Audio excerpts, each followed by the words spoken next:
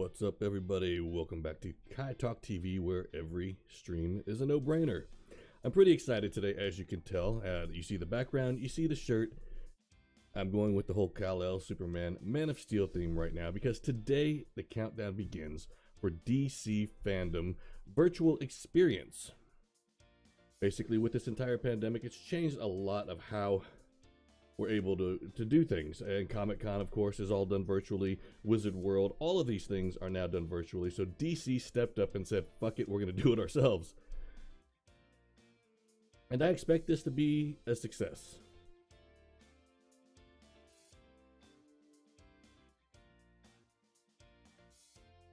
There are a lot of surprises coming up that I'm very much looking forward to. I don't know if we're going to make it the entire 4 hours that are left. 3 hours, 58 minutes, and 31 seconds.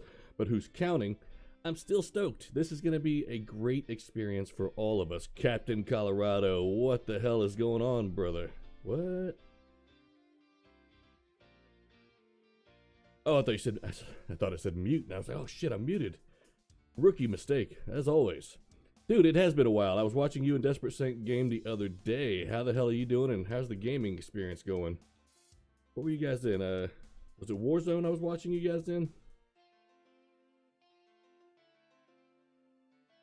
And now we switched to bourbon. But fuck, it's been great seeing you, dude.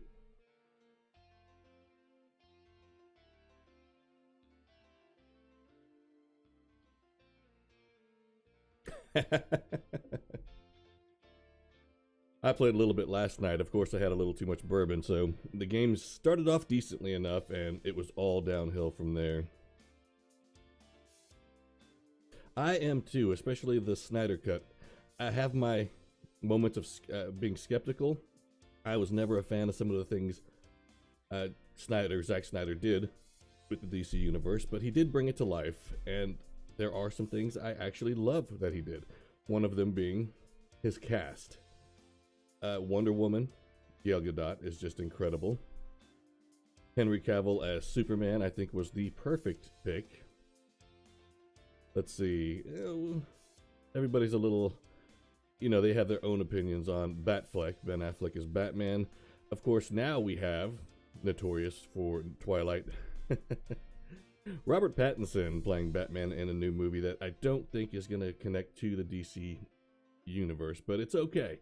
The movie itself, I think, is going to be wonderful. Robert Pattinson is a tremendous actor, so I have a lot of faith that this is going to be a big hit when it comes out. One of the reasons I wasn't looking forward to the Justice League Snyder Cut, especially when a theatrical version was released, and it was just god-awful, was the treatment of Superman the entire time, from Man of Steel to Batman vs. Superman. And leading into Justice League, his intentions in Justice League was to have a dark side controlled evil Superman. And yet we had never seen the actual Superman yet. We've never seen him portrayed on screen the way he should have been. And that was the one thing I can give Joss Whedon credit for, is his version of Superman. It was Superman. It was the Superman we've all wanted to see. Just the movie itself was terrible as well. Well, and Michael Keaton return, I'm not honestly as stoked as most people are. I like Michael Keaton. I sincerely do.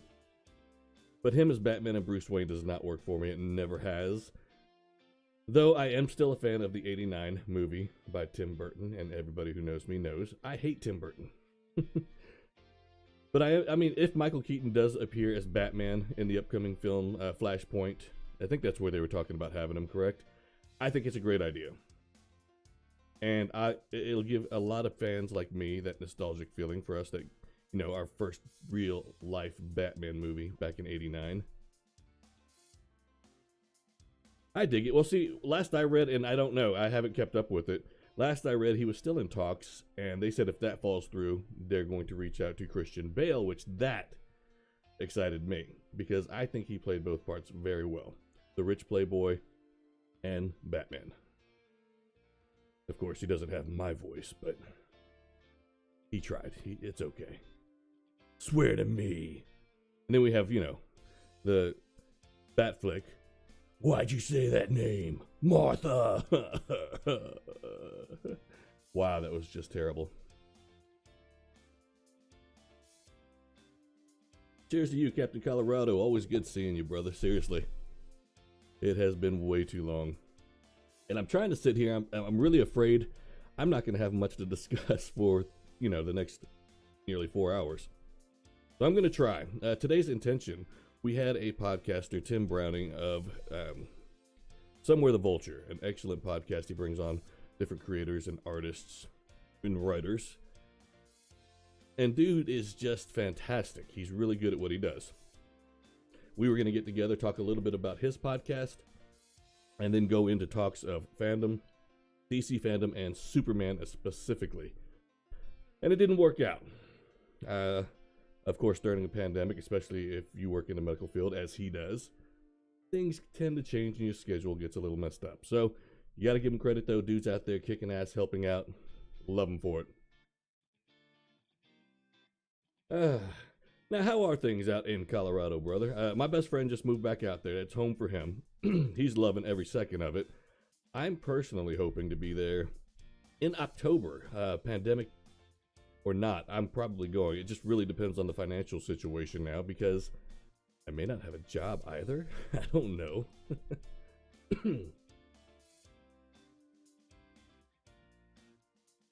So we'll see how it goes. I'm really wanting to try, though. And I'm not too concerned about the pandemic because, aside from seeing 2 friends out there, basically we're going to spend most of our time in the mountains camping. So it's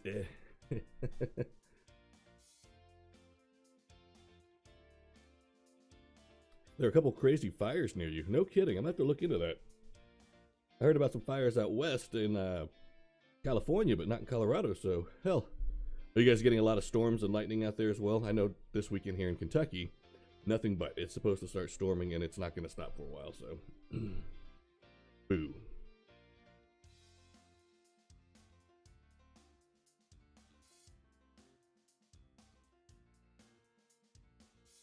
I do want to show real quick getting into this, and I'll probably show this multiple times over the next few hours, depending on how long I'm going to be streaming. I'm thinking I can make it another 3-4 hours until fandom starts, and even stay streaming then. We're going to look at their website, the schedule, but real quick, a picture that was just released yesterday, 2 posters, as a matter of fact, for the upcoming Flashpoint movie that a lot of people are looking forward to. If you haven't seen the animated version, the Flashpoint Paradox, or read the comics, go to both. It's an excellent story in which Flash travels, using the Speed Force, travels through time, changing the future. He actually rescues his mother, but it has just devastating effects on the future of Earth and some of its heroes. So it really becomes a matter of having to make that sacrifice again, and what, after getting to spend time with your mother that you lost as a child, having to decide on if you can kill her again. I mean, not you personally, but making that decision. It's just a great story. That animation never gets old. True story. I'm going to watch it again today, along with, and this has nothing to do with DC, but along with Bill and Ted's Excellent Adventure and Bill and Ted's Bogus Journey. Just because, of course, it'll be released in theaters next week and on demand. We'll be able to pay for it to see from the comfort of our own home. Bill and Ted Face the Music. If there's anything we can learn from this movie, those guys are going to be hilarious and be excellent to each other. The Metal Knights series. No, but I might just have to get on there and order that shit now. Matter of fact, while I have you on, let's just go ahead and pull it up.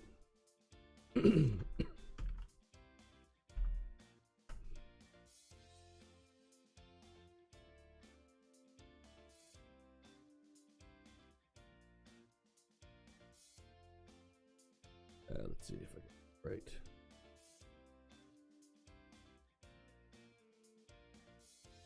Batman Goes Crazy. He needs to get it. Oh, wow. Have the first 3 or 4.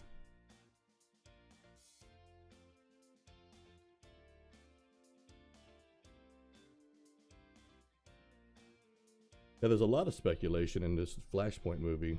Like we were just talking about Michael Keaton, but a lot of people have mentioned, pardon me, Jeffrey Dean Morgan, who, if you go back and watch Batman vs. Superman, you will see that him and Walking Dead alum, God, I can't, Lauren Cohan, sorry, I couldn't even think of her name for a second, played Thomas Wayne and Martha Wayne, which everyone knows. Thomas Wayne in the Flashpoint Paradox becomes Batman.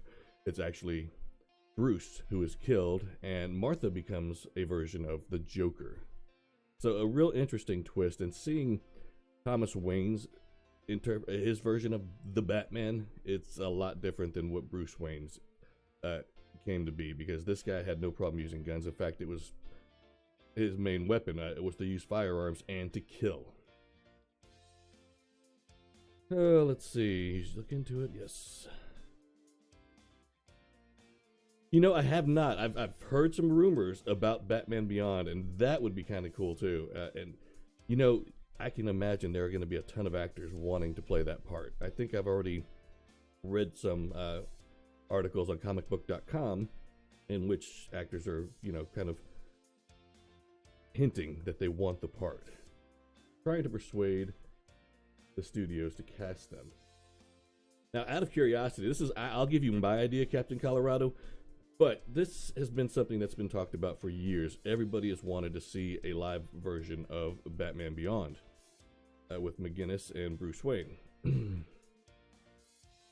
I'll tell you who I want cast. Now, of course, they're talking about Michael Keaton returning as Batman in Batman Beyond. Cool thing, I would still, although he's not my first pick, he would still be an amazing cast, and I would love to see him do it, especially in his older age. The dude's a very, very wonderful actor. He's a talent, and to have him in there, it would be incredible. Again, I'm a Christian Bale guy, so I would go there. Of course, he's not really old enough, so there's that. But who would you cast in both, if you had your pick? And let's leave, of course, Michael Keaton, Christian Bale, all these guys out. Anybody that's played the Batman before, who would you pick to play both Batman Beyond and the older version of Bruce Wayne?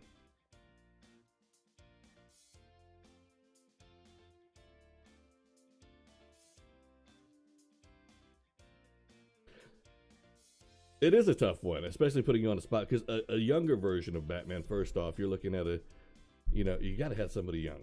This guy was pretty much a teenager. And you have more of that rebellious attitude instead of a traumatized kid who ends up just dedicating his life to fighting crime and spends his life pretty much alone, even as a youth, with the single goal of growing up to somehow be a crime fighter. Like, it has to be depressing. Did the dude ever get laid back then? I mean, he's a billionaire, so in his adult life, that shit was like all the time. Vicky Vale, I mean, you name a person, he probably slept with them. Bruce Wayne's a playboy. That was the reputation he wanted anyway, but I guess it was a win-win for him. He's like, dude. Now, as far as the, and his name, Terry McGinnis, is that his name, the young Batman for Batman Beyond? I'm not 100% certain which actor I would go with right now, but I do have a pick for an old Bruce Wayne that I've always thought about. And I'm talking about for as long as they've talked about having a live version. And that would be Clint Eastwood. He's old as dirt. He still has that tough guy look and that voice. He would be fucking perfect as an old-ass Bruce Wayne.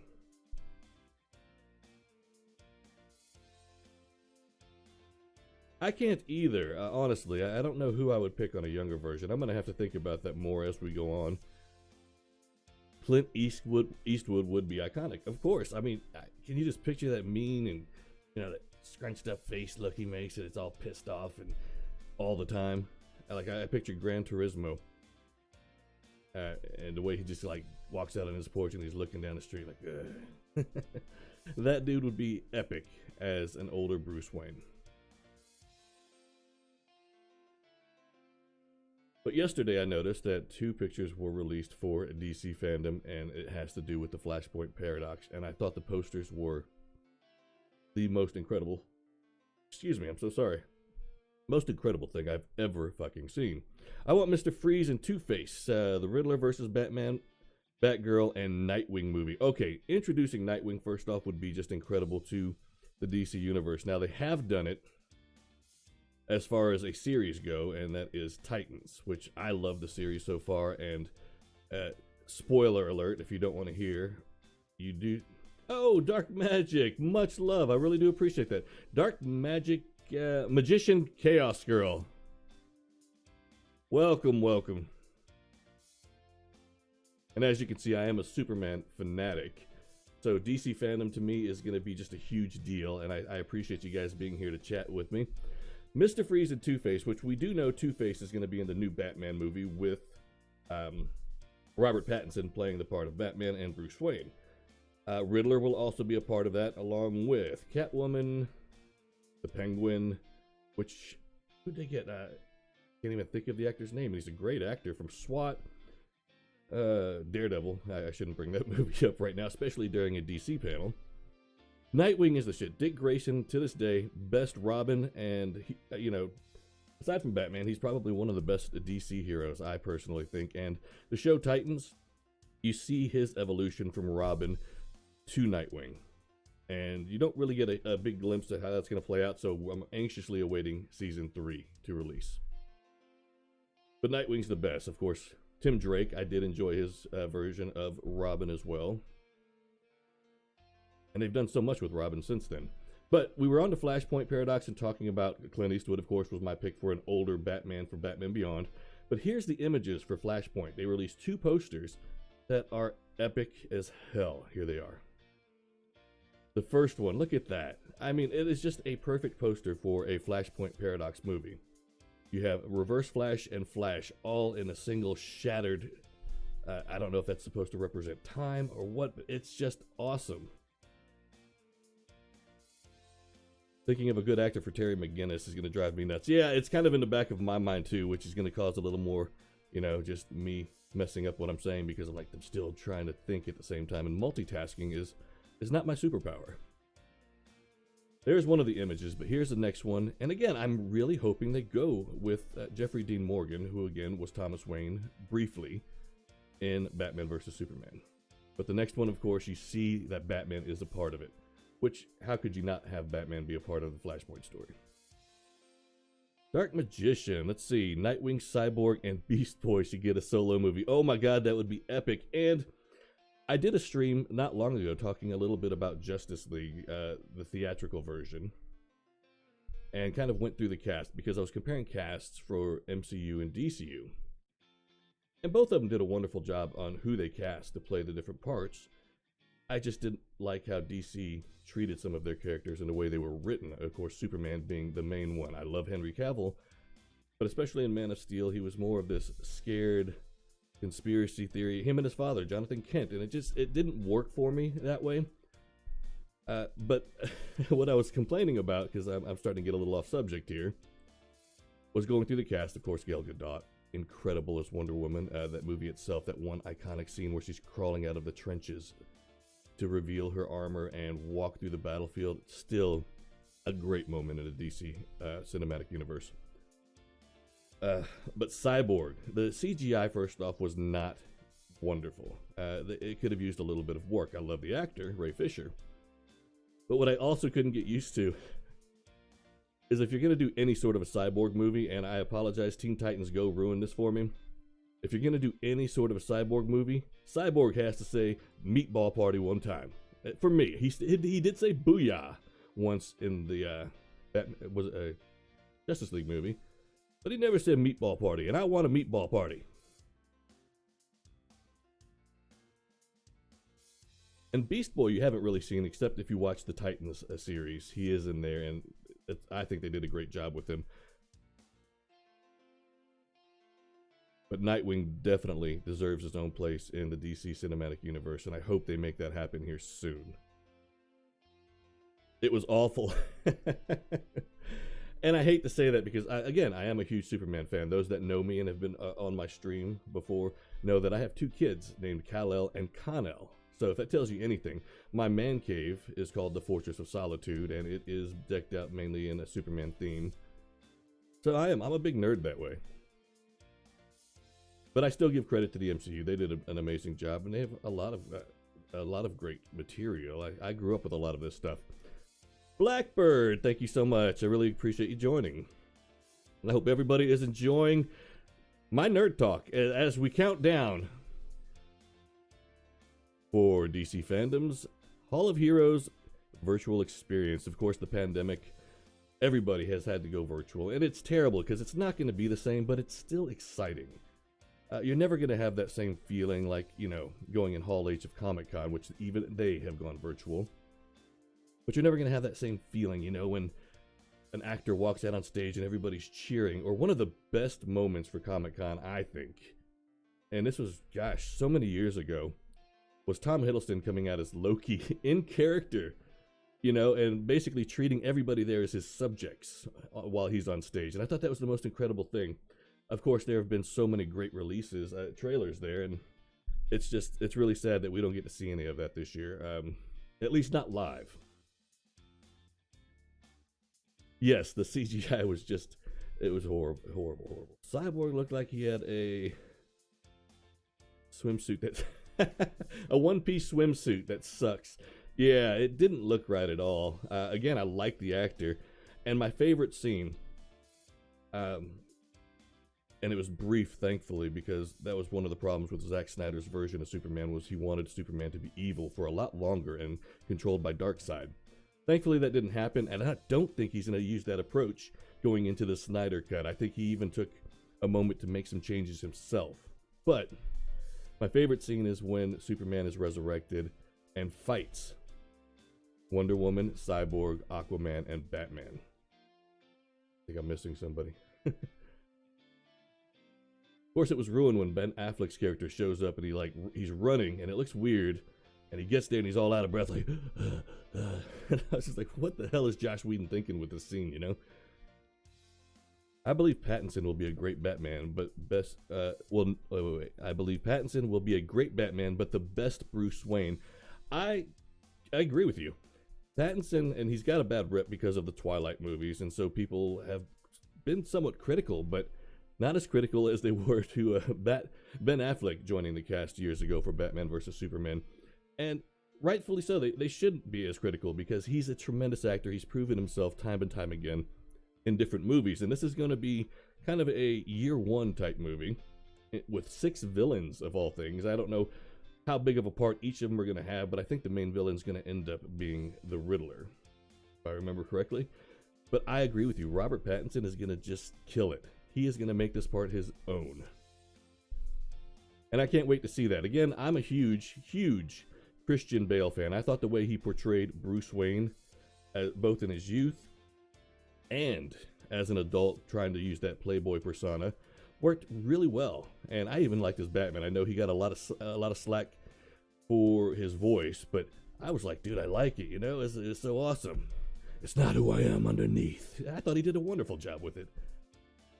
Let me catch up here. Pattinson, I feel like there's going to be a good little short video they'll play, though. Oh my god, I can't wait. Yeah, it looks like they're going to do a kind of a teaser trailer for the Snyder Cut, which, when is it releasing? Next month? So you have to have HBO Max? I do, and specifically for this reason. I wouldn't have gotten it otherwise. As you guys see, a lot of messages are popping up, and I apologize. Kai Talk Live, which I do occasionally, is more of a celebrity-based interview podcast. I've had actors from The Walking Dead, a lot of Rob Zombie movies, different television series like Black Lightning. And I'm announcing my next guest here on Wednesday, I believe it is. We're just trying to lock down the time. I have a bunch of people lined up that I'm really excited for, but obviously it's a scheduling issue. So I have some interest, and I just can't seem to make it work. Luckily for me, Ms. Anna Shields, who is a writer, producer, and director, and actor. She hasn't done directing quite yet, but I bet she'll get into it as well. But she was recently on Kai Talk Live. Her most recent movie just dropped on Amazon called Monstrous. It's a Bigfoot indie horror movie, and I dug it. She's a great actress. She's very talented, very sweet. So it was really fun to have her on the show. Last night we did I viewed one of her short films, which is 17 minutes on Amazon if you have Amazon Prime. You can watch it for free. If you don't, it's 99 cents to rent it. But it's called Mia and the Vase. You should definitely check it out. It's really an interesting concept that I think could be turned into a feature film. But anyway, I digress. I just keep seeing all the messages pop up. I haven't taken those down quite yet. Do you know anything about plus and minus from Teen Titans cartoon or no? Plus and minus. No, but do tell. I'd be curious to hear. Now, I love Teen Titans Go. I used to watch the original Teen Titans until, of course, they switched over and took the cast with them, which, a very talented cast, by the way. Tara Strong, Gary Payton. I mean, come on. It's just a great cast. Meatball Party. I just hope it's super dark. And, you know, dark light, for me, a Batman film should have some darkness to it, obviously. And when you say dark, I'm guessing you mean more just the theme and not really the physical appearance, because I know a lot of movies, people have wanted to see it a lot darker physically. And it doesn't have to be. What it has to have is a great actor, which it does. But yeah, I want to see more Batman kicking ass. I want to see a little blood. And I want to see realism. I know these are superhero movies, but the more realistic you can make it in a fantasy, the world, although you have somebody like Superman flying around, but the world is more realistic in Man of Steel. It works better for me, I think, as opposed to, the Ang Lee Hulk, where it's more of a comical type format, and it's terrible when people do that. Nobody wants to watch a comic book. We want to watch a movie with our comic book heroes. At least that's my opinion. Which panel am I looking most forward to? Well, let's take a quick peek here, because I do have the schedule pulled up. Oops. Somewhere. Here we go.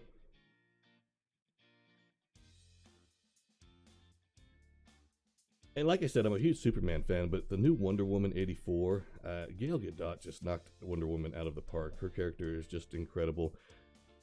And she brings something to that character. I don't know what it is that she's so, I guess, very tough, very strong, but you still feel the vulnerabilities and the tenderness to her character, the way she portrays her, and I love it. I really do.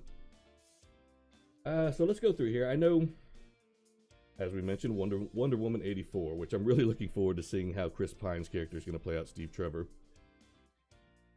Kristen Wiig, as I know that was a big shock to a lot of people to put her in this movie and have her play the main villain, Cheetah. But I think it's a great pick. She's a very talented actress. Let's see. So let me catch up to. I'm going to still go through, and I will let you know my favorite panel, the one I'm looking most forward to. I'm just kind of getting a feel for what's going on here. Yeah, the theme. I agree with you. New Static Shock. Oh my God, Static Shock. That would be interesting to see. Let's see here. The Warner Brother Games Montreal announcement. I'm kind of curious. What do we got? Gamers? I mean, we are on Twitch, so that's big news. We just saw Marvel release, the beta version of Avengers, which looks fantastic. Still haven't seen much. There's been a lot of people trying to do it, but nobody has been successful at getting a Superman game going again. Love to see that happen.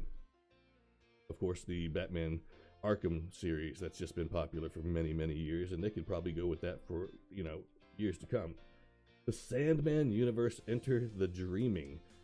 Now, that's going to be really, really cool and dark. So I'll be looking forward to that. If you didn't get a chance to see the CW, and of course they brought Brandon Routh back as Superman, the actual Superman from Superman Returns. Of course, his future is a little more grim, as I believe it was the Joker released some gas throughout Metropolis, killing so many people, including the love of his life, Lois Lane. So he has the Kingdom Come suit on here, and he does a fantastic job as Superman. I was never a huge fan of Superman Returns at all, but seeing him come back and watching how he is now, more matured, it really, really worked. So this whole crossover, which, God, cameos from so many people. Of course, you see John Constantine in here. One of my personal favorites is Lucifer, which there's going to be a panel for that. And the series, Season 5, just released on Netflix yesterday. I'm on Episode 4 right now, so it will be done before the end of this week. And I love some Lucifer. But even he had a short cameo in the series, and it was just really so much fun to see him. His part, Tom Ellis does an amazing job as that character. He has really owned it. And seeing him on the DC crossover, it blew my mind. I loved it. So, of course, that's the multiverse, and that was really cool to see. I mean, nobody's really done that before. That was definitely groundbreaking. Introducing Flash, the 101 style conversation with the Flash filmmakers. Okay, well, that'll be cool. And I am excited. I'm very excited about Flashpoint, but I can't say that's the one I'm looking most forward to. Here we go. We were just discussing this, and of course, Captain Colorado and I were trying to come up with our own cast for who we think would make a good Terry McGinnis Batman and who should play the older version of Bruce Wayne, which I immediately said Clint Eastwood. Can you imagine him as an old Bruce Wayne in Batman Beyond? That would be the shit. So if you guys have any suggestions, please let me know. I would love to hear them. Did you realize Static Shock and Black Lightning suit has the same color and style? Hold on. Let's take a peek here. Static. You're going to watch my search with me. Sorry.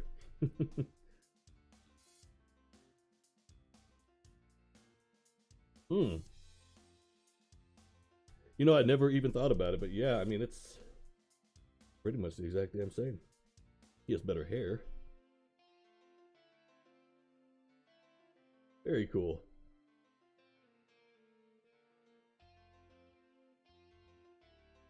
So I'm going to keep moving, but if you do have somebody else to play the part of Terry McGinnis, the Batman Beyond version, or an old Bruce Wayne, throw it in chat. We'll bring it up again. And especially if it can beat Clint Eastwood. I think I've trumped everybody there. Suicide Squad 2. I am so ready for this. I was slightly disappointed in the first, but still enjoyed it.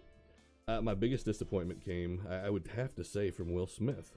I love Will Smith, but I did not enjoy him in this role. Margot Kidder, oh my god. Margot Robbie,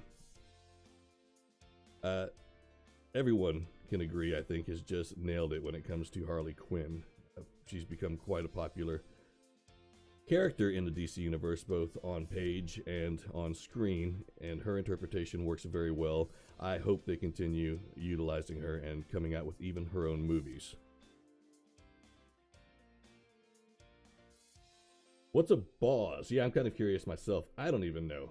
Find out here as some of the hottest actresses across DC television and film to sit down with celebrity DJ D-Nice and Grammy-winning singer-actress Estelle to discuss how they use their confidence and vulnerability to navigate their careers in Hollywood. Well, that will be interesting. So we have Megan Good from Shazam, who we'll talk about that. I'm going to try to get her on my show. I'm hoping I'm saying this one right. If not, I do apologize. Javicia Leslie from Batwoman. Candace Patton, of course, the lovely Candace Patton from The Flash. Paula Ash from DC's Legends of Tomorrow. Gosh, there's so many people here.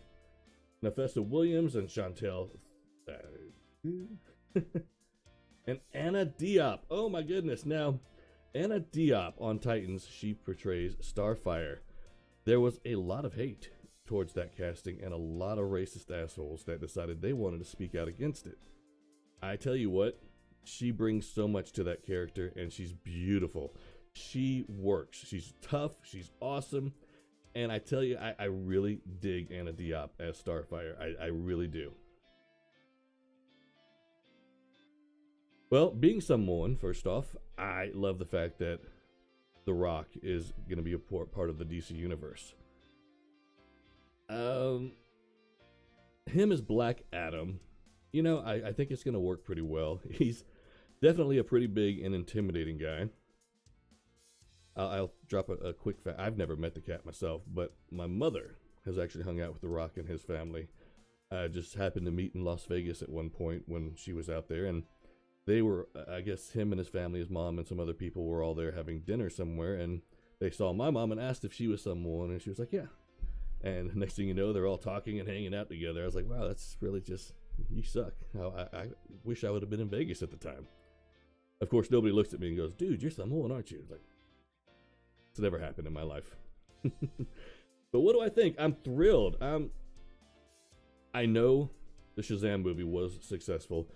Zachary Levi does an incredible job of being able to play that part, the childish mentality in an adult body. It really works. It was the Tom Hanks big for superhero movies. So the movie itself was a ton of fun, but they took a lot of the realism out of it that I liked to make it seem like it's a real world and this could actually happen. It seemed more aimed towards children, which it still works. I know that was their intention. So I'm not sure what they're going to do with Black Adam now, because I think when they first thought of bringing him into the DC universe, pardon me, bourbon, I think they had some darker intentions for him, and I don't think those are going to play out now. I do want to see The Rock fight Superman. I want to see it happen, and I want to see Henry Cavill kick the hell out of him, because Henry Cavill's a lot smaller than Dwayne The Rock Johnson, so this would be really kind of cool to see. But no, I'm very much looking forward to the Black Adam. I definitely want to see that happen, and I hope they quit pushing it off. The Rock is one of those guys who's super busy. He's always working. He's always pushing ahead. Super motivated. So he doesn't stop. And you need to, Rock. You need to stop so you can focus on this portion of your career. Knock that shit off. Like movies like Hercules, terrible. Just terrible. Stop it. Bad Rock. Okay, so that's going to be awesome getting to see that. I'll definitely look into that panel. Legacy of the Bat. Oh my goodness. Calling all Batman fans. Superman's still better. Don't miss the panel discussions on the wide scope of the Batman universe, including the Batman family of characters. Now that's going to be great, and we can even discuss that here, because there's been a lot of tragedies throughout Batman's life. Dick Grayson, his family, from Bruce Wayne losing his parents. God, I will never get over the earlier versions of Robin, though. I mean, what kind of adult wants a kid running around in Speedos? I can never let that go, DC. Black Adam versus Shazam, I'm sorry, I did skip over that. It was in my mind, but I keep talking and my brain doesn't work that fast. Again, multitasking is not one of my superpowers. No, I really want to see it. It's going to be cool as hell to see.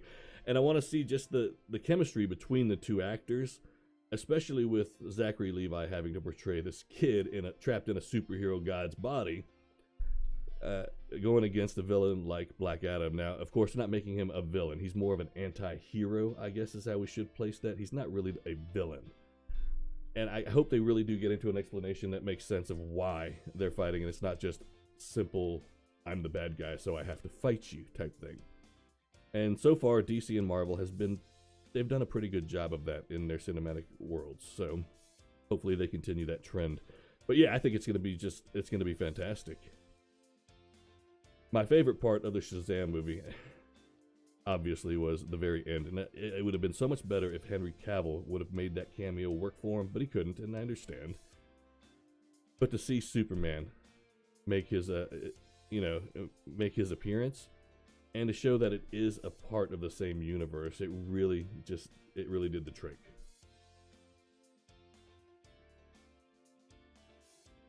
Oh, same there. Very cool. Oops, sorry, I'm trying to, again, multitask. Legacy of the Bat will be awesome. We are all pretty familiar with the Batman. Out of all the heroes, I guess DC has really used him more often than not, and it's worked. I mean, of course, going all the way back to '89 with Michael Keaton in the Tim Burton films, which everyone knows I'm not a Tim Burton fan, but I do still love those movies. Moving on to Christian Bale and the Nolan series. Come on, those were just tremendous. And Batman Begins, to me, although it didn't get a lot of the recognition it deserved because it was just another superhero movie coming out at the time, it's just one of my favorite superhero movies to this day. There's something about it, it just works in every way for me. The Joker, put on a happy face. Featuring interviews with filmmakers and industry legends, discover the origins and evolutions, I can't read what that says, oh here we go, of the Joker, and learn why the Crown Prince of Crime is universally hailed as the greatest comic book supervillain of all time, and that he is. What did you guys think of this new movie with Joaquin Phoenix, the Joker? I would love to hear what you guys thought there, because, and then comparing him to, of course, the legendary Heath Ledger. I can still remember when Heath Ledger was first cast to play in the Nolan series as the Joker. There was a lot of outrage from fans, and I thought he's a tremendous actor. I've always had faith in him since 10 Things I Hate About You. I thought this guy is going to be huge. And as a matter of fact, I saw him before that in a show called, it was a Fox series, and I want to say it was called War or something like that. And it was basically this low budget Game of Thrones Braveheart hybrid.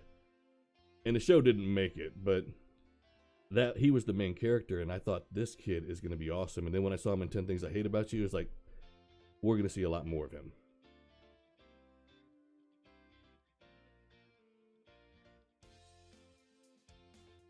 Hold up.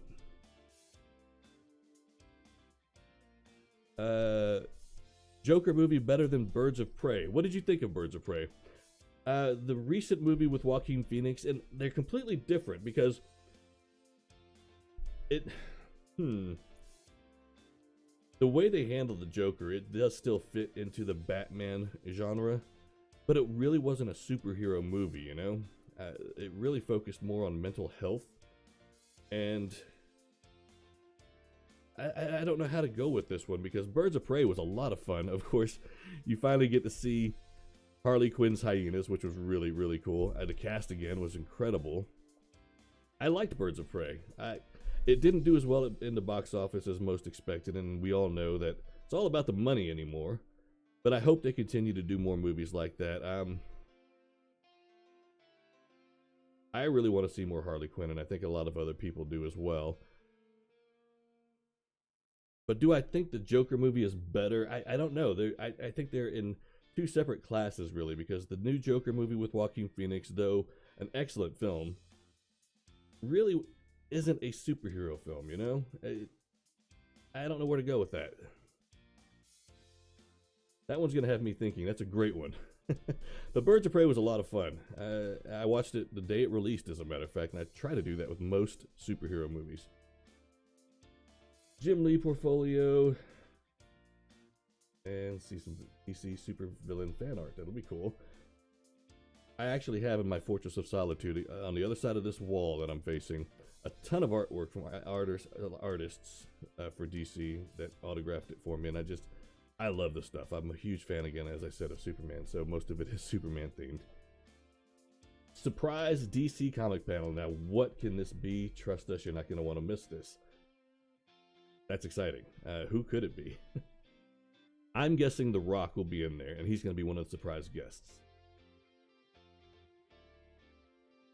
I'm Batman. The voices behind the cowl. That'll be cool. The Snyder Cut of Justice League. So far, I think it's between this and Flashpoint Paradox that I'm most looking forward to. I'm really kind of curious to see how the Snyder Cut is going to go. And again, we don't have to wait much longer, so I really want to know. And I want to know how they treat Superman. The Flash TV panel, an excellent show. I quit watching it a few seasons back, and I only revisited CW when the crossover happened.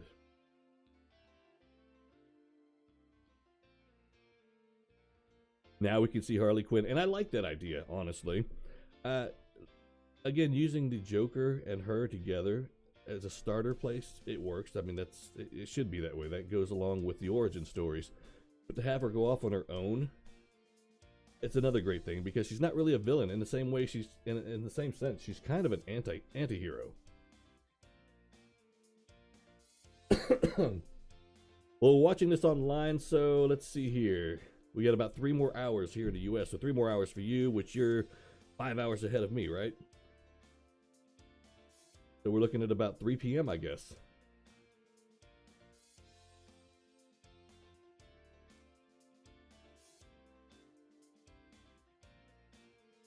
Black Adam, we did talk a little bit about that briefly. Dwayne Johnson. So I think he will be one of the surprise guests. Oh, wait, here we go.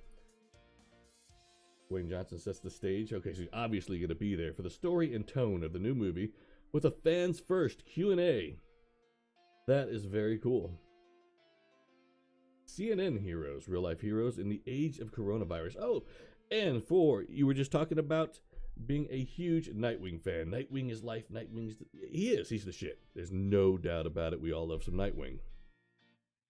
So I was mentioning that you do see Nightwing in the Titans television series. And the dude is awesome. I love watching the entire evolution. It took a lot longer than I wanted. They dragged it out for seasons. Seeing the suit and Nightwing, but it really does work, and I can't wait to see what they have in store for him in season 3. My crush, Nightwing. I knew you would like that, Dark Magician. So the Titans TV panel, I'll be looking forward to that one as well. If you're a fan of DC streaming hit, you won't want to miss a moment of this special Hall of Heroes. Aquaman, I'm curious of what they're going to do with Jason Momoa and how they're going to proceed. That's going to be great. Ask Harley Quinn. Come on, son. She has gone toe-to-toe with Batman and the Justice League and taken down Joker and the toughest villains of Gotham City. But it's DC Fandome, Harley Quinn faces her toughest challenge yet, answering burning questions from DC's biggest fans in her own tell-it-like-it-is, no bullshit style. If you love Harley Quinn animated series, this is a one you cannot miss. Now, I have still yet to check out the animated series, but what I've seen, the clips I've seen, it looks hilarious. So I really think I need to get into that one tomorrow. I'll try to catch up on those. And besides, it's Kaylee Cuoco from Big Bang Theory, whose voices Harley Quinn in that series. Can't go wrong there. Wonder Woman 80th celebration. Very, very cool. Tomorrow's superheroes. He's back, DC Chief Creative Officer. Okay, so that's really cool. Shazam, we've already dug into Shazam just a little bit.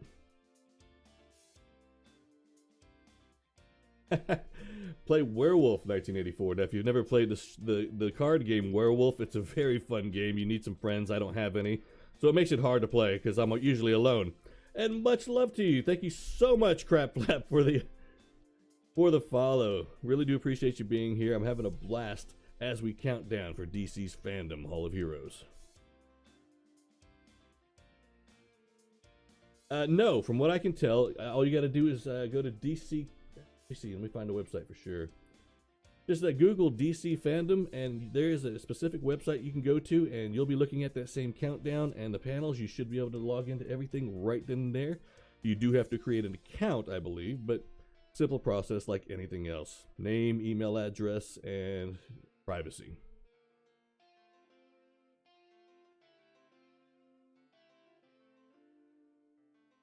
So definitely check it out. And we are counting down. We're getting close to the 3-hour mark. This is I appreciate you guys being here with me as we go through and discuss some of the heroes. Dark Magic, I know you've been a big contributor here, and that's really cool. Soviet Snake, you just got here, and you're in the UK, so that's very cool. I got a lot of friends there.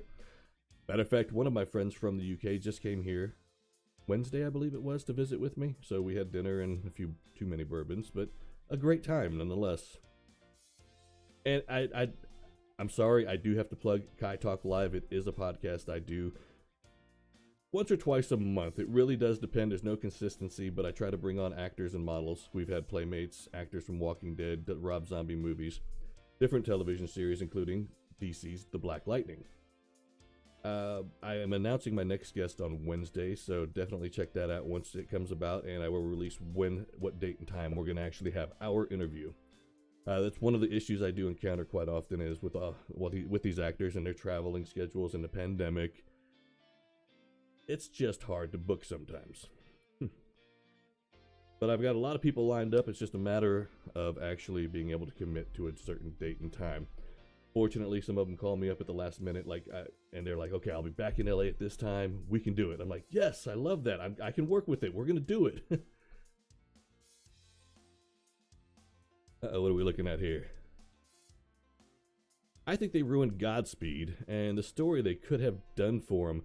I agree with you. There's a lot they could have done there, and it's one of the problems is you have all these wonderful writers coming up with these ideas for shows and movies, but not all of them are familiar with the material, and not all of them find some of the things we love as fans. So they don't find them as interesting, and they don't utilize them. It just bothers me, and I've seen that with every hero I've ever seen on screen. There are stories they should have taken, they should have used, And they failed. Of course, it's my personal opinion, and it's subjective. But I think I'm right, especially when it comes to Superman. To this day, like Zack Snyder, if you're watching this or see any clips, hit me up. I will tell you how to write a Superman movie. Your casting, spot on. The writing of Jonathan Kent and, Clark Kent, it just didn't work.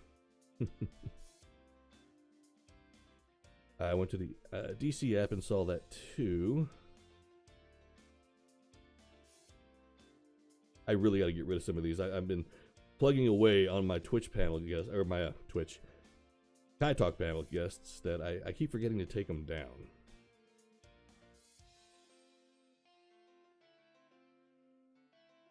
They did a multi-Godspeed. Oh, man. Again, I thought on CW the best thing they ever did was, of course, they brought Superman to the universe, and and Batwoman, it works very well, but the multiverse, being able to do that and all the cameos that came with it, it was like a nerdgasm. It was just a really cool thing to see, and I didn't want to miss a thing. Suicide Squad, Kill the Justice League, and the Batman, Matt Reeves version, which we did get into this a little bit. Again, most of us sound like we are pulling for Robert Pattinson because he is a very talented actor. I know there's that stigma of Twilight and the Twilight series, but don't let that stop you, because if you watch any of his other work, he's fantastic. This dude is just a great actor, and I think he's going to kill it as Batman. And Dark Magician, I know you agree with me there. You actually think he's going to be the best Bruce Wayne ever, is what you said.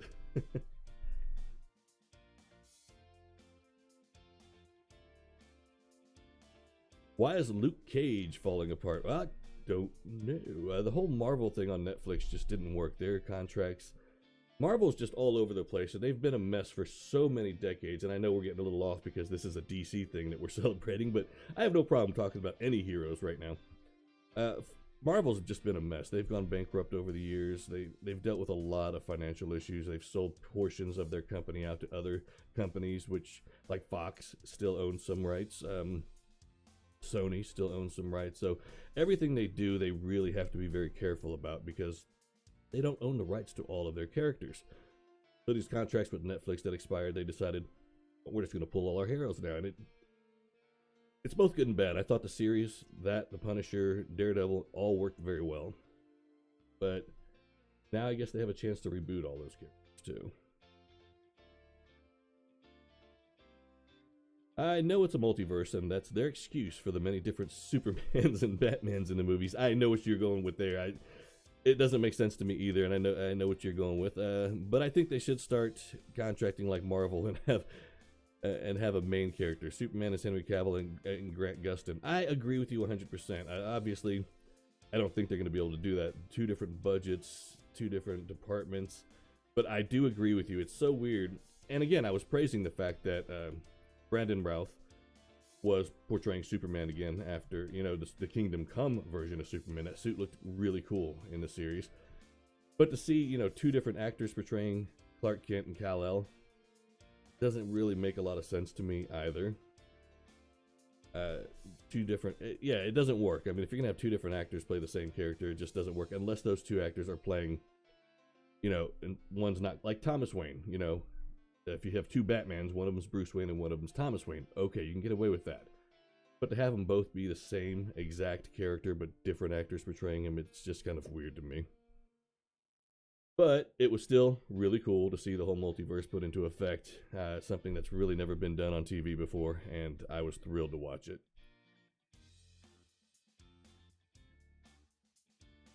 Oh, I dig it. Yeah, please. Henry Cavill is the best Superman ever. And I say that even over Christopher Reeve. Christopher Reeve looks the part more so than anybody I've ever seen. And Henry Cavill does have a slight resemblance to him. But, and I don't want to say anything too negative because, I grew up on the Christopher Reeves movie. I love Superman. But I will always remember a fight scene in Superman 2 between General Zod and Christopher Reeve. And it looked like the most uncoordinated cluster I've ever seen, and it just made me kind of, as a kid, it was still so awesome, but as an adult, I would go back and watch it, and I'm like, this is just terrible. Absolutely terrible. But Christopher Reeve is still an icon to me. I guess I need to make sure I reiterate that. And one of my intentions today was to do a big podcast with another podcaster. He has a podcast called, that's 3 times in like 2 sentences I've said podcast. 4, damn it.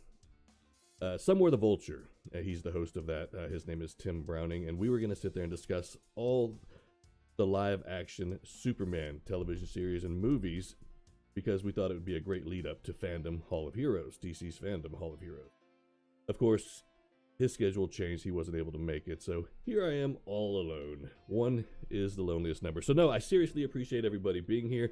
I hope you're having as much fun as I am because this is a subject, obviously, I love. And just talking about Superman, we can discuss also Dean Cain, who, wow, he's very outspoken on the right wing right now. So his career in acting, I don't see much in writing. I don't see a lot going on there right now. I have no idea. I haven't looked into his current situation, but I see a lot of him, you know, for Fox News and for other things. The dude's really into politics, and he's some of his views are a little out there. I mean, a little too far right for me. But he did portray Superman in the 90s, Lois and Clark, The New Adventures of Superman. One of those shows that does not age very well, but it was something I enjoyed. It was still, even at the time, somewhat corny, but it was a hit. People loved seeing the relationship between him and Terry Hatcher's Lois Lane, including myself. And of course, she's gorgeous. So I really just fell in love with the character anyway. So every night I was there in front of the TV, every Sunday night to watch Lois and Clark. Pardon me.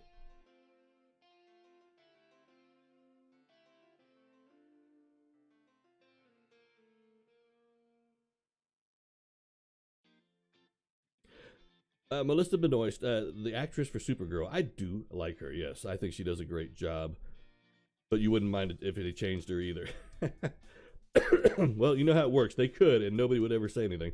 At least on the television show.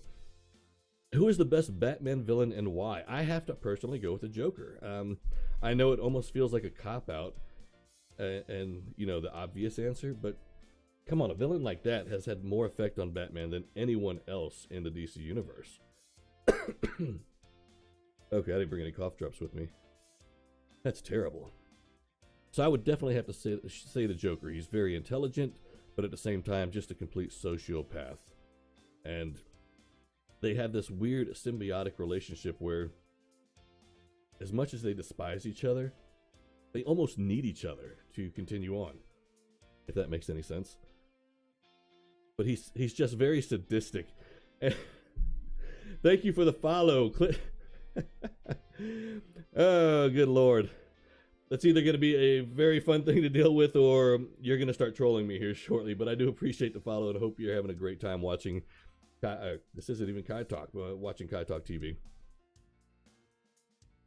Thank you again for joining the countdown. We'll look at that. We're at 3 hours and 1 minute. So we're getting close here. This is going to be an interesting thing. I cannot wait to see what's going to happen.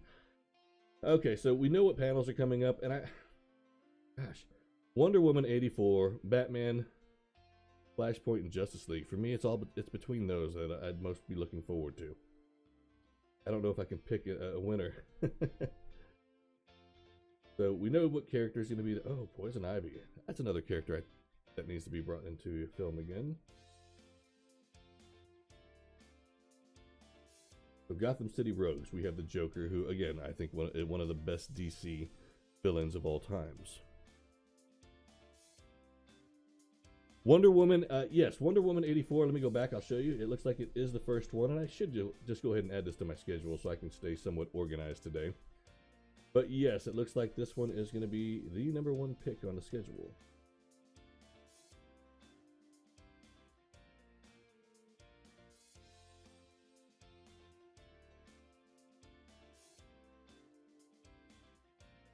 See, now I'm all over the place. And of course, I'm looking very much forward to it. This is about to go live here shortly. There we go. Make a schedule. That's what I was looking for. I really just messed that all up. So, Hall of Heroes. Let's see if this loads up pretty quick. Cheers to everybody for joining. I always say in most of my streams here that silent gratitude is complete bullshit. So, I do want to sincerely thank you for joining. Keep it up. keep talking to me, keep asking questions. It's gonna make it that much more fun for all of us. And I am a big nerd, so hopefully I have somewhat of an answer. If nothing else, I can talk like a politician.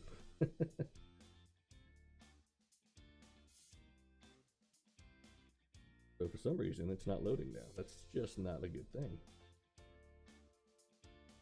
So while it's not loading, let me go ahead and show you guys something here, and I'll go back to the picture I was showing off for the Flashpoint movie. Again, one of them that I'm super excited about is the Flashpoint Paradox. So Flashpoint movie, see it in real 3D and IMAX. Come on, it's going to be amazing. You're going to want to do that. I'm hoping by that time the pandemic is more under control and COVID-19 won't be such an issue, because I won't lie, that's kind of my kryptonite right there for movie theaters. But the poster itself speaks volume here. I mean, volumes. You've got the Flash and you have Batman. Now it's still in speculation, and hopefully they give us an answer today of who's playing Batman in the Flashpoint movie. Again, if you watch Batman vs. Superman, we all know Jeffrey Dean Morgan is Thomas Wayne. So will they stick with him? Will they not? Will it work with his schedule as Negan on The Walking Dead? Tune in tomorrow. Same bat time, same bat channel. I don't know, really. Dark Magic Chaos Girl. My favorite Batman villain is Bang and Riddler. Riddler is awesome. Now, again, there's so much you can do with him, and I'm hoping in the Matt Reeves version, because Riddler will be a part of it. As a matter of fact, I think he's going to be the main antagonist. I really hope they do some just crazy Enigma shit where it throws the world's greatest detective off. And it's going to be more about investigating and figuring out this mystery. I hope they do that. And not in a Scooby and the Gang type of way. Okay, let me catch back up here. So, bang. Yes, Wonder Woman 84, though, I think is going to be number one. I will get back to that and try to get the schedule going, because I do want to show that off. And again, we have Flash and Reverse Flash. How cool is this going to be? The Flashpoint Paradox coming to the big screen. It's just fantastic. It's kind of like, and this is going to be kind of a complaint and some praise, but Batman versus Superman. Superman dies. Spoiler alert. If you haven't seen it by now, come on.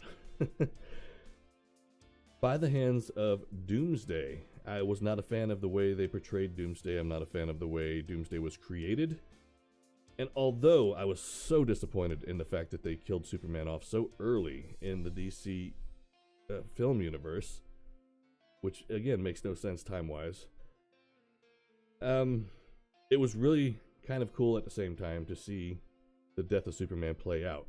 At least that portion of it, you know, his fight against Doomsday and him dying.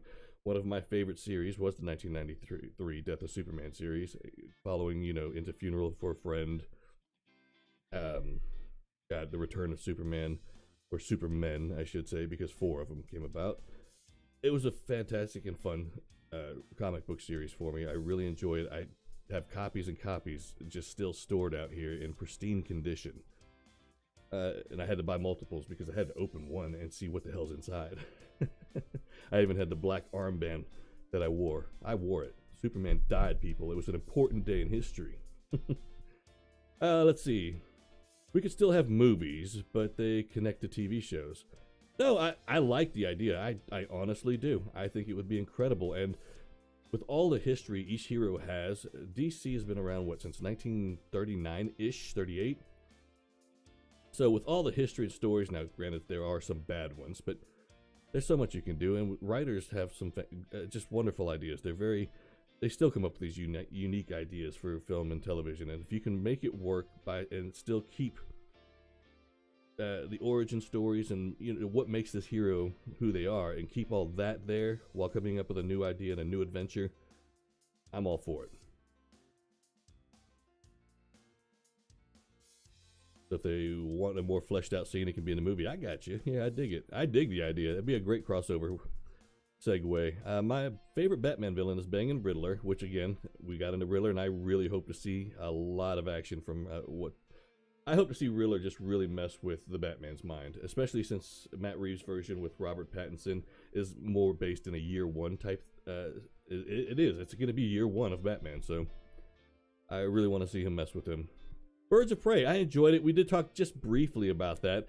I know the movie didn't do as well as the studios had hoped, and I hope that does not sway them from proceeding to continue making more sequels to that. I really enjoyed it.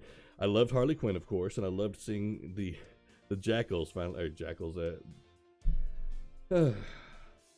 Wow, it finally hit. I think the bourbon's catching up with me. Cheers, everybody. Her hyenas. See, it's like my spinach. It's my spinach. Started watching it last night. It is interesting. It's very different, and it's not at all what I went into expecting. They made it more based around, well, the trailer was a bit misleading, and the marketing, they really based it around Harley Quinn more so than anybody else. But it was truly a Birds of Prey movie. So if you haven't seen it, anybody else, don't go into it thinking it's a Harley Quinn movie. It's not. It's a Birds of Prey movie. Or do I have that backwards? I can't even remember now. Flashpoint is so different in the show versus the comic. Oh, absolutely. But the animated version, again, is still one of my favorites. I'm going to check it out this weekend, along with, again, I'm watching Lucifer right now because it just released yesterday, season 5 on Netflix. But also Bill and Ted.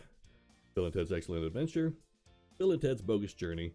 Just so I am ready next week for Bill and Ted Face the Music. Excuse me.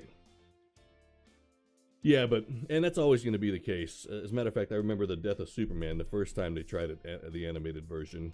It was terrible. It went no place along with the comics. The second attempt was much closer, but again, they took a ton of different liberties, and I still enjoyed it. But taking something from a comic book to the big screen or little screen, it's challenging, I'm sure, to translate it onto screen. But the comics, I mean, there are so many great stories out there so far that have a lot of depth, a lot of emotion, and I hope to see those on screen. Again, that's one of the reasons I did appreciate seeing the death of Superman on the big screen, but hated it at the same time because it should not have happened.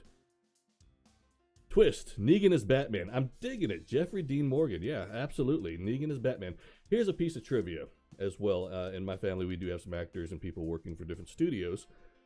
I'm like the outcast on that part. I just do, creepy celeb interviews from my basement. That's me, that guy. But the beginning of Batman vs. Superman, my uncle is actually one of the extras there. He's done quite a few movies. He's in Gran Turismo with Clint Eastwood as well. But I see him in all these different movies, and it's really kind of fun. But Negan is Batman, yes. I'm hoping they actually do use Jeffrey Dean Morgan.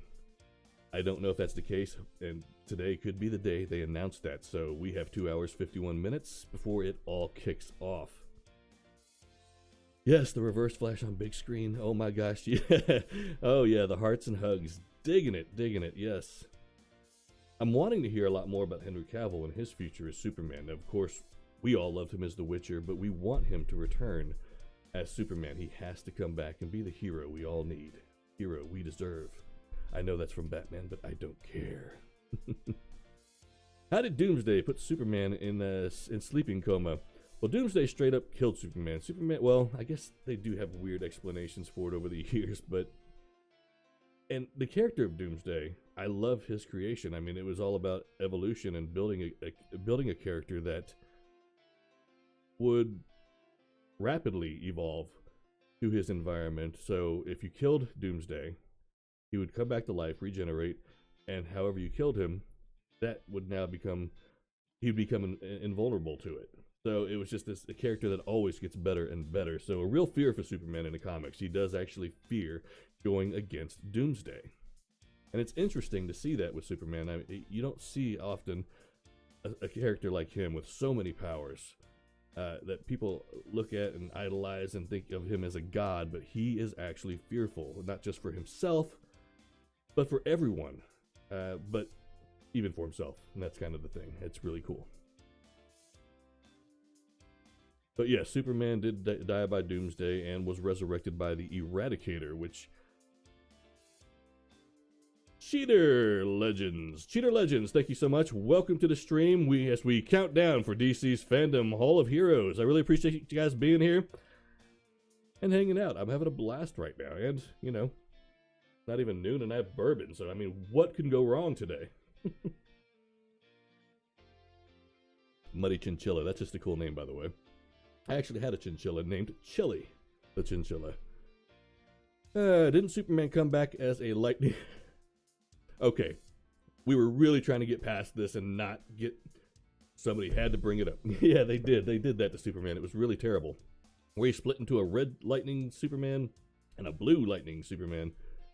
So we had two Supermen running around, and when they were Clark Kent, they had one had a blue tie, one had a red tie. It was really silly. Not very popular, although I do still have collectibles from that time frame of the red and blue Superman, but just absolutely a terrible idea. And this was a result of him coming back to life, and something had happened that split them into two energy beings. It was really weird. But Doomsday, and you will see comics as well. I remember one, basically it was like a what if comic where Doomsday becomes Superman, or takes his mantle, because I guess somebody had killed Superman and it really messed with his mind. He had evolved to become more intelligent, and he was still out for Superman. He doesn't like Kryptonians. He was basically created on Krypton millions of years before Kryptonians even existed by some mad space alien scientist. And, you know, in the process, it was just torture for him to be created and killed over and over and over again, just so the scientists can create an invincible being. But he ends up kind of going crazy because, and I want to say it was Lex Luthor that somehow got the best of Superman finally.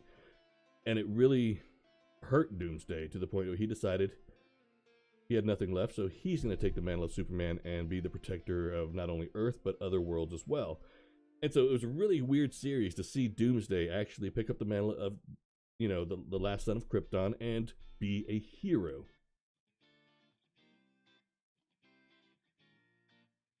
But the entire series where Superman comes back, it did introduce 4 other Supermen that kind of claimed to be Supermen for a short period of time. And a lot of them existed within the DC universe for quite some time. Some of them are still there. I'm not going to say who's who because I don't want to ruin it if you don't know. Any idea? Clipbang. I can't help but not chuckle when I say the name right now. Actually, when I first saw the name, I was like, okay, it's going to be really interesting, or you're going to troll the hell out of me. Any idea what the surprise panel is? No, I don't. I was assuming somebody like Dwayne "The Rock" Johnson, but it's not really a surprise if it's him because obviously they're doing a Shazam Black Adam panel. And also, he's been on Instagram advertising DC Fandome, so I don't know. I'm really, really going to go with Henry Cavill because there's been no mention of what's going on with Superman right now. We all want him back, and I think DC wants him back. Henry Cavill has mentioned that he's not ready to depart as Superman yet. This is still him. This is his role. He is a busy, busy man. I have movies like Mission Impossible and hit series on Netflix, The Witcher. I'm hoping they find a way to work this out. So if it was my guess, I would say Henry Cavill, and that's more me being optimistic. New Deathstroke animated cartoon is good. Jay Rubin, thank you for that. I just watched it yesterday, and yes, I agree. It was very enjoyable. Him seeing himself as a knight, and you see the more human side of Deathstroke as opposed to how we normally see him as this villain. You don't see that here, and I can't ruin the end. I really did get into the movie. I loved how they handled Jericho and Rose. It just worked out so well. Bendril, much love. Thank you guys. I really do appreciate it. I hope you guys are having as much fun as I am as we count down. But yeah, I thought the new Deathstroke animated movie was just wonderful. I'll probably watch it one more time.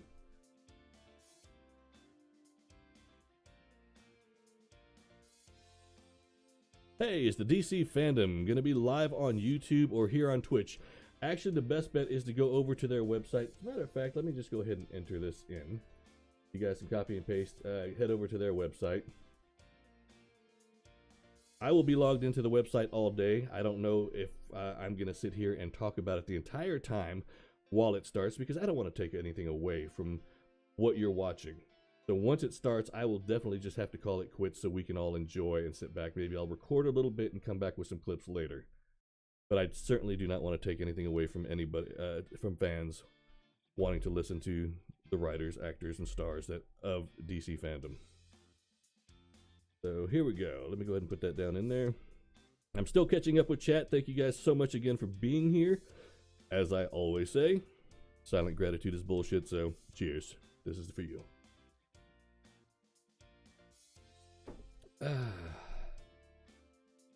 And again, I do apologize for all of the bot messages coming up. Again, Kai Talk Live, I love plugging myself sometimes, is a podcast I have in which celebrities do join. So, my last one was actor, writer, producer Anna Shields, and her information is still up there. Her new movie, Monstrous, just released last week or the week before, August 11th on Amazon, so you can always check her out there.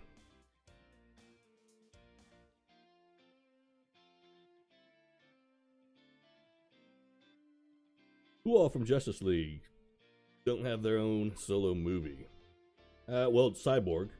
And I'm telling you right now, it's because of the whole Meatball Party thing. They ruined it not using the words Meatball Party. Meatball Party? Teen Titans Go has ruined me for life. I love this show. It's just, I will never look at Cyborg again the same way. But he definitely doesn't have his own movie. And Batman doesn't have his own movie. I mean, there was Batman vs. Superman, which was kind of a pseudo-sequel to Man of Steel. Again, huge Superman fan, but the way the characters were written, I was really disappointed with.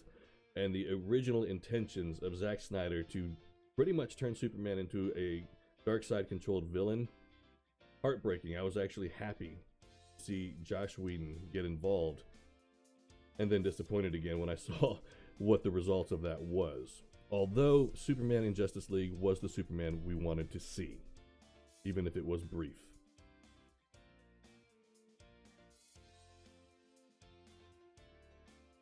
But that I want to see as a movie from Justice League, I would like to, and surprise guest. This can go along with a surprise guest. There has been a lot of hinting around for a Green Lantern return. Now, I don't know who they have playing Green Lantern. I don't know if they're going to go with the Jon Stewart version, Hal Jordan. I don't know, Kyle Reese. Hopefully, well, I mean, there's so much they can do. They can go with all of them. I mean, that's just how the Green Lantern Corps works. But I bet there will be some sort of announcement. That might be one of the surprises today, is Green Lantern. I'm still going to hope for Henry Cavill saying, hey, I'm back as Superman, guys. And if not, Zack Snyder, you can see I can try to pull it off. I mean, you guys can get rid of my mustache, too. Let's see here. I'm so hyped. Oh, Punter, me too. Me too. I've never been this. I feel like a kid. I mean, again, nerdgasm. I'm having a blast. I can't wait to see what's in store for us today. And it's just going to be a very nerded out weekend for me because, like I said, I'm going to go back watching Lucifer Season 5, the final season on Netflix, which is a DC-owned character and was in the CW multiverse. Those crossovers were amazing, and Tom Ellis's cameo as Lucifer, one of my personal favorite moments, aside from the Kingdom Come Superman suit. That was cool. Uh-oh, this one's gonna start shit. Clip bang. Imagine if Ryan Reynolds with Green Lantern news. That would be a lot of fun. I know I was not impressed with the movie. I am one of those among those critics. First off, I love Ryan Reynolds. Let me say that. Ryan Reynolds, if you're ever watching my streams, I love you. But I did not think you were the person to pick for Hal Jordan. Deadpool, yeah, perfect cast. But as Hal Jordan, it didn't work for me. And here's another thing that most people disagree with me on. The suit that they used. They ended up making a CGI suit. It made sense to me. I mean, Hal Jordan, or the Green Lantern, it's the Green Lantern Corps from Oa, an alien, an alien organization. So why would they be in spandex? The idea that it was just kind of you will the suit into existence. I liked it, and I liked it the way it looked. Going back to CGI again was not the best, but the whole concept for the suit I really dug. Punter, please no. Yeah, there's a lot of people that didn't like Ryan Reynolds as a Green Lantern. Now, Michael Clark Duncan being part of the Green Lantern Corps was very cool, and unfortunately, he passed away years ago. There's so much he could have done. I like Daredevil. I know we're going into Marvel a bit here, but I liked him as Kingpin in Daredevil, the Ben Affleck movie way back in the days. But yeah, still bad. The movie itself was just, it was not a great movie. That's just how it comes down to it. I don't think it was well written. There's just so much they should have done to that movie. Now, Blake Lively's in that too, isn't she? I just thought about that. Now they're married. So even when Ryan Reynolds fails, he wins. That dude's a winner. Surprise panel, Superman 64 remastered. Oh my god, next generation consoles. Dude, I would be in for that. Oh my god, I know people are going to be like, wow, he really is a big fan. He's a nerd. Critics ripped apart Superman 64. They really did, and for good reason. The game was not the best game in the world. But for me, to finally have a Superman game when that came out, I can't tell you how excited I was. And here's how I got around a lot of things. Every game, you have your weaknesses. You have like a health bar, and you die. Superman was no different. I used the cheats back, when you could use cheats and get away with that shit. I used to cheat where I was just completely invincible, and I would fly around that whole game over and over again, just kicking everybody's ass, being like, I'm Superman. It's what I do.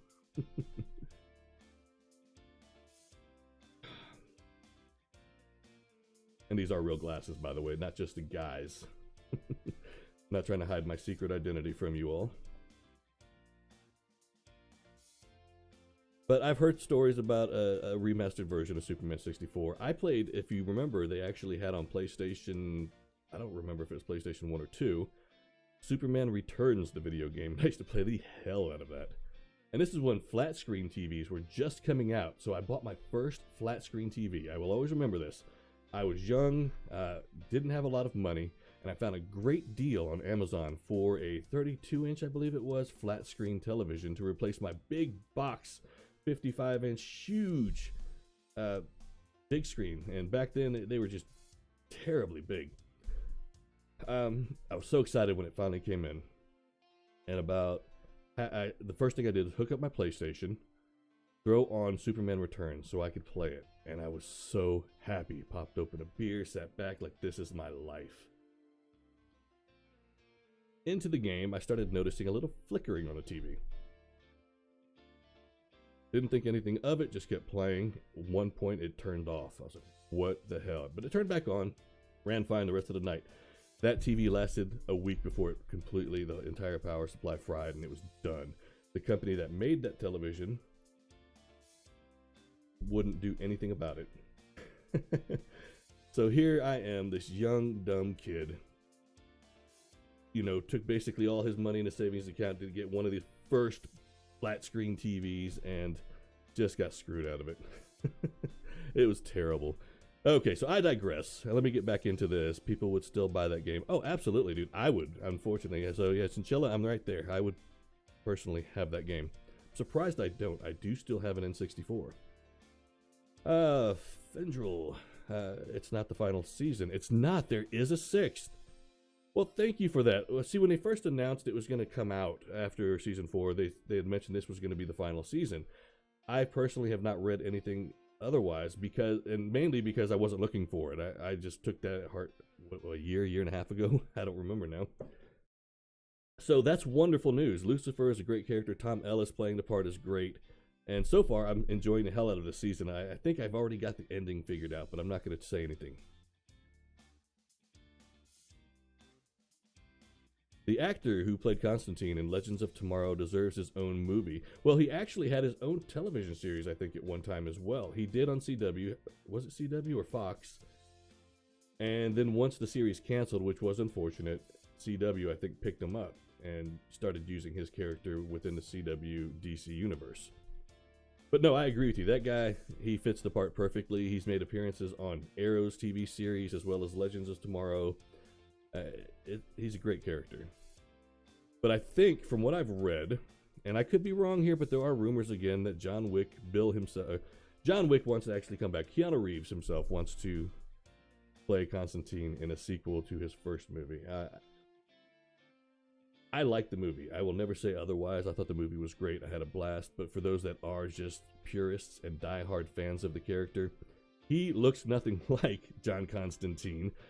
And, you know, he's not English. He doesn't have that, you know, that British accent, and just, I don't know. It's Keanu Reeves. I mean, I'm not going to say anything bad about the guy.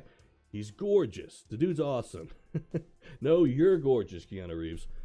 The dude's awesome. And, of course, his game's coming out here next month, too, Cyberpunk 2077. So that's going to be really cool, and I'm excited to play it.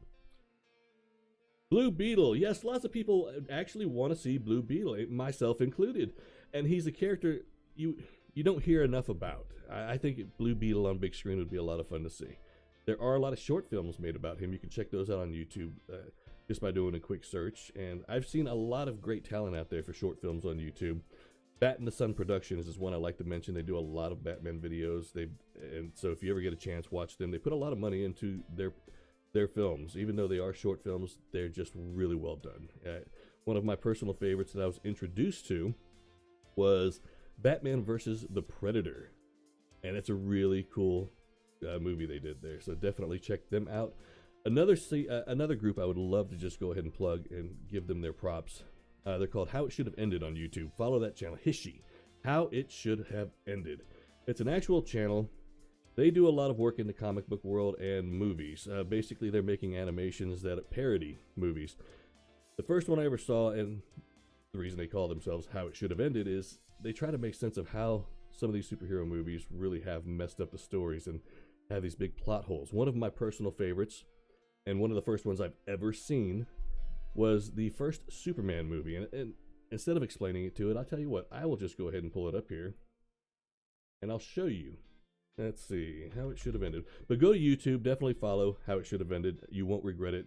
Lots of parodies to new movies, old movies, and they just keep on coming. A very talented crew, these guys.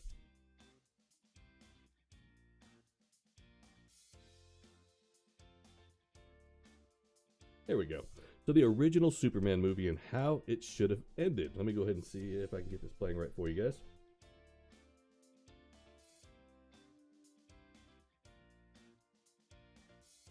I will also mention the ones where they bring in Batman and other cast members, because at the end of most of these movies, you see Batman and Superman in a cafe having coffee discussing what just happened. But when the Nolan movies first came out, oh my God, to introduce the new Batman into the How It Should Have Ended world was just so much fun.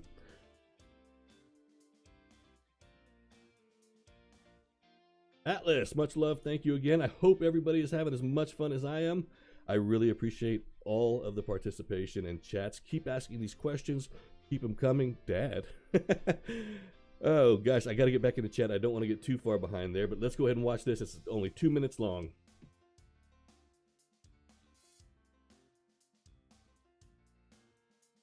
The other one. There are two of them? Yes, Superman, double jeopardy. Even you with your great speed couldn't stop both of them. While I, on the other hand, could stop them with my detonator. Wait, what did you say about me? I said even with your great speed, you couldn't stop both of them. Yeah, that's the part. While I, with my detonator... Hang on just 1 second. These missiles? Holy crap! Are these the missiles you were talking about, Lex? Yes! What? Yes, I said those are the ones! I mean, I flew around the Earth a few times, but these are the only giant missiles I could find. But you said I couldn't possibly catch them both, so these must not be the ones you were talking about. Yes, those are the ones, all right. You win. Please, just get them out of here. You diseased maniac. So then what'd you do? Oh, the usual. Made sure they put Luthor away. Made out with Lois for a little bit. Flew out into space, smiled for the camera. Sweet. Yeah. And you know what else? Turns out Luthor had this chunk of kryptonite that would have totally ruined me if he had just whipped it out. Really? Yeah, but for some reason, instead he just told me his evil plan first and then tried to trick me into finding the kryptonite myself. What's up with that? Villains are stupid. I know, right? You know what I would have done? I would have thrown a batarang at him, then tied him up. And what about the missiles? Oh, I'd have some kind of bat missile defense gadget on my belt. Sure. It wouldn't be a problem. Dude, I would. come on. You use that utility belt scenario for every situation. And what's wrong with my utility belt? Oh, nothing. Nothing's wrong with it.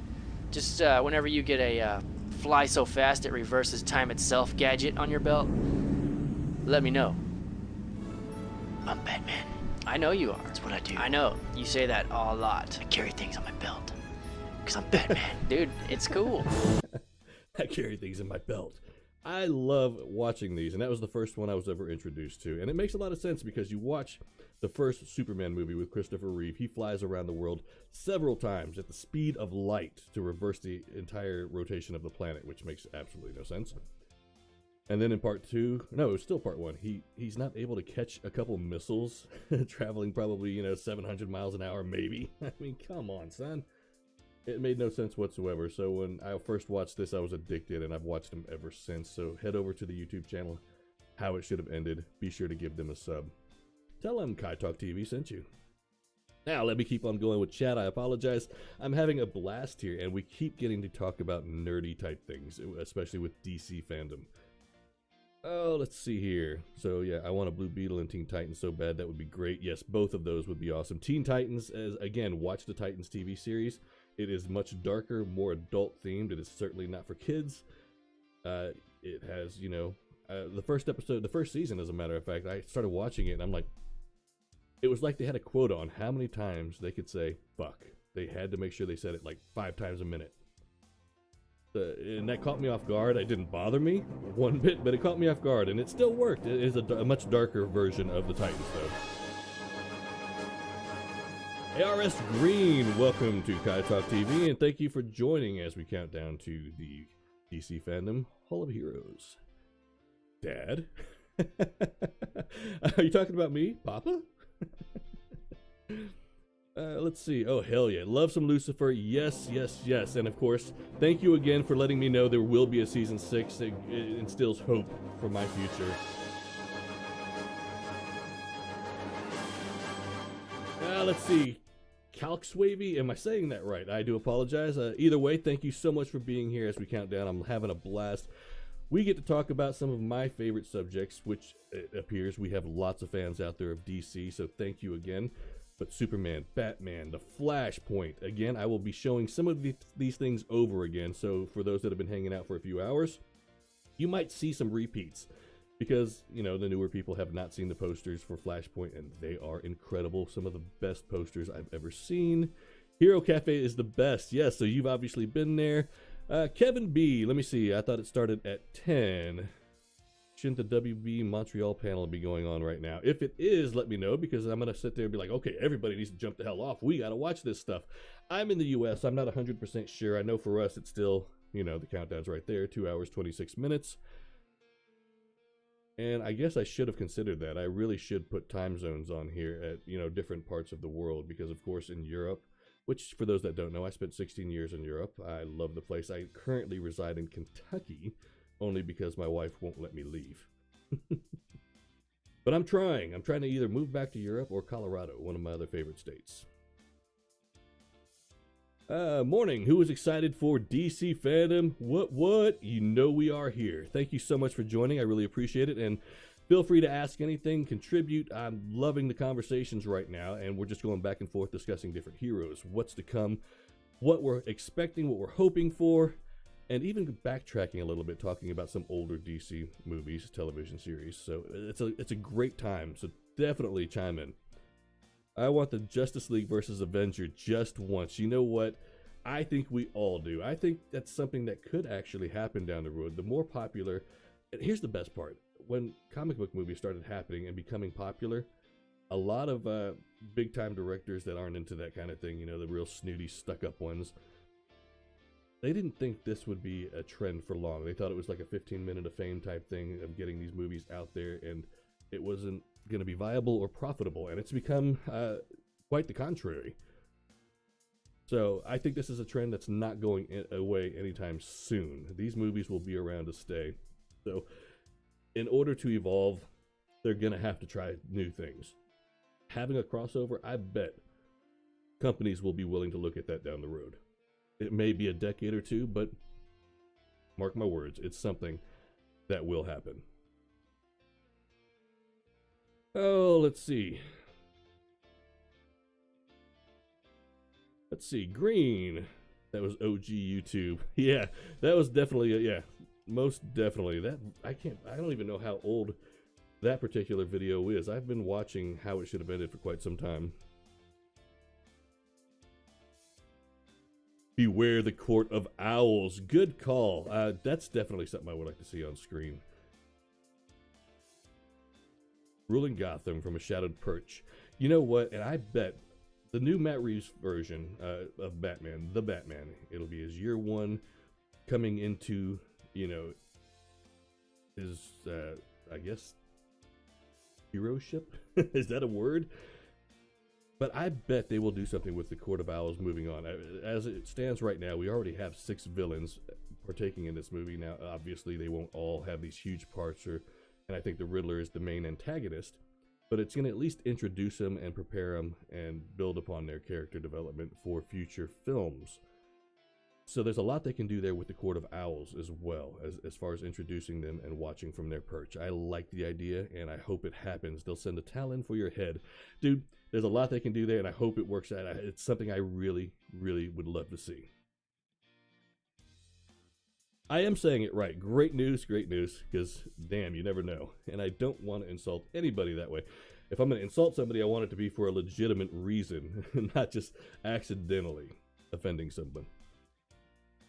I'm not opposed to offending people. It's just, you know, I want a reason to do it. I have to genuinely want to.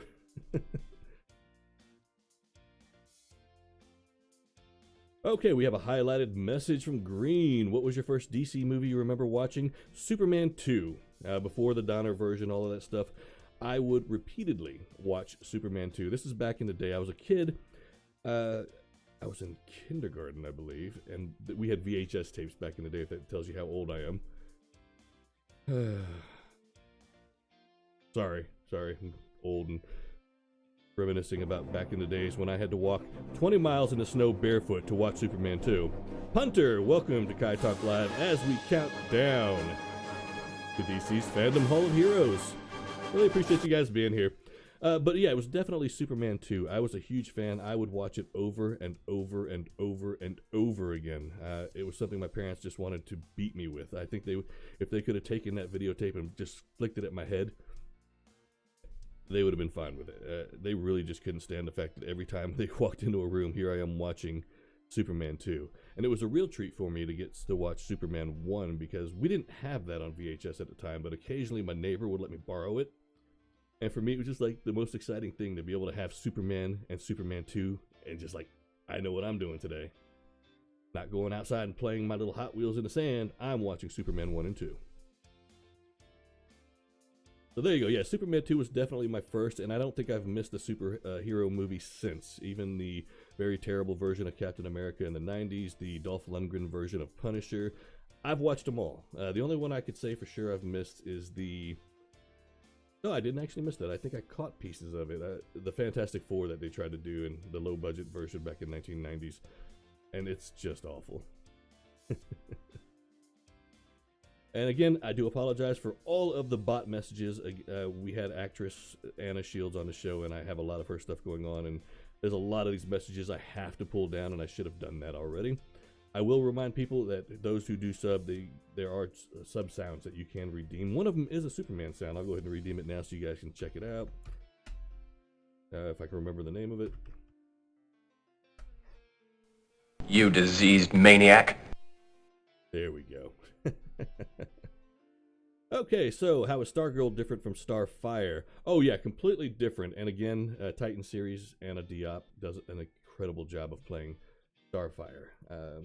Starfire, first off, well, she's an alien, and Stargirl, if I remember correctly, actually started off on League. God damn it. That's a good question, and I'm gonna have to pull up both of them real quick. But Starfire is of royalty on a different planet, and she's here on Earth.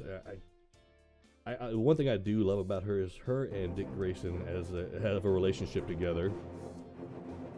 Sad Squirtle. Much love. Thank you for joining. Superman S for you. But of course, their powers are much different as well. And there is the new CW TV series of Stargirl. I will admit that's the one CW series I have not watched yet. So it's something I have to catch up on. It's just, I've been super busy with the podcasting. And I tell you, Kai Talk Live, in which I do bring on actors and models. We actually had Donna Perry, who is a former, well, you're always a playmate, but a Playboy playmate. We've had her on twice as well. But scheduling and preparing for these shows is a lot of work. It usually takes me about a week to do. And the scheduling part is the worst. Of course, they stay busy. Even through a pandemic, they're still doing auditions, whether they're online or not. They're still writing their material. They are still traveling to be on set at certain locations. So a lot going on. So that's my biggest challenge.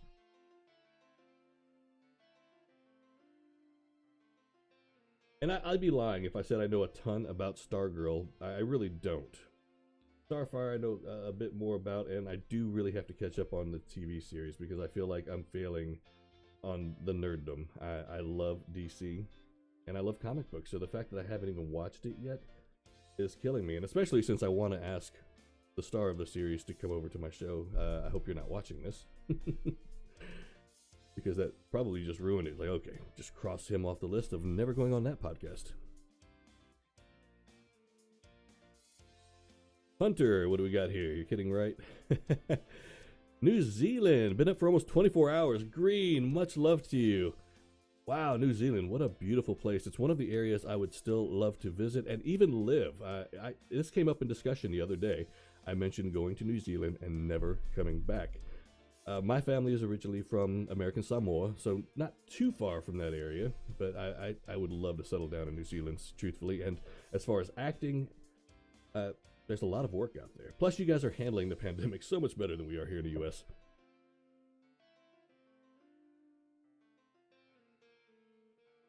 You didn't keep up with them too? No, it's a fair question. Yeah, absolutely. I don't know enough about Stargirl to really give you a lot of info there. I'll pull it up here shortly and we can discuss that. It's not like we don't have time. 2 hours, 17 minutes, by the way, before DC Fandome kicks off. Let's see. Please be certain. Okay, so I think I'm about caught up. So let me go ahead and pull up Stargirl. And I'm going to go ahead and play this trailer real quick as well. It is the DC Fandome trailer that they put together.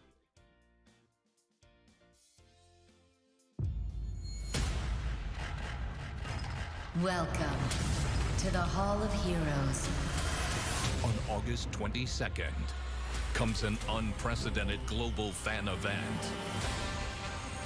Hello, Oh, everybody. the Superman music. It's Come all on. DC all the Epic. time.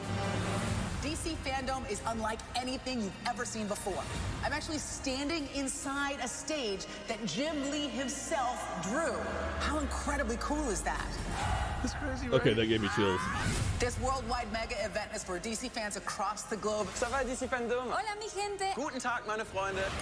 We've got Guten Tag. exclusive Lived in footage, Germany for a long insider time. info, the latest DC news, and huge announcements. You know what I'm talking about. There was no way that I could come here and not bring a look at the movie. There's so much cool Oh my content to look God. at. That was a really special episode. Designed just for you, the absolute DC fan. It's amazing! There's something that I can show you. Exclusive content! Stuff that seems impossible ends up becoming possible. I am beyond excited to be sharing this moment with you guys. Awesome. Nightwing. Hang on tight, because we are about to whisk you around the DC Fandome. Are you guys ready? Let's get this thing started. Okay. Okay, seriously, I'm nerded the DC hell out. Fandome, I got chills Hall of watching that. Heroes. All fans welcome. Obviously, the first time I 24 watched that, hours I only, love the hint August of the music 22nd, between and there's different only DC one characters. place you can experience it at DCFandome.com. There you go. So log in and be prepared Welcome to back, watch everyone. that. Oh my God, I'm looking forward to it. I can't even tell you. This is going to be so cool. I have a feeling I'm not getting up from this chair, and I might even do an after show. Green, you're going to need some sleep, though. 24 hours is a long time not to be up, not to be sleeping. But let's see here. You got something to say. Highlighted. Much love. I think the DC Fandome website is pulsating faster. Is it really? It's I actually had some issues with it earlier, and it seems to be running fine again for me, but whew, thankfully. Love the new Batman logo. Yeah, and I think we're going to see an evolution of it throughout the Matt Reeves series. That's just me speculating, but I don't think, because that one looks very, although it has that mechanical and very tactical look to it. Like it's going to be utilized as a tool. I read somewhere that he's actually going to be able to use it for something. And I guess instead of a utility belt, he has that as well. I don't know. But I think it's just going to be incredible. And I think you're going to see an evolution of the symbol, whether it's throughout the first movie or throughout future movies from Matt Reeves' Batman. I think you're going to see the symbol change. And obviously, one of the reasons they would do it is to sell more toys. But that's not why I think they would do it as well. It just shows the evolution from year one into Batman evolving into the world's greatest detective we all know and love. Oh my God, that makes me want to watch it. So yes, thank you so much. The enthusiasm is amazing, and I feel it too. I tell you what, I got a little teary-eyed. I'm sitting there watching it. I got chills. I'm like, holy shit, the kid in me came out again. I'm looking forward to these things. I mean, these are all things, and again, I've mentioned this. I'm a lot older than probably most of you on this show, so I can remember in my teenage years, like, I just want to see a real-life Superman movie again. I want to see, you know, the Avengers, Justice League, all of them. And it's all happened here in the last decade or so, and it's continuing on. People are just getting more interested, and studios are finally recognizing. Hopefully DC does better with some of their things. Again, I was really disappointed in a lot of how Zack Snyder treated characters, but he did bring them to the big screen, and for that I'm grateful. No, I see the beta out, and I will be purchasing the game. I haven't pre-ordered yet. I may go ahead and do that today, but Entschuldigen. Have you played it, by the way, and how are you liking it, if so? So far, the gameplay I've seen, and I've been following it for quite some time. With the beta release now, you're seeing a bunch of it on Twitch. It looks incredible. The graphics are beautiful, and it looks like it's just a lot of fun. I mean, to get to control your own character, come on.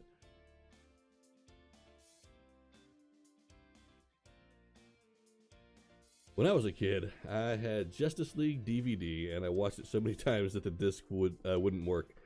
Yeah, the Justice League cartoons, I used to watch the hell out of those. Again, this is how old I am. I started off watching not Justice League, Super Friends, if you can remember that cartoon. Going back and watching it is not... Again, it's one of those that doesn't age well. You go back and watch it now, you're like, people used to enjoy this? Well, yes, we did. We didn't have much then. We didn't know it could be so much better.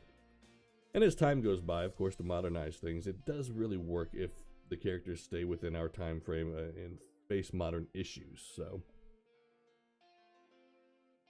remember Low Cost Hulk? Which one? Are we talking Ang Lee, that movie? Because that was just absolutely horrible. I'm a huge comic book geek. There are not a lot of movies I walk into, comic book related, that I walk out saying, that sucked. In fact, there's only one, and it's Ang Lee's.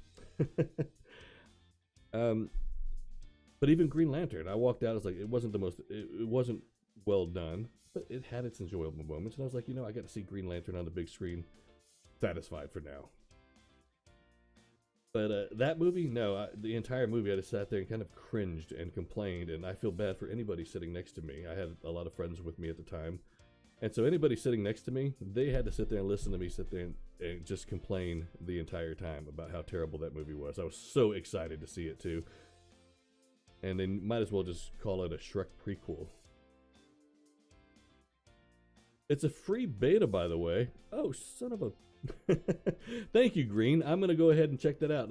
Later on today, I'm going to go ahead and try to get that and start playing it. Matter of fact, I might make a day out of playing that game tomorrow then, for stream. Today, obviously, once the countdown and the counter reaches 0, we're going to have to call it a day because we are going to have to watch this, and I don't want to take away from the experience that you guys are going to have listening to your favorite actors and superheroes and seeing what's going to happen. So, instead of me sitting here going on and you guys seeing how excited I am, because I will be, I'm going to end the stream at 0 and we're going to watch DC Fandome. Lou Ferrigno, who was a part of most of the movies up until recently, still voicing the character of the Hulk. Lou Ferrigno's Hulk. Dude, I grew up on that, so for me it was amazing. To this day, and there's a piano back behind me, you can't tell because of the green screen, but to this day, I still love that piano music at the very beginning of the series. I thought it was just, I don't know, I just really enjoy it. Yeah, I did watch all of the series and the movies. They made a movie where Daredevil's and Thor, with Daredevil and Thor, and looking back on them, they were terrible, but at the time, best thing ever. Oh my god. Green, thank you again for letting me know about the beta being free. I had no idea. I'm very much looking forward to that. There was one person that I think was going to go ahead and send me the game.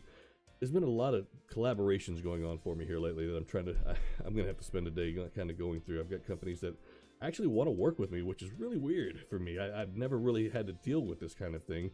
So far, out of the 5 emails I read earlier, there's only one company I'm really I'm going to follow up with them and see more about their product, and I might actually do something with it. I personally am waiting for a sponsor from a bourbon company or two because I have no problem drinking my bourbon as I stream. There is a brand new distillery right outside of Fort Knox, Kentucky, which, yes, you know Fort Knox for the gold. It's also an Army installation. But just minutes away, our first distillery in this area has opened that makes a lot of different bourbons. A lot of them are military themed. So their most recent bottle is 82nd Airborne. Very quite popular down in Fort Bragg area. Although the Class 6 and a lot of liquor stores down there don't sell it quite yet, which doesn't make a lot of sense to me. So they're working on that. I'm hoping that guy is ready to come to a deal with me and I can drink his bourbon on stream too. But yeah, the Lou Ferrigno bodybuilder stuff was great. The top 5 worst lost cost superhero. Top worst. As far as movies or television series goes, gosh, Dolph Lundgren is the Punisher. The Captain America movie back in the 90s that I'd mentioned, those were just god-awful. I still watched them numerous times because back then that's what you had. So, but you know, they're very, very just cheesy as hell. They don't work. Here's one, and this is Marvel related as opposed to DC, but I love the fact that they cast Chris Evans as Captain America. I really do. I think they couldn't have done better on the casting portion of that. I was very, very disappointed in Captain America, the First Avenger. The movie didn't work for me in a lot of ways. It had its moments that were great. Him in the USO, his first rescue mission, I loved it. But a lot of the other things, just aspects didn't work. It just seemed too unrealistic. Nazis were barely ever mentioned. And of course, anybody who's a big fan knows that there's a ton of stories to tell for World War II, and they just rushed it all to get to the Avengers movie. That was one of my biggest disappointments in the Marvel Universe. The first Wonder Woman, are we talking Linda Carter, the Miss America Linda Carter, who became Wonder Woman in a TV series? Yes, I, as a kindergartner, had a huge crush on her. So I definitely remember that television series. I always watched it. Wonder Woman! Such a fun time for me. And I've gone back occasionally because when DC Universe came out with their streaming service, which it's still in question how much longer that's going to be, and hopefully some of the shows that they've come up with will remain in place, even if it goes to HBO Max. That's fine, as long as they go. Titans, I do not want to lose. But anyway, Linda Carter as Wonder Woman, that series was on there, so I had to go back and watch some of those, and it's a lot of fun to see in some ways. It brought back a lot of damn memories from my childhood. No doubt about that.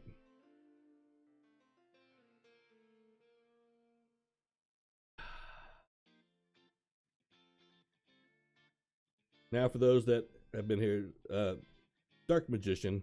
I know you've already seen this picture, but I'm going to show it one more time, because there are people that have joined that might not have seen the Flashpoint posters, and these are just epic. Of course, this one with Flash and Reverse Flash, and next up with Batman. Still a big mystery, and I'm hoping they reveal who they have picked to play Batman in this movie.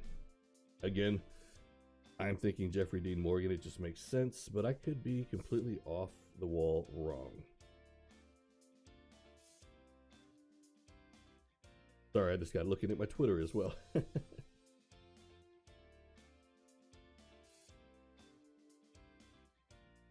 All right, we're at just about the 2-hour mark. Let's see what else we can find. I'm going to head back to their website. Go. See what else they got going on here. Schedule up and running, but that's not what I'm really wanting to look at. So they're having some issues here. Let's get to, I want to see what else they got going on. There were some other tabs that we haven't explored quite yet. Here we go. Oop.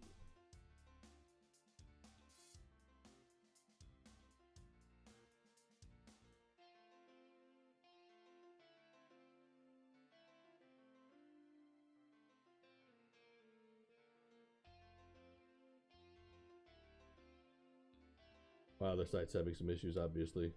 Watch verse.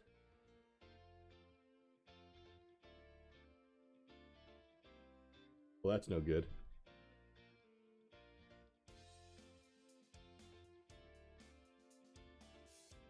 Well, really quick, I'll go ahead and show this then, because it's something I've always enjoyed. The first few trailers for DC Universe when Man of Steel was going to be released, and I was one of those that fortunately got to see it early. The fact that I was able to get tickets, I was so happy. I can't even tell you. But the first two trailers were just incredible. The music, which they did not end up using, I think the music was from Lord of the Rings, but the music went so well with it. And I can always remember just listening to it, I was like, this is going to be a Superman movie. And whoever I was with was like, what are you talking about? I was like, I don't know, this is going to be a Superman. I just know it. And it was. At the very end, you see Superman flying through the sky, and I was like, I told you, I have no idea how I knew. I don't think I had read up on anything, but I was so thrilled. So let's check this out. And of course, HBO Max, why not? All the DC stuff's gonna be there. We should be advertising this. It's happening. That was what I was waiting for, baby. Lego Superman, come on, that's great. With Green Lantern. If you haven't seen the Lego movie and their relationship, it's wonderful.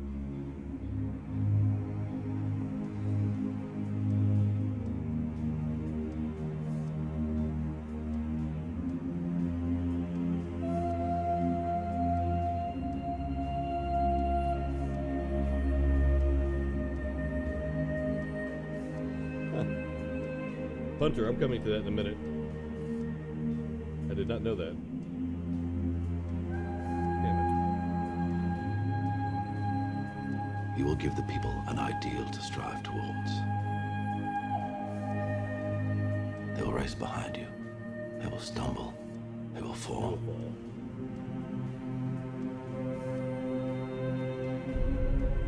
But in time, they will join you in the sun. In time, you will help them accomplish wonders. Alex, what is up? Welcome to the stream. Kevin, so the website is messed up. Okay. Not just us.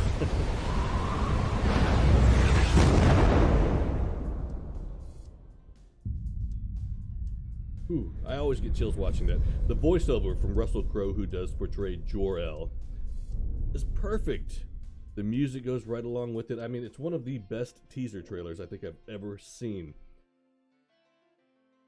And let's see if they have part 2 up real quick. And I want to get to the point Punter just brought up. Affleck is confirmed as Batman. We're going to talk about that because I did not know, once again, and I'm looking it up on my phone as we go through this. See if I can find... This is number 3. That's not the one, though. Jonathan Kent. So this is it. Just doesn't say number 2. But both these trailers are just so well done. I was so excited for the DC Universe to start and then disappointed.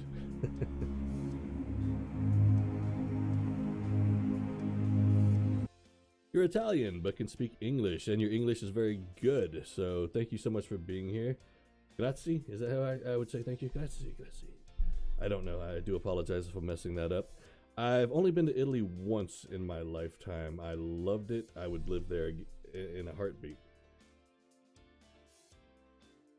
Detroit Become Human. Yes, that game looks fantastic. I've never actually played it, and I still go through when I'm looking on Steam or wherever it is for sale right now. I believe Steam still has it.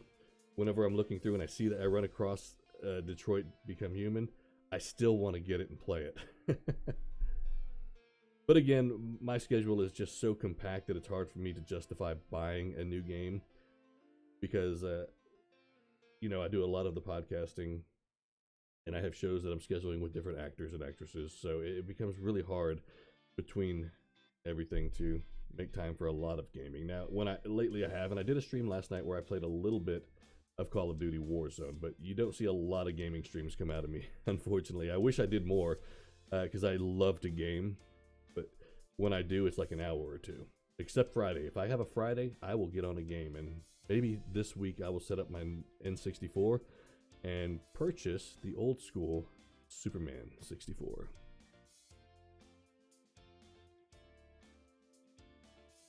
Can you react to Detroit Become Detective? It's so funny, and I meant it. Hold on, what did I just miss? Hope everything is well with you, Crazy Straight G. Much love to you too. I hope everything's going great.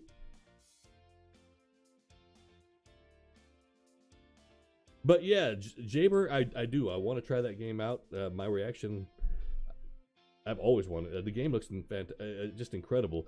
And I've been plugging other people on YouTube, such as How It Should Have Ended, because of what they've done in the comic book world with their parody animations. So I will also talk about, who was it? I want to say, it wasn't Markiplier, but I think it was Jacksepticeye I watched playing Detroit Becoming Human, and of course, this dude is so charismatic and so personable, you just can't help but watch. Whether you like the game or not, you can't take your eyes off the dude and listening to him. He's just so quick-witted and funny. Yes, Alex, yes, we're all excited about this. I can't wait to see what they're going to be. We only have less than 2 hours. We're getting so close. So thank you all for joining me. I really do appreciate it. I'm having a blast. If there's anything you want to talk about, again, I still have to get back to Stargirl here. I didn't forget. But anything you guys want to talk about, we've gone over so many characters in movies and television series right now. So I have no problem doing it all over again. Or if you have something new to add, let's do it. But let me go ahead and play this trailer. This is the second teaser trailer that came out with the Jonathan Kent voiceover. Love him.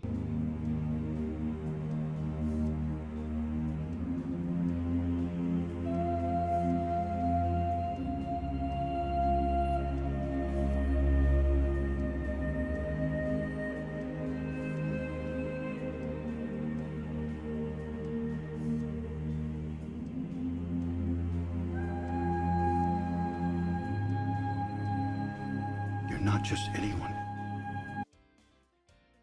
Sorry to interrupt there, but it looks like we're losing Crazy Straight G. No, much love. Thank you so much for coming by. I hope you had as much fun as I am having right now. So enjoy your weekend, and hopefully we'll talk again here very soon, because I'd love to do this all over again.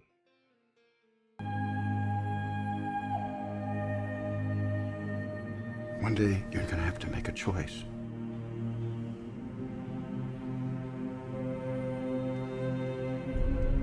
You have to decide what kind of man you want to grow up to be. Whoever that man is, good character or bad, he's going to change the world.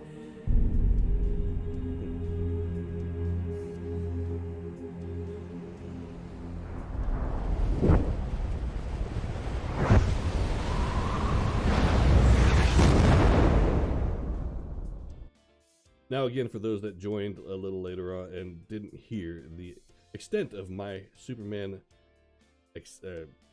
fascination, huge Superman fan, as you can tell. My kids are actually named after Superman. We have my oldest son Kal-El and my youngest son Con-El, Superman and Superboy.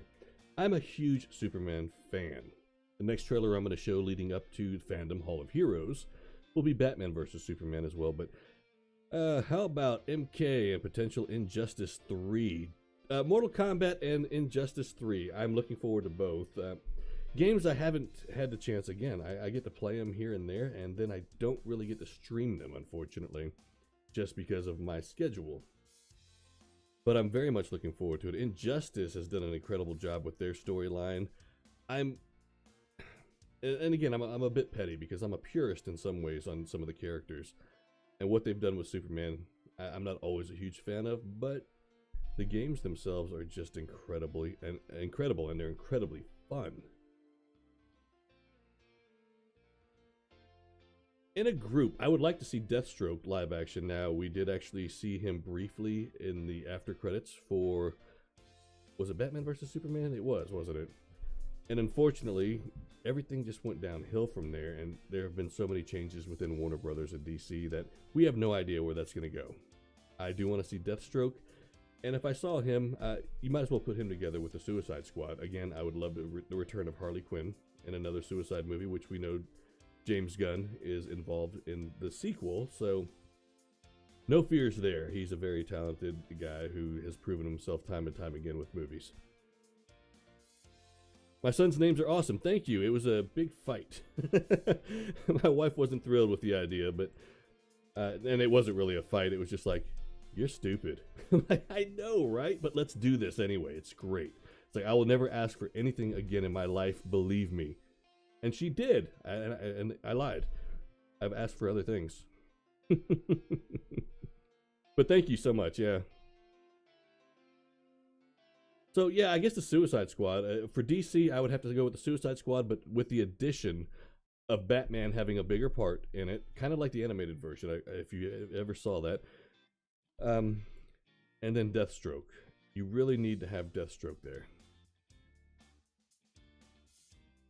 I'm trying to think of a character that hasn't made it to the big screen yet that I want to see. And again, with the DC Fandom Countdown happening right now, I think we're going to hear some news on Green Lantern. This is all pure speculation from me, but there's been just lots of hints to Green Lantern finally being back into the DC universe. I know it was intended for Ryan Reynolds and his movie to lead up to everything and be a part of, you know, Man of Steel and this whole universe they've tried creating. And again, there have been obstacles in the creation, so they're reworking a lot, and I'm curious to see what path this is going to go down. But I think we're going to hear some news on Green Lantern. Let's see here. Alex, the game of Batman and Suicide Squad. So there's an actual game coming out. I'm going to look into that a little later on, and thank you for letting me know. Keeping up with the gaming news is kind of hard to do at times, but because there are so many attempts. You know how many Superman games they have tried to come up with over the years, and none of them have ever been released. They all end up failing and never make it to the release stage, and it kills me inside each time. I feel like a piece of my soul dies every time that happens. So that's great news, honestly. Hunter, thank you again for the kids' names comment. Yeah, I really do love that. Why do I only hear his voice in one ear of my headset? Confirmed, not by... No, I'll confirm it. It's on my end because I do too. I have no idea why just yet, but I think it's a sound setting. It's something I will be working on. I've left it alone here for the last month since it's happened, but it is something that's been addressed once or twice, so I'm going to have to look into it. Basically, what it is, going back and forth from gaming and podcasting, I was having issues, and you know, I would try to put it on surround sound for the gaming aspect of it, and it doesn't work so well on the podcasting. So it's just a sound setting on my part that I will fix. So next time we do this, that should not be an issue. Truthfully, there are always audio issues. That's the one weird part about doing podcasts and streaming, is you run into these little problems, and I swear to you, every streamer kind of has an issue, at least one issue every stream. Whether it's doing something as silly as keeping yourself muted on accident when you first introduce yourself and get started, or, and I have done this on one of my celebrity interviews, this is the worst sin ever. I had an audio issue that I didn't realize was even there. You could not hear my guest speaking. And I tell you, it was the most embarrassing thing I think I've ever dealt with. I survived it, but it was quite embarrassing, and now we have to redo the show again. So it's all about rescheduling and making it work again in the near future, which that person is all for, thankfully, but still, you feel pretty stupid with little mistakes like that. Yeah, for me too. Left side only. Yep, I get you. Talada. Full name? Sinestro on the right. So exactly. Okay, now I'm going to have to look, and I'll go ahead and pull the window up. Let's try this. Uh-oh, I think my wife's home. I am very excited, so thank you for pointing that out. Let's take a peek here. So 121 on the DC Fandome trailer. You hear my dogs upstairs. They're all excited that somebody's home. I do have an Alaskan Malamute and a Husky. The Alaskan Malamute's name is Shadow, though, while we were going through a list of names as a family, my main pick, can you guess? I want to see if anybody can guess what my pick was going to be for a big Alaskan Malamute sled dog. If not, I'll say it here in just a second once I get this trailer going again. Anything you've ever seen. Stuff that seems impossible ends up becoming possible. I am beyond excited to be sharing this moment with you guys. Awesome. Hang on tight, because we are about to whisk you around. Okay. Oh, shit. Well, that's the Sinestro from the Green Lantern movie with Ryan Reynolds, which that guy was perfectly cast, by the way. Again, DC has done an incredible job with their casting. I will never criticize them for that. I think their casting has been spot on. But yeah, you see Sinestro right there. And for those who haven't been here the entire time, I will play this trailer again if you like, because I tell you what, I have no problem doing it. It gave me chills. I can't wait to see what's going to drop in just 1 hour, 48 more minutes. This is so exciting right now. I can do it again, right? Nerdgasm! Crypto! Green, you are absolutely right. Yes, I basically fought for the name Crypto, and my wife was like, you already named the kids after Superman. You ain't getting that. No, it wasn't like that. None of us could decide. We had the kids' input, her input, my input, of course, is Crypto. And I still won. We ended up drawing names out of a hat, and Crypto was not allowed to be in there. So I put Shadow in, and I made it based off the CW version of Shadow from Arrow and the Arrowverse. So Shadow won. So either way, I still came out on top, I think. Aquaman's sidekick should get his own solo movie. And you know what? They can actually do that. That's a great idea. We're talking Aqualad here. And everybody loves Aqualad, I think, especially from Young Justice, which is finally, we finally saw their series return here, a year ago or so. And, Superboy's in that too. Oh. I'm almost out of... I live about 20 minutes from the Jim Beam distillery, which that's what I'm drinking currently is Jim Beam. Anna Shields, an actor who was on my Kai Talk Live podcast here just a few weeks back, has actually done promotional commercials for Jim Beam. So I thought that was really kind of a cool coincidence. And at the time of the show, she was drinking beer and I was drinking Jim Beam. So we had an absolute blast. You just had Jim Beam too. Nice. Loving it. Now, what do they have? Do you have a lot of a variety of bourbons and everything and whiskeys in New Zealand? I am curious because a lot of places like in Europe, across Europe, you don't see a lot of the bourbons. You do see like whiskeys, like Jack Daniels is quite popular in a lot of areas. Jim Beam maybe as well. But when you start getting into the bourbons like Maker's Mark, Pappy Van Winkle's, Woodford Reserve, you don't see those in some places. So I am curious. I've never been to New Zealand. I really want to. But Dark Magician, Chaos Girl, yes, I agree with you 100% on the Aqualad portion of it. I think that should happen, and it should happen very soon. Not that wide of a selection, and that's kind of how I understand it in most places in the world, unfortunately. I'd still come live there, though, just so you know. Plus, I have enough connections that they could probably send me tons of bourbon at a time, cases and cases at a time, that I would stockpile.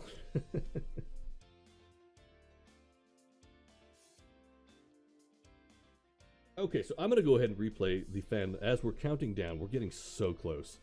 I mean, once 0 hits, I have to call this just so you guys can enjoy with wholeheartedly the DC Fandome experience without listening to me babble in your ears. Left ear only, of course, but either way. As this goes on, I'm going to go ahead and play this. Nightwing, I so wholeheartedly agree with Nightwing as well. I'm going to play this and we're going to keep talking as we do it. Superboy. Welcome to the Hall of Heroes.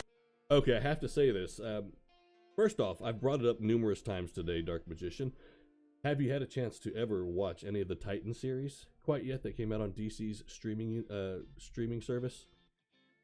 If so, Connell, Superboy, finally did make an appearance. He was teased at the end of, God, I don't remember if it was the end of season 1 or 2 now.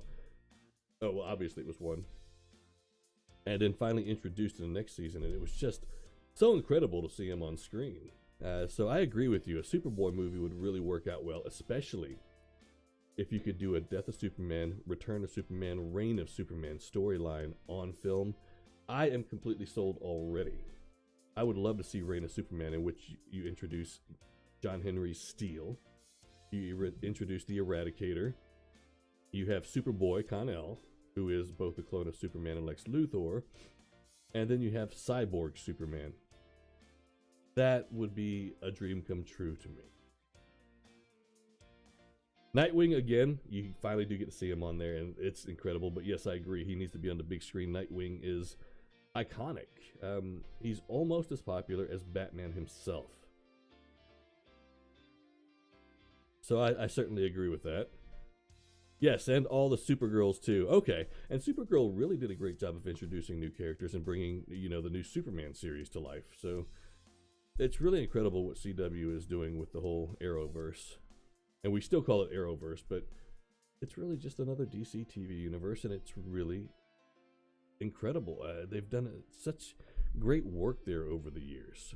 Season 1 of Arrow is still one of my personal favorites, although they never call him Green Arrow. It really takes a long time before that ever comes about. He's the Hood, he's the vigilante, he's the green guy. There's all sorts of weird things. It was kind of like Smallville when, they would call him the Blur. And I'm like, seriously? How many years do I have to go through this of him being called the Blur? You can't come up with something better than the Blur. All right, let me go ahead and play this. On August 22nd comes an unprecedented global fan event. And I love that hint of the old Superman music. Hello, so everybody. iconic. It's all DC all the time. DC Fandome is unlike anything you've That's ever a Superman seen before. type team. Oh, I I'm dig actually it. Trust me. standing I am with inside you. A stage You that have my Jim vote. Lee himself drew. How incredibly cool I is love that? Smallville too. They've done Crazy, right? before Arrowverse and worldwide before the mega event real for DC fans popularity of across these the globe. superheroes. DC Fandome. Smallville did what no one else really did, and they brought in so many characters, including Connor Kent. You got to see him, you got to see Flash, Aquaman, Green Arrow, There was no way that I Supergirl, could come General here and Zod, not bring a look at the movie. Christopher Reeve. So yeah, Smallville's There's incredible so to go back much and watch. cool content to look at. That was a really special episode. Designed just for you. The absolute. Plus, if you go back now and watch all the seasons of Smallville, you get to catch a glimpse of all these actors and actresses that were, at the time, these were smaller parts for them, and here they are. They're big names. Amy Adams, who now plays Lois Lane in the DC Universe, was in an episode. We have Brianna Bowden, who, I guess one of her most recent things was, I'm trying to think right now, Dallas, the remake of Dallas. She was in that, but I was trying to think of a spy show or movie she was recently in too, and I can't think of it off the top of my head. Homeland. She was in Homeland for quite a few episodes. She got her start there. I remember she was in an episode of that playing the villain, who of course ran into the Green Rock Kryptonite. And it turned her into this, from this hideous girl in high school that nobody liked to this beautiful girl, which in real life, real world, she is a gorgeous woman. And also, hopefully, I will have her on the show here by 2021. We'll see if that can pan out or not, but that is one of my goals. You remember Bat Dog? I do, vaguely. But I do remember Bat Dog. I remember there was an animated series which had both Crypto and Bat Dog. It was the Crypto animated series, which I still like. Cal Comics. Is anyone else getting weird audio? The voice is on the left. Okay, we already addressed that, right? Did I address that with you, hopefully? Yeah, it's all going to be on one side. I do apologize for that. It's an audio issue on my end, not yours. Please forgive me. I love the pic that you paused right on. I know, that's a cool-ass picture. And you're right, that really, that really is a cool picture. It's inspiring. And do you remember being that age as a kid? Of course, it doesn't matter if it was Marvel or DC, but just having a hero to look up to. And I really have to say, right now, you're seeing so much, I guess, this transition from we used to always think men are the heroes. We're the only guys. We're the tough ones. And it's not true. Throughout history, we've just, you've seen people where women have had to fight for the right to vote and other rights. And it's a terrible thing. It's a misogynistic view that a lot of people have held, and some people throughout the U.S. and other countries still hold on to. It's ridiculous. So being able to see such strong women in film right now and strong characters portrayed by women, I think is just awe-inspiring, and I really adore it. This picture, you're right, it's just incredible. And it does, because I can remember when I was a kid, I got to sit there with my Superman cape on, but to see little girls so I can be a hero too, perfect. In the news recently, if you haven't seen this, the first woman ever in the United States Army for U.S. Special Forces made it through the Q course, and she is our first female Special Forces soldier. Such an incredible accomplishment, I think. When I first read that, I thought it was the best thing ever. So the Q course is held down in Fort Bragg. It's pretty damn tough. But hearing that a woman went through that, another woman went through Ranger School, it's just, I tell you what, I get chills thinking about it. It's so cool. So this is amazing. And Gal Gadot, who, if you don't know, actually served in the military in Israel, has trained in Krav Maga and other things like that. Service there is required if you are a resident. So she did her 2 years of required service. So, just an incredible person. Okay, so we have a highlight from Green. Have you watched oh, come on, son. Yes. Have you watched The Boys? And if so, are you excited for season 2? Thank you for that question. Thank you so much. Yes, I have watched The Boys. Honestly, I didn't know what I was getting into when I saw it on Amazon. Decided I need something to watch. I'm going to check it out. And within the first 5 minutes, I was hooked. I knew I was going to keep watching this show. When you first see that girl just basically explode after having a superhero similar to the Flash run right through her, I was like, oh, damn. What the hell did I just get into? I'm never taking my eyes off this show. I went through the whole thing probably in 2 days. So the fact that season 2 is coming up, and yeah, I'm super excited. I can't wait. And it's already been confirmed that there will be a season 3. So this show isn't going anywhere anytime soon, which is great news for all of us comic book geeks. Yeah, I can't wait to see it. Thank you so much for that. Cal Comics. My girlfriend suggested that the classic Superman theme should become the official fanfare of DC. Like how Universal Studios has their own unique theme that plays at... I agree with you. That music is never going anywhere. It's one of the most recognized songs in the entire world.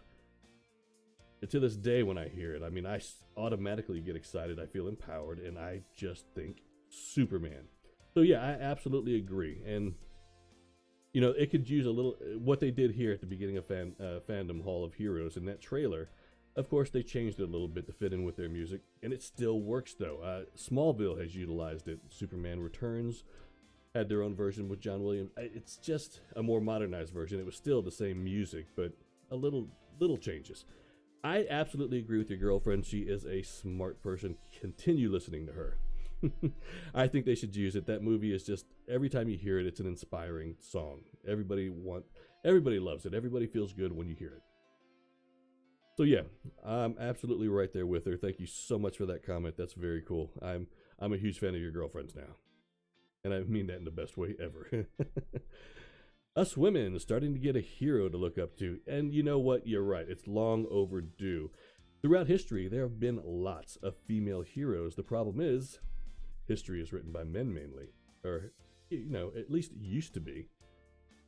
So, these are things we weren't taught in school. And we're starting to find out more and more about them right now, especially through all of the issues the United States is starting to face.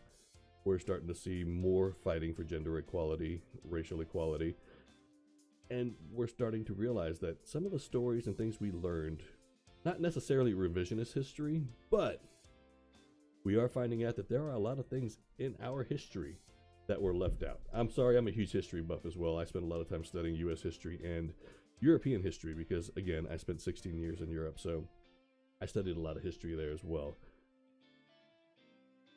And it's just always been kind of crazy to me, the things we don't teach people. One of my favorite things, and I'm getting off subject from comic books now, is my father-in-law is a German immigrant here in the United States who was alive. This dude's super old, but alive during World War II. He was part of the Hitler Youth. So you get to hear some of the crazy stories that you wouldn't hear in history books now, from a German perspective, from a side of not a German soldier, but a child who was stuck in between Americans and Germans fighting. It's very interesting. It really is. It brings a whole new perspective to things that, you know, you sit there and you're like, I know all about Hitler and how this works, but you really miss out on a lot of stories. But yeah, women are heroes. There's no doubt about it. And I love seeing that there are more movies coming out.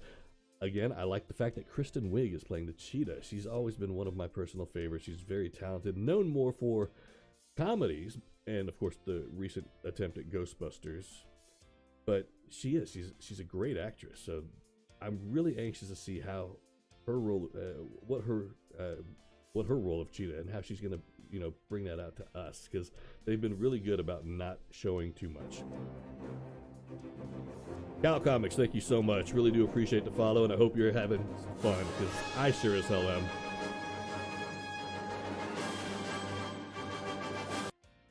So we'll finish up this trailer too. Fan. That's amazing! There's something that I can show you. Exclusive content! Stuff that seems impossible ends up becoming possible. Black Adam. I am beyond excited to be sharing Killer this moment with you Frost, guys. Batman, Awesome. Nightwing. Hang on tight, because we are about to whisk you around the DC Fandome. You guys ready? Ooh, Let's get this thing started. Oh yeah, let's do it. Christopher Reeve Superman, saw that. Yeah, it's just iconic. DC Fandome, Hall of Heroes. All fans welcome. So I am curious, what are your thoughts on Jason Momoa portraying Aquaman? Now, I know the movie's already out, so it's kind of an unfair question, but when he was first cast, there was a lot of criticism. And for me, first off, I might be a bit biased. Being a Samoan dude, I'm an islander, and Samoan and Hawaiian cultures are very similar in a lot of ways. But for me, to see an islander portray Aquaman, it made sense. And it made sense with a lot of the legends and lore that come from Asian Pacific, the Asian Pacific Islands. But then also to use some of the, like his tattoos, to be inspired by actual Hawaiian legend and culture. I thought it was just really incredible. And him being a Hawaiian dude, I was just thrilled. But you know, they did a lot of inspirations from Hawaii, his tattoos, all that good stuff. I loved it. So for me, I was really excited to see him cast. And I know at the time there was a lot of criticism. I don't think there is anymore, because people loved the Aquaman movie, and even getting to see the comic accurate suit, it really worked. And why it made sense after you watched the movie why it took so long for you to see that version of him. But it was wonderful. I picked up my brother comic book. It had Cap as a woman, and I told him it was fake. Well, there is actually his daughter. Captain America does eventually have a daughter, I believe, and she becomes part of the Young Avengers. So there is actually a female Captain America. I don't know if that comic that you have specifically is, you know, accurate or not, or if it's, you know, just kind of a ripoff, but there is actually a female version. And for those that don't know, we're getting into DC or to Marvel a little bit again, but that's okay too. It's all still a lot of fun. The next Thor movie by Marvel, Thor: Love and Thunder, will have a female Thor, Jane Foster, which is the character played by Natalie Portman, the lovely Natalie Portman, and intelligent. She's a Harvard graduate. Did you know that? She's just incredible. She fascinates me. But she will be portraying Jane Foster, Thor. I am so looking forward to this. I know there's been some criticisms again, and that's where our mentality, I think, has to change. But I'm excited. I can't wait to see what they're going to do with this. Chris Hemsworth, of course, still be there in the movie, but she's going to be the new Thor, and that's just awesome. I'm really enjoying geeking out. You'll be sure to see me again. Green, I'm having a blast, and you know what? I need to do more of these streams where we get to geek out. So, an absolute pleasure having you here. It really is, and I can't wait to see you again. Seriously, sincerely. Sorry, obviously, during this whole time, it's been what? Almost, we're getting close to the 3 hour mark right now of streaming, so I've had quite a few bourbons. I'm at 2 hours and 33 minutes. That's what I'm looking at. I thought it made sense, but the fact they cast one of the most badass actors to play a character who had kind of become a joke is awesome.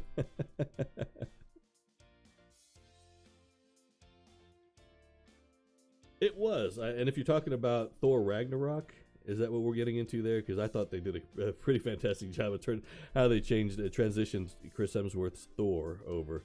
And unpopular opinion, I've always loved the original Thor movie. I really have. The music, especially the soundtrack, was phenomenal. It went with it so well, but I loved it. I thought they did an amazing job with it. And I come to find out a lot of people didn't care for it as much as I did. I apologize. But I thought it was just really well done. And what I didn't like, and it bothered me, but the movie was so enjoyable that it didn't take away from any of the fun I had, was that they were trying to go for, and what they were doing was probably trying to appease people who are really religious, and but they were basically trying to make him into an alien with great technology as opposed to an actual deity. And Thor's a god. In the Ultimate Comics, in the regular Marvel universe, he's a god.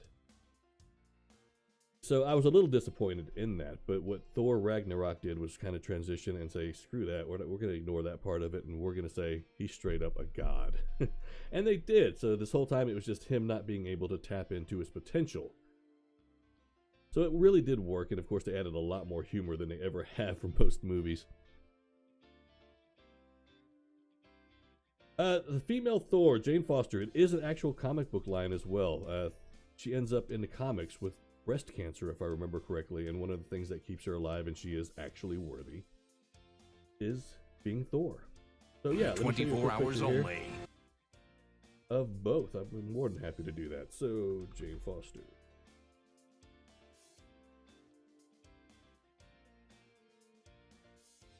I'm going to go ahead and pull up some images here. But there you go. In the comics, this is the Jane Foster version of Thor, and it looks incredible. She's going to be amazing. And we can just go through this right now if you want to. I know this isn't DC related, so anybody new coming in, like, okay, I don't think he knows his stuff. I do.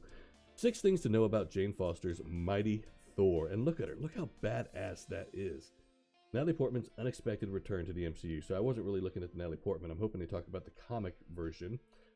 Jane Foster's Mighty Thor. Let's see here. Look how cool that looks, though. And she will have Mjolnir, as opposed to Stormbreaker. You know, the big one and the little one. In the comics, her identity as the Mighty Thor was initially secret. So she has a secret identity. I don't know if they'll do that or not, but it could work, considering Jane Foster is human and already has an identity on her. She probably doesn't want anybody to know. Her identity was unknown to the Odin son. See, I didn't know that. So that's even news to me. Now, this is the part I was talking about with cancer. Jane Foster had cancer while she was Mighty Thor. When Jane Foster first became Mighty Thor, she was going through about the darkest period in her life one can have. Her husband and son had died from a car accident, and she had been diagnosed with breast cancer. Talk about a rough run of luck, and with Taika Waititi, I can never say his damn name, and I'm so sorry about that. I love New Zealand, by the way. Mentioning his love of the emotion of the storyline, it wouldn't be surprising if the cancer element is adapted. I hope it is. I think it's an important message to throw out there anyway. A lot of people face that sort of struggle, so, you know, being able to bring that and a hero together in a story, I think it'll be inspiring. Mighty Thor wielded Mjolnir, but Thor did not wield Stormbreaker. Interesting. Okay. Thor's relationship with Jane Foster has rarely worked out. Well, you know, trouble with being a hero. I would know. Not really. Just kidding, by the way. He once sacrificed Mjolnir in a pretty insane way. One of Jane Foster's biggest moments as Mighty Thor came in a fight against Mangog. Ultra-powerful beast, unclear origins, la la la. I think something to that effect happened. Okay, well, hold on. After it was set up, he then hurled the mighty hammer directly into the sun, which destroyed Mangog and Mjolnir. I do remember that. Okay, so it's been a while since I've read up on that. So there we go with the female version of Thor, not a female Captain America. Give me 2 seconds, I'll pull that up.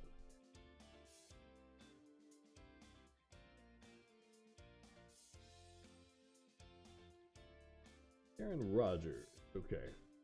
She now serves as Captain America. Yes. Okay. Couldn't remember her name. Sharon Rogers. I wanted to say Peggy, and that was just completely wrong. So here we go. The female version of Captain America. Welcome to Justin. Much love. Thank you so much. Hey, how are you today? I really do appreciate you joining. I know we're getting into Marvel just a little bit, so don't be confused. We are still counting down for DC Fandome Hall of Heroes, and we're having a blast, but we've been going through so many TV shows and movies, comic book experiences within DC. It obviously was going to stray just slightly into Marvel here and there, so we couldn't help ourselves. And yes, so you have Sharon Rogers, the female Captain America, daughter of Steve Rogers.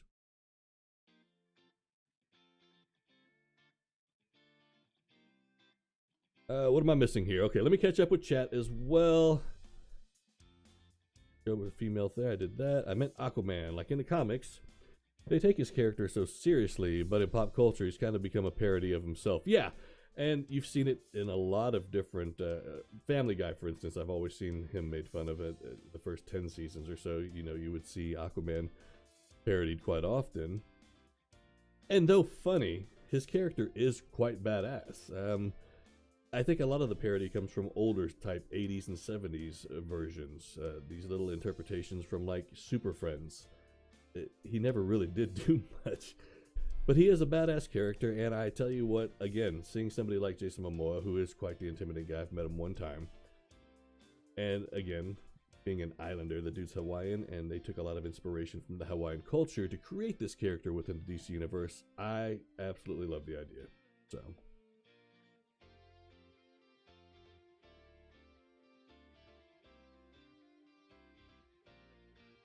Okay, so Green, and thank you again for still hanging out. I know you're having a blast and I'm having a blast, but I'm still surprised because you need your rest. It's so important. I always thought the Telltale Batman was an interesting concept. If they put it on Netflix and removed the gameplay, it would be super cool if they did it with other superheroes. I agree. I've done very little. I just messed around with the first season of Telltale, but I love the entire concept, and to turn that into something real, and I'm guessing what you're meaning is a Netflix series in which, or a series in general, in which you have some control over it. And I've seen Amazon and Netflix put series out there where you do. It's interactive. You can actually determine what the next decision is, and it leads to one outcome or another. One of them, for instance, is a Bear Grylls series where you choose what he's going to do in his survival situation, and he does it. Either way you pick, he will do it and shows whether it works or not.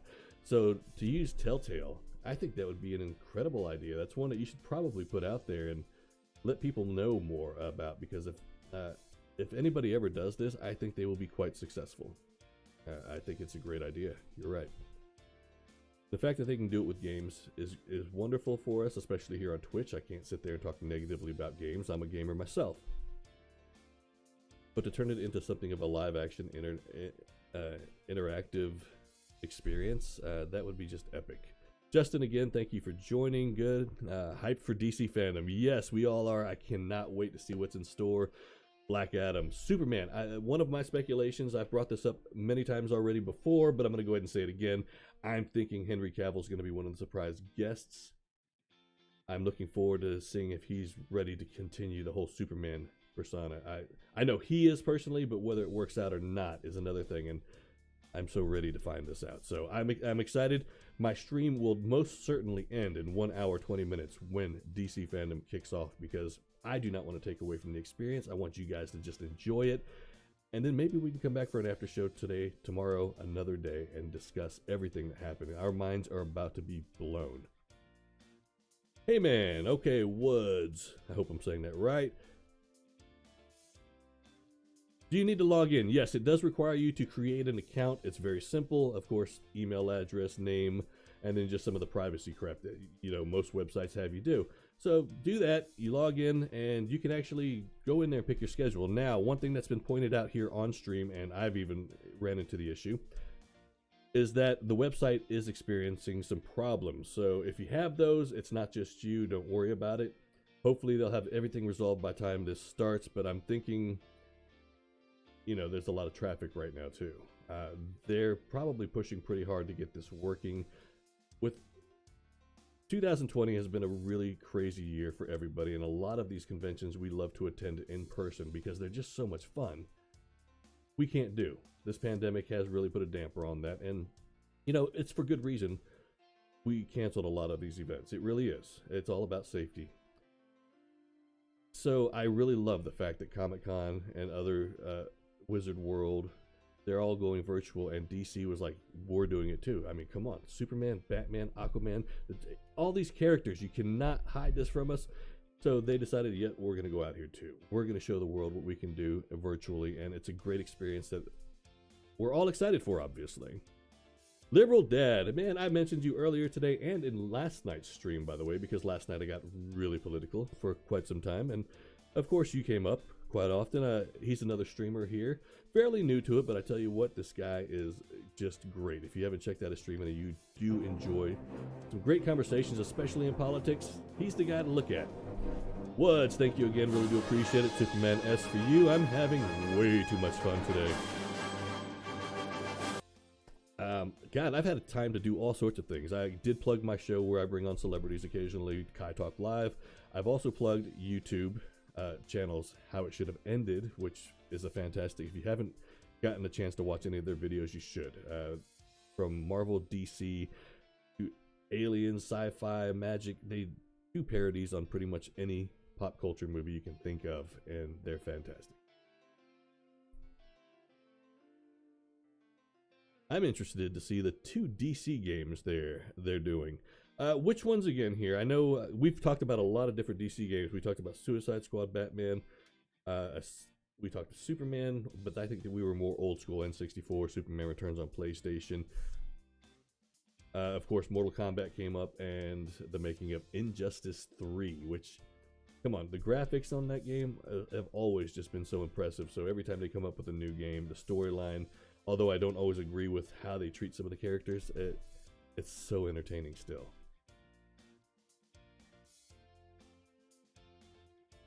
The site says it will be right back, so they are still experiencing quite a few issues. Good to know. I've been trying to get back there to mess with the schedule as well and show some more of the site to everybody here. We've been having a blast going through what is to come, and I guess we can't do that right now. So that's unfortunate, but we're still having so much fun it doesn't matter. Did you see Henry Cavill build his PC? I found that funny. Yes, and God, the frustration in building a PC is real. I know, because I've got 2 right here that upgrading them is never a fun thing. As a matter of fact, with my most recent upgrade to the CPU, I bent the pins. And that was just a horrible experience. Of course, I had my glasses, and then I had magnifying glasses on top of that just so I could see, and a little knife, a little razor where I could just go for each pin and try to get them back in place. After a day, I did. I fixed it. I was able to get it to work, and it's still there. So I don't touch that PC because I'm afraid I'm going to mess it up now. But watching him, it was epic. There are so many people that don't even get into that kind of thing, that don't care about PC building, don't care about gaming. And when they saw it, they were like, Henry Cavill building a computer, we are watching this. Yeah, that was a cool-ass video, though. Thank you again. Maybe the site is down right now. Well, hopefully it's up within, the next hour and 15 minutes. If not, we're going to be, I won't say outraged, but I'm not leaving the screen until that shit starts. Period. Liberal Dad lies. Not at all, not at all. Big shout out to Liberal Dad. Seriously, his conversations are great, and his gameplay on Call of Duty Warzone is even better.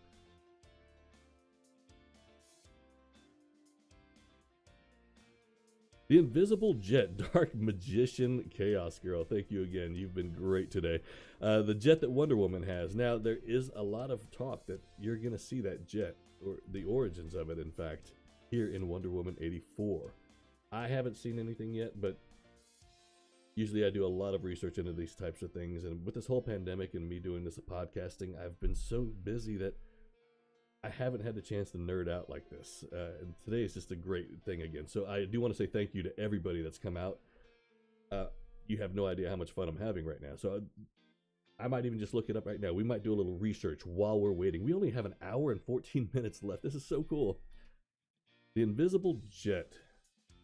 Family Guy did a great parody of that one time too, where Superman's flying and you see Wonder Woman in the back of the plane sitting there. She's using the restroom and she flushes and gets out and he's like, so I noticed you didn't use the invisible sink.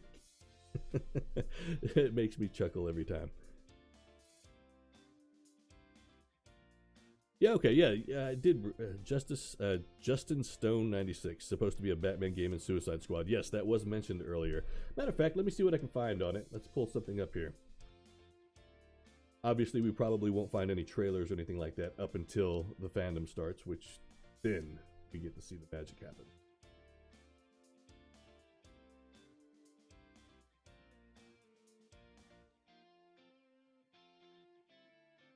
See, how long is this? This was only posted 16 hours ago, and it's mentioning it. Let me go ahead and pull the window up. Let's see what you guys think here. I'm going to go ahead and play it for a second. Suicide Squad game, top playable characters that need to be in the game. Okay, so this is more just a discussion, but let's check it out for 2 seconds as we're talking here, and I'm catching up with chat.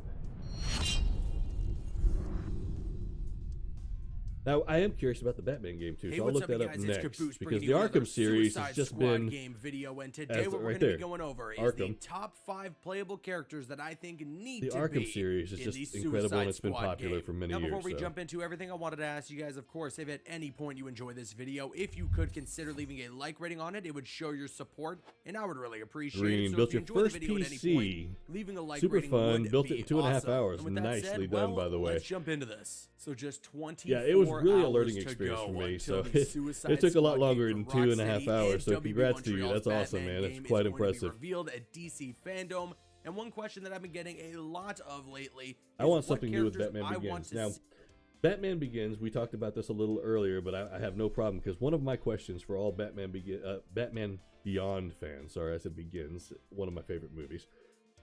Batman Beyond fans, I'm curious who you would cast. I already mentioned who I would cast as an old Bruce Wayne, and I'll say it again, but I want to hear what new people have to say.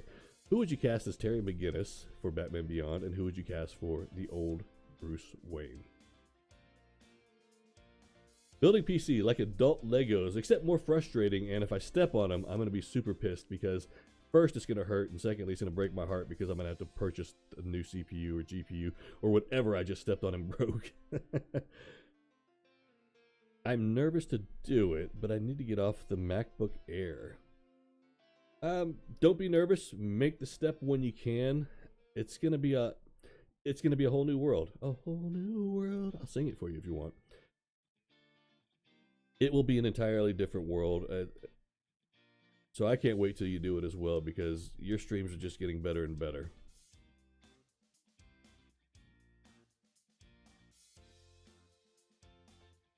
Let's see, the only right answer here is Nathan Fillion for any role. Nathan Fillion is incredible. Yeah, he's the nerdiest nerd that us nerds love. I love this guy. From Serenity and Firefly to even his newest television series, which is so much fun, him portraying a rookie cop, the Rookie. And his part in Marvel's Cinematic Universe in Guardians of the Galaxy. This guy just belongs in everything, I do agree. Conroy for old Bruce. Now, of course, Punter, you did see that they did that on the CW. With the whole multiverse, you did finally get to see Conroy portray an old Batman. And he had the mechanical gear on from, like, Kingdom Come version, where it's basically his exoskeleton to help him get around, because he's old and, you know, after so many years of fighting and jumping around from building to building, it takes its toll on your body, I'm sure. I wouldn't know. I won't jump off a 3-foot platform anymore. My knees kill me.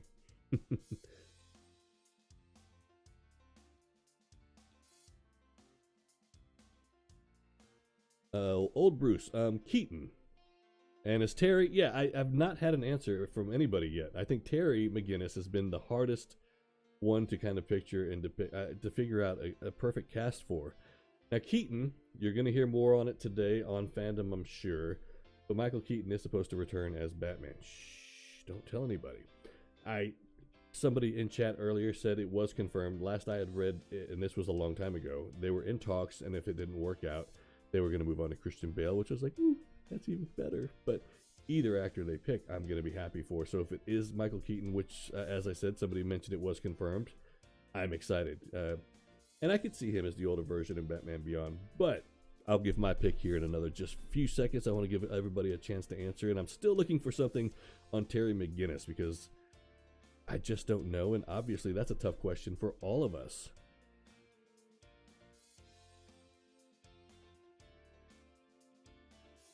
Are you on Android or Apple?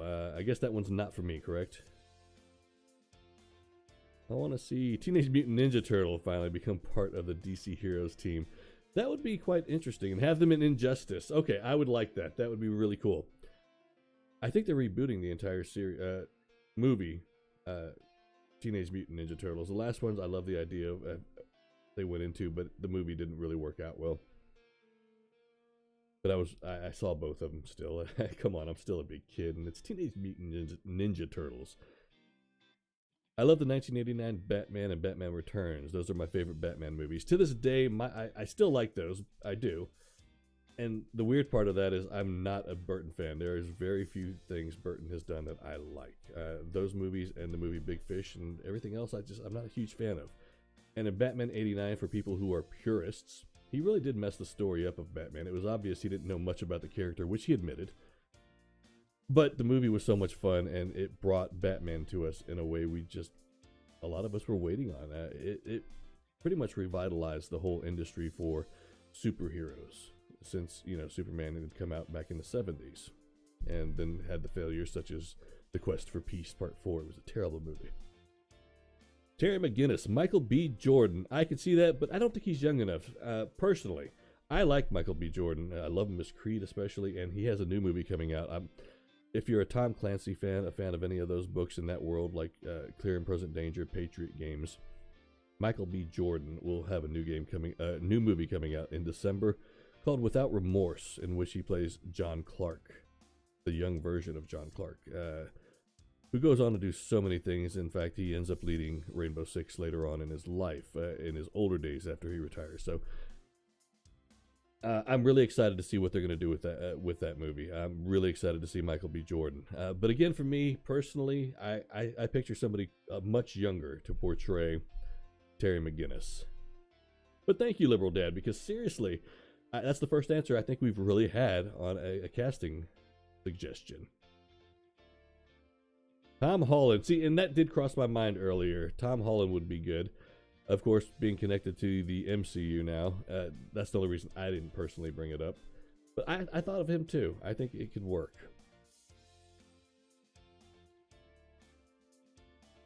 Roland has played like 5 Marvel characters. Of course, we all know his most popular is Thanos. DC now, he did actually play, oh my god, I can't even think the character's name. The time-traveling cowboy. Someone help me out with that one. Damn it, why can't I think of his name? The bounty hunter dude. And Megan Fox was in the movie as well. I do recall that.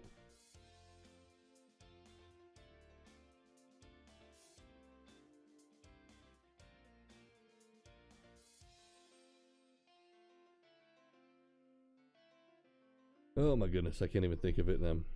Let me keep catching up here with chat. Teenage Mutant Ninja Turtles is being rebooted by Seth Rogen's production company. Okay, and I think I do vaguely remember that now. Thank you again, Liberal Dad. That'll be interesting to see, and Seth Rogen's humor, oh my god. If he has anything to do with it, that'll be great, because, there has to be some humor, especially from Michelangelo. Big Fish is one of my all-time favorites. I love the movie. Yeah, absolutely. And again, I'm not a fan of Tim Burton, so yeah, Big Fish is great. Hydro, thank you for joining too, by the way. Oh gosh, Josh Hutcherson, who, if you didn't know, is from Kentucky as well. As Terry would be cool. I could see Josh Hutcherson, who, he was in the running to play Spider-Man as well, and it didn't work out for him. But yeah, I could see him as Terry McGinnis. I like that. Deathstroke, we need to see. Now, we have caught a glimpse of him in the after credits.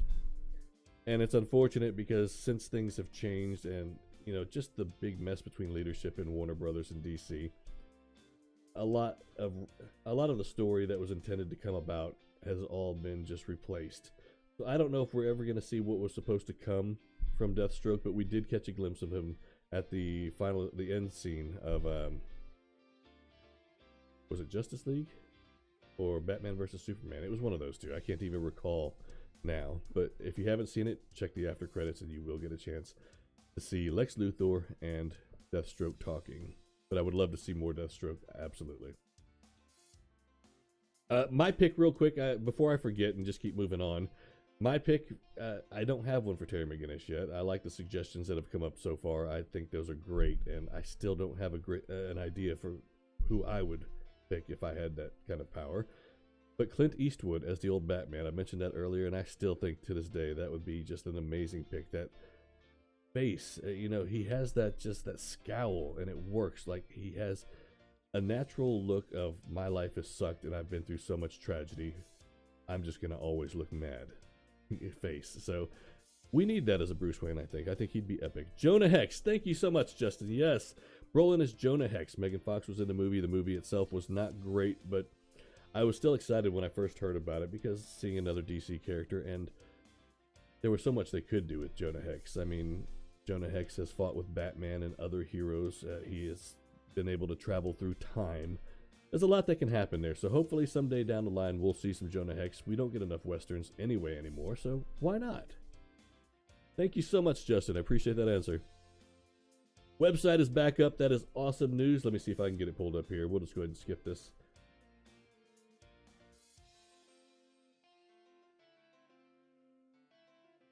There we go. So we've already gone through the Hall of Heroes and what's going on. Of course, I'm going to be checking out, and it starts at, it says 1 p.m. It must be Pacific Standard Time or something. No? Okay, no. I'm on the clock. It's Eastern Standard Time. So 1 hour, 2 minutes. We're almost there. It's going to start with Wonder Woman 1984. I'm, of course, adding that to my schedule. We are watching that. The official DC Fandome store. Oh, my God. I've got my credit cards handy. PayPal is ready to go. Yes, what are we buying? Matter of fact, let's open this. Can we look at the store right now? Not quite yet. Okay, I was like, we could just start looking right now and do some shopping while we're here. Sandman Universe, the multiverse. It'll be fun to see that again. Introducing Flash, Beyond Batman, or Batman Beyond, maybe? Suicide Squad, Legacy of the Bat, Chris Daughtry, Performance, the Joker put on a happy face. There's just so much happening here. That's going to be an all-day thing. I don't think I'm going to ever get up. I'm going to have to at least make one more trip to the store and pick up a little more bourbon, because this is the last of it right here, guys. That's just terrible. Watchverse. Okay, we never made it over to any of the other tabs. Let me catch up with chat, and we'll start doing that. It was Justice League. Hydro, thank you so much. It's been quite some time here. And, of course, with the Snyder Cut coming up, I'm so excited. We're going to see more there, and I think we're going to actually get a trailer for the Snyder Cut, so that's going to be cool. If nothing else, they're going to give us some footage that we have not yet seen. Conroy as the old Batman of Bruce. Yeah, you have quite a few people that support you on that answer right there. Again, I will remind you, on the multiverse in the CW Arrowverse, you do get to see that. It's great. So definitely check that out if you haven't. You can stream it on the CW app. I believe it is free. And definitely worthwhile. You get to see a lot of characters, a lot of cameos. Lucifer, Constantine. It's just so much fun. And different versions of Superman. Dark Magician. Jeffrey from The Fresh Prince as Batman. Oh, it's Alfred. Oh my God, how cool would that be? What has he been up to, by the way? Now, me personally, and again, we are all of these are just our opinions, and it's subjective. But I absolutely love and think the best butler Alfred yet is Michael Caine. There's just something about Michael Caine and the movies themselves, the way the characters are written and just the emotion they have to bring into them. I love Michael Caine as Alfred. To date, I still think he's the best Alfred, and I don't think anyone will ever outdo him. My personal opinion. But man, I loved him. Arrowverse did have Jonah Hex at one point, though. Did they really? See, I missed that, and I think that was in Legends of Tomorrow, wasn't it? I think I might have actually caught a little bit of that. But you're right. I vaguely recall it, and shit. Liberal Dad, gotta go. Enjoy the fandom. Dude, it's great seeing you as always. Thank you so much for joining, Liberal Dad. Justin Stone, see ya. Okay, thank you again. This is great. The Titans panel. Oh my god, that's going to be so much fun. Yeah, I'm definitely looking forward to the next season of Titans. I want to see more Nightwing, and I know a Dark Magician, I know you agree with me there, but I'm really wanting to see what he's going to bring now. And I like the whole character development for Dick Grayson, you know, going from the cop after being in the shadow of Batman, being Robin, and then the whole transition and how they did take their sweet ass time getting to Nightwing, but I do like how they did it. So there's really no complaint there. Jeremy Irons is great. There's no doubt about it. And especially if you go with the old stories. Hydro, thank you so much for the follow. I hope you're having fun. I am too. Thank you for being here. It's been great. Jeremy Irons. If you like the story, the origin stories of Alfred and his time with MI6 and in the military, I think Jeremy Irons is a great pick. I do. I don't disagree with that whatsoever. He has that kind of intimidating look to him where you know behind the I'm here to help and serve, but deep down, I can kick your ass. Maybe not Batman's, but you know, everybody looks at the butler as just being, you know, he's there to help. But the truth of the matter is, this guy has a background. He has a history. He's very well trained. And when it comes down to that version of Alfred, Jeremy Irons pulls it off the best. You're absolutely right. The entire show goes for 24 hours. How cool is that? Are you going to be able to make it, dude? Because you've already been up 24 hours, haven't you?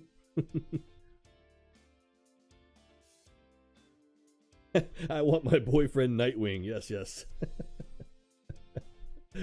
For those that don't know, because she's been very subtle about it, Dark Magician, Chaos Girl is a huge Nightwing fan. As am I, though. Again, the best version of Robin to this day, and everybody loves Dick Grayson. Tim Drake was cool. Damian is cool. Of course, we can all agree the Red Hood, Jason Todd. Nobody liked Jason Todd at the time. I feel really bad about that. But then when they brought him back as the Red Hood, everybody's like, that's just badass. He's badass. Oh, there we go. And Red Hood. Hydro, thank you. So yeah, we're on the same line of thought here after talking Nightwing. Looking forward to the Red Hood storyline for Titans eventually. Yes, that would be really cool to see. And of course, I was excited when they first introduced the next Robin. So that was the first thing that went through my mind as well. And last season, where there's a scene where he almost dies, and I hope I didn't ruin that for anybody.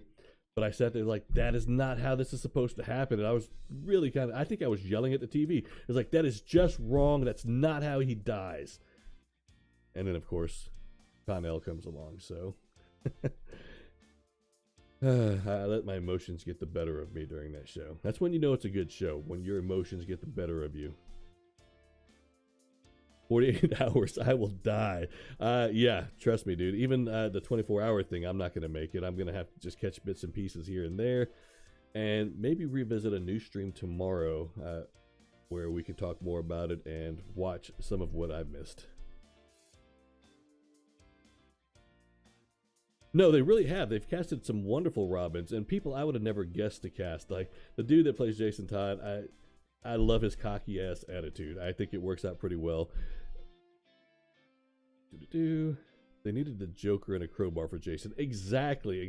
Which is still possible. That may happen, but I'm with you. I hope they do something comic book accurate. And then I hope to see the Red Hood storyline. It would be so cool. Now, with that said, it was brought up earlier that there's a new Deathstroke animation that came out. It came out just the other day. I watched it yesterday and I loved it. And it has to do with Rose and Jericho, which those two characters, Rose has a bigger part, Jericho is still a part of it, and Deathstroke, who is portrayed by Issei Morales from La Bamba. You know, Bob, it's not my first or my last. If you haven't seen the movie, check it out. It's based off the life of Richie Valens. Very inaccurate, but still a great film. But those characters were actually brought up in Titans as well, and I really enjoyed watching that. The way, God, I can't even think right now. I think the bourbon might be kicking in finally, guys. But I think the way they handled Robin's relationship, Dick Grayson, with Deathstroke and Jericho was just great. Just wait for the crowbar. Exactly, Punter. It's going to happen. Need the whole Bat family. And yeah, I mean, we have plenty of time to do it. There's so many stories we can still tell with Jason Todd and his relationship with Rose right now. So there's a lot happening. And it's really surprising how they're handling Connor Kent. As it makes sense, and I never really considered it this way, but he is pretty much ignorant to the world around him. He's been in, he's part of Project Cadmus. He's been a lab rat all these years. He doesn't know what the outside world is and what to expect and how to, he has no real social skills. And I never really considered that. So watching this, I was like, what? And I was like, you know what? It really makes sense. So I'm liking what they're doing with this character as well. Highlighted message. Let's see what we got here. Need a whole Bat family movie. Yeah. What's the longest you have ever stayed awake? Me personally, probably around 3 days or so. Close to. It's been a lot of years since I've had to do that, but I'd say close to about 3 days. I still don't sleep very well. I suffer from insomnia quite a bit, so even if I do fall asleep, I usually wake up in the middle of the night and I'm just kind of there and up. So sleep is not my friend. As much as I love sleep and I want sleep, I don't do it as often as I should.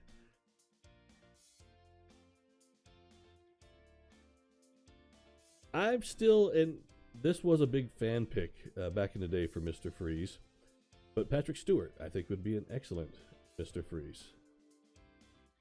So I would have to go with him. I was really disappointed in the fact that they brought Arnold Schwarzenegger. I love Arnold Schwarzenegger, so if you're watching Arnold, love you. The Governor, you are just the man, the myth, an incredible person. But he was not Mr. Freeze. It was weird. And the whole movie was terrible anyway, so we won't have to get into that too much. Is the new Batman game connected to the Arkham series? I have no idea. New Batman game. Let's see what they have to say here. 3 years of teases. Sounds like it will be. Batman Gotham Knights. And we were talking about this a little bit earlier with the Court of Owls. That's going to be really cool. When is Batman Gotham Knights release date? So November 2020. That's great news. Oh wait, here we go. One rumor suggests it could be released in early 2021, while another says to expect it November 2020, which maybe we'll have that answer today. If nothing else, we're going to get to see some really cool game footage. Is there a trailer? No, unfortunately, we don't have that yet. Okay.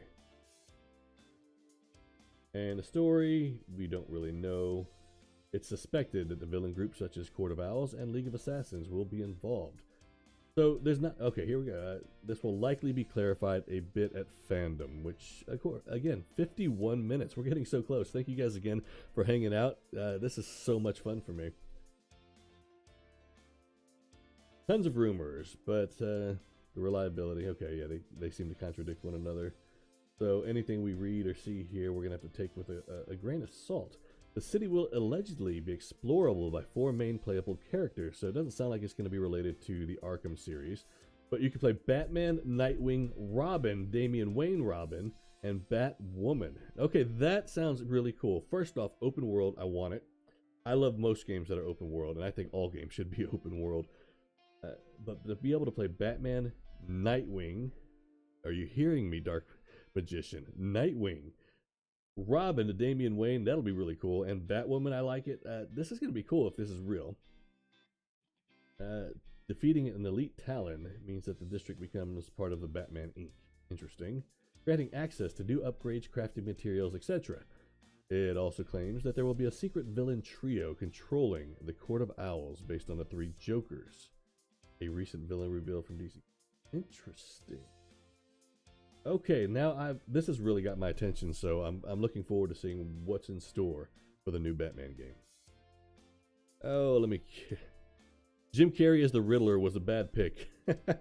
That movie, gosh, I liked Val Kilmer personally. I thought he portrayed both Bruce Wayne and Batman very well, but the movie itself did not do so well. Yo, League of Assassins, yes, yeah, exactly. That's pretty damn exciting. And the Court of Owls, there's a lot that can happen there.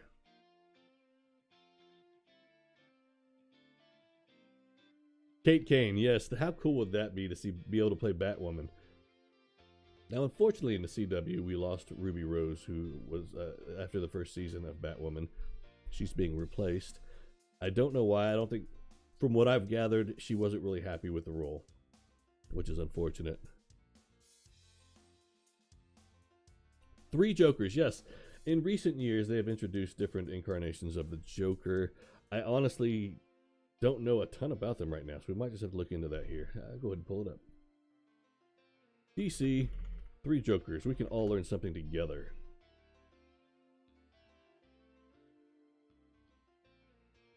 The 3 Jokers long-awaited issue. Okay, so yeah, I'm gonna have to read up on this. I gotta get this game. Me too. Me too. I'm so looking forward to it now. And see, I didn't really know much about it until this stream, and it was you, chat, that brought it up. So thank you so much. I really do appreciate that. And it's something I'm gonna have to research more now too.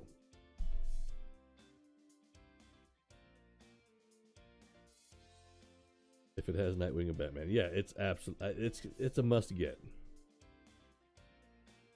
Yeah, that sucks. She left, and it's very unfortunate. She was a perfect pick to be to portray the character. I like the show. I like it too. I really did.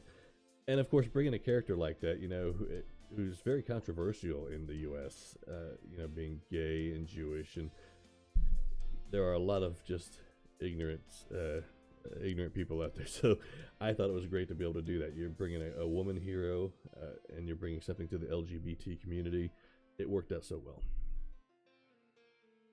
I trust Rocksteady and WB Games, so I'm going to pre-order. I do too, and I am too. Good call, by the way. So Batman 3 Jokers, let's see here. It shows a photo of long-awaited first issue, which I'm thinking, okay. Jeff Johns, who's involved in just about everything DC has to do. That's really cool. And that's the first picture. Batman 3 Jokers is set to explore the legacy of the Dark Knight's arch enemy as not just one, but 3 distinct personalities. The existence of 3 Jokers was first teased back in 2015 when Joker, who was in possession of Metron's Mobius Chair of Time, was told by the chair that there would be 3 separate Jokers in existence. So, okay, I'm super curious. Cover image. Series Joker.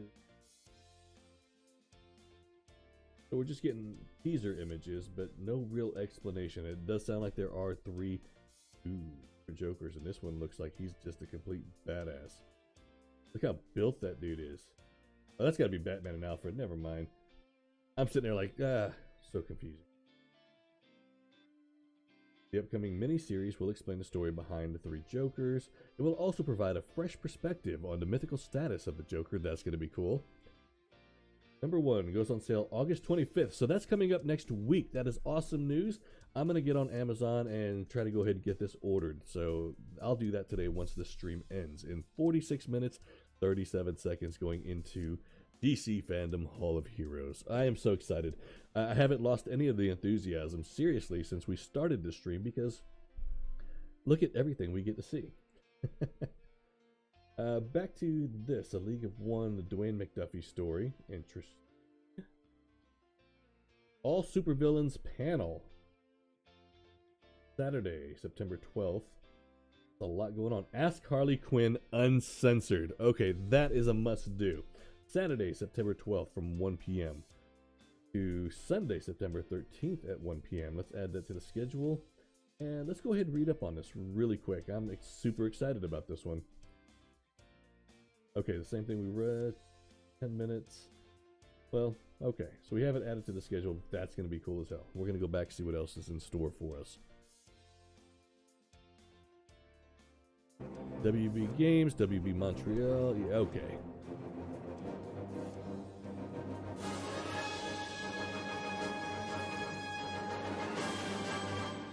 Stitchy, thank you for joining. I hope you're enjoying the show. It will be ending in about 45 minutes once the DC Fandom Hall of Heroes begins. I don't want to take away from that. 45 minutes. We are almost there, guys. This stream has been going on now for 3 hours, 18 minutes as we await, and the conversations have been so exciting and so much fun. We've talked about pretty much every single DC character. We've touched on Marvel. We've gone from TV shows to movies. You guys are simply amazing. And we got our first troll. Look at that. Interesting stuff. No, but you can go fuck yourself. How about that one? Is that a superhero-y thing enough for me to say to you? Oh my goodness.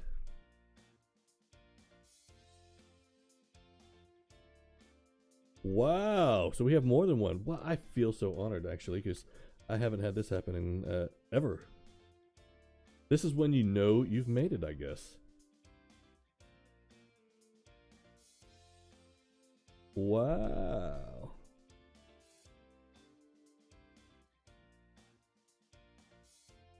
Holy hell.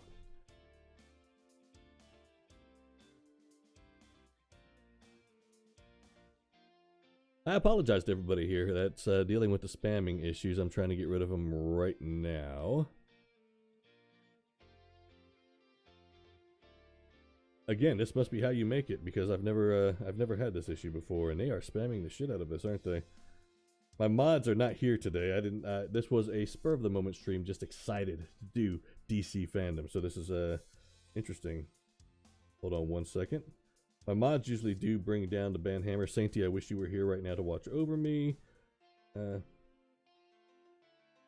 don't worry, we'll have this these two banned here in just a second. They outsmarted the bots, by the way. I will point that out.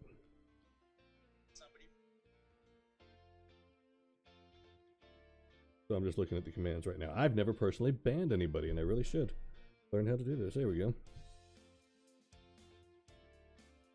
There we go. Banned. Perfect.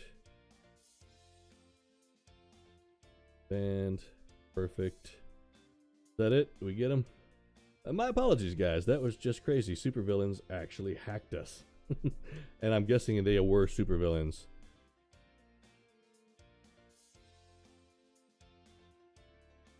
It must have been somebody as smart as Lex Luthor, because they outsmarted the bots and spelled everything incorrectly just so it would make sure to appear in chat. Thank you guys again, though. Really sad. Oh, God.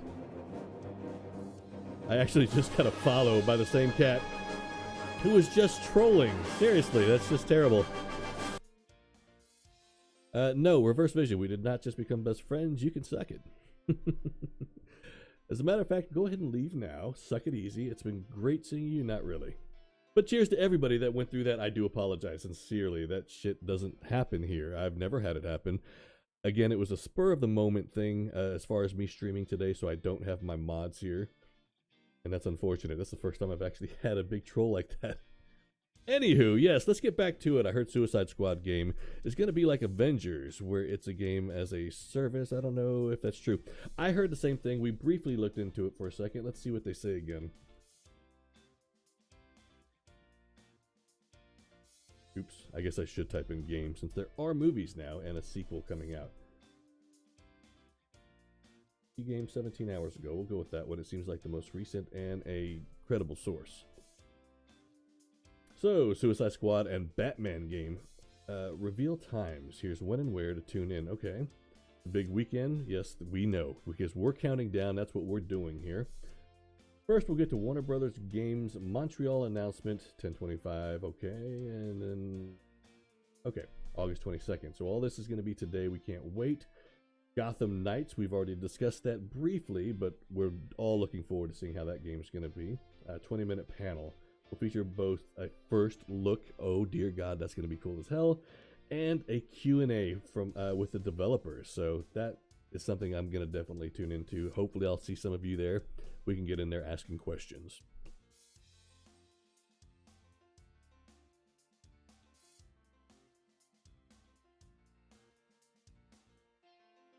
Wow, that's just terrible. They're really in full force today. I'm guessing they have quite a few different accounts, unfortunately for us. And Ron Jeremy probably loved his career, by the way. Let's see here. The Suicide Squad, Kill the Justice League. Oh my God, that's the title, by the way. How cool is that title? The Suicide Squad, Kill the Justice League. So we know what their mission is. Let's see here. August 23rd. So that's going to be... Okay, wait, on 22nd and 23rd. a new game from Rocksteady, the studio behind Batman Arkham Trilogy. This panel will also run for 20 minutes and will be hosted by actor Will Arnett. Okay, that's exciting stuff. Both panels will be streamed on the DC Fandome site, which we're already there. Be sure to tune in because it's almost time. We're reaching that half-hour mark here in just a few.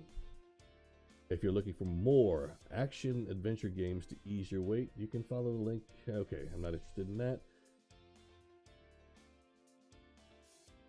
The company is billing this as a one-and-done live event, so the panels won't be officially archived. Oh, so we really do need to tune in. And when I tune in, I guess I need to record it, because if it's a one-off and not being archived, this is something we're going to want to talk about later. So I want to be sure I can replay it. I don't know how much trouble I can get in for doing that, but I'm going to record it, I think. I want Katana in this game. Yes, she would be a great pick. What did I miss for official Twitter? Let me see here. Yeah, that's the real title, because the official update to that today on the official Twitter for that today. Great. Well, no, the title is badass. Now that that's official, I think that's incredible, and it gives away a lot of what they're planning on doing. So that's going to be really interesting. The Suicide Squad versus the Justice League. Whoever came up with that idea, you're a genius. Let's see here. Okay, so we're good to go on the trolls for the time being, at least. I bet they're creating new accounts right now as we speak. That's really cool stuff. So we're learning quite a bit. I like this. Batman, the Joker War. What is this and what does it entail? Look at that. That artwork is awesome. The Dark Knight and the Clown Prince of Crime clash in a showdown for the fate of Gotham City this summer in DC's Big Bat Family event, Batman Joker War. Batman writer and event architect James Tynion IV discusses the scope of the project with some of the other talented minds contributing to this can't-miss event. Okay, well, I'm not going to miss it then. They said we can't. Yeah, the Joker picked. I was thinking the same thing and I didn't say it, but that looks badass. No doubt about it. It's really cool looking. News for the new games. Yes, we were going over those. We talked about, what was it? Suicide Squad, Kill the Justice League? I mean, come on. That title itself says everything. That's going to be incredible. It does not give any real detail into the game, so we'll be learning a lot today and tomorrow on these new games. Again, I'm going to try to record some of these Q&As and footage releases so we can go back and watch them, because if all of this is going to be a one-off and they're not planning on replaying any of it, I don't want everybody to miss out. So there are going to be people that don't get to see this today. I would love to show it to.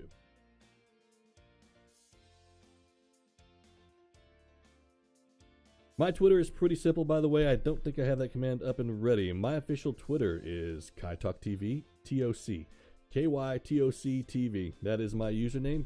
Feel free to follow me there. I'm also on Instagram as well, same name. Feel free to give me a follow. If you do decide to scroll down and join my Discord, that's where I will usually release information I don't put out on social media first. I usually put it on my Discord, so anybody that's a part of that community can get the information before anyone else. So before I announce my next guest for Kai Talk Live, another actor coming on the show that does quite a bit of horror movies, just released a recent movie on Amazon here at the beginning of this month. I'm not going to mention the title yet, but once I have that confirmed, it will be announced on my Discord next week, and then after a few days I will put it on social media as well.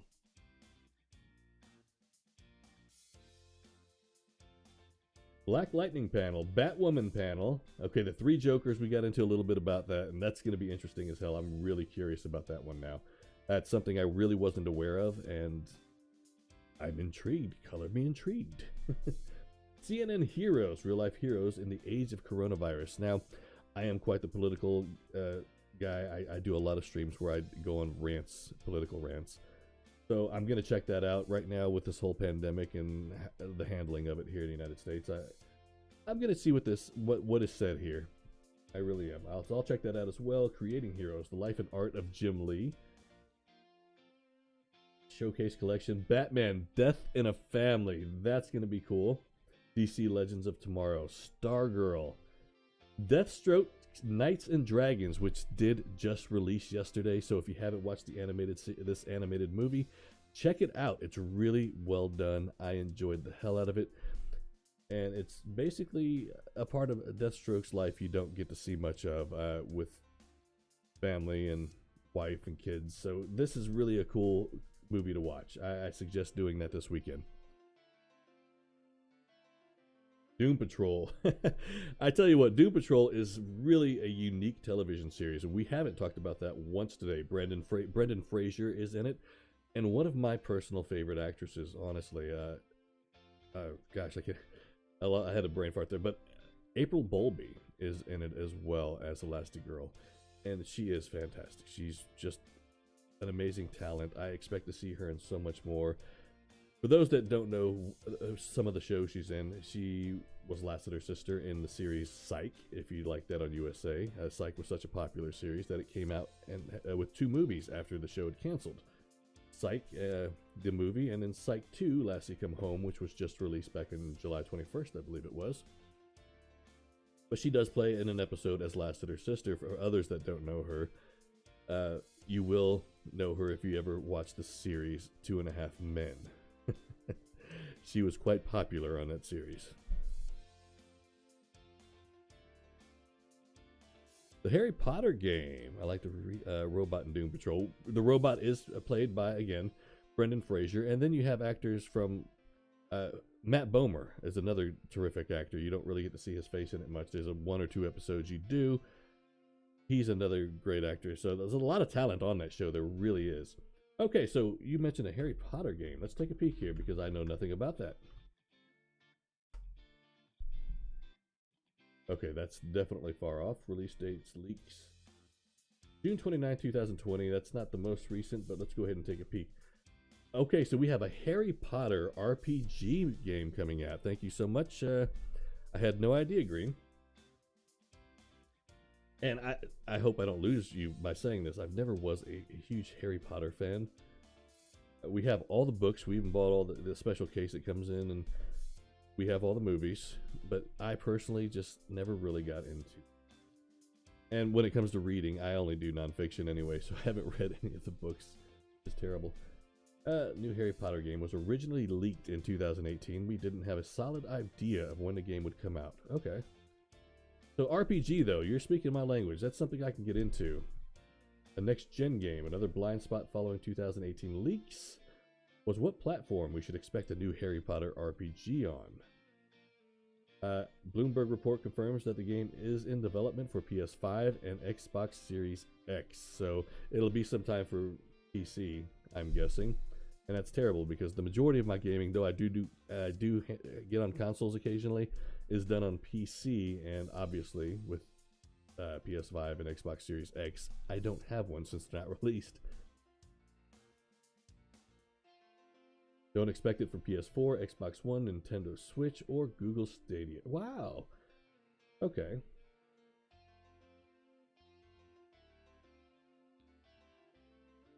The author of the Harry Potter book series, J.K. Rowling, is involved with many projects set within the series world, including the ongoing expansion of the universe via Pottermore and the Fantastic Beasts films. Made it public comments criticizing... Oh, yeah, okay. We don't want to get into that quite yet. I was kind of disappointed in that. My house is Ravenclaw. I play Harry Potter on my phone. I did take the test, or whatever the quiz was, and I think I was Ravenclaw as well. I'd have to do it again. It's been a few months since I did that. So that's interesting to see, though. I didn't realize they were coming out with a Harry Potter game.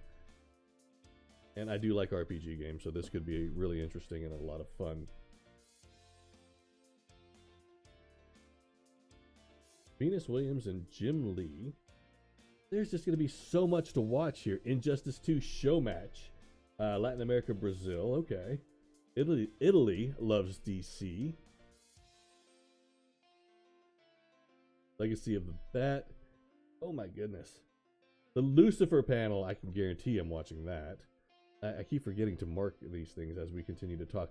Legion of Superheroes. Now, originally we were talking, earlier we were talking about Stargirl, and That's the name I was trying to come up with. I believe she started off in the future with Legion of Superheroes, which I used to love that old cartoon.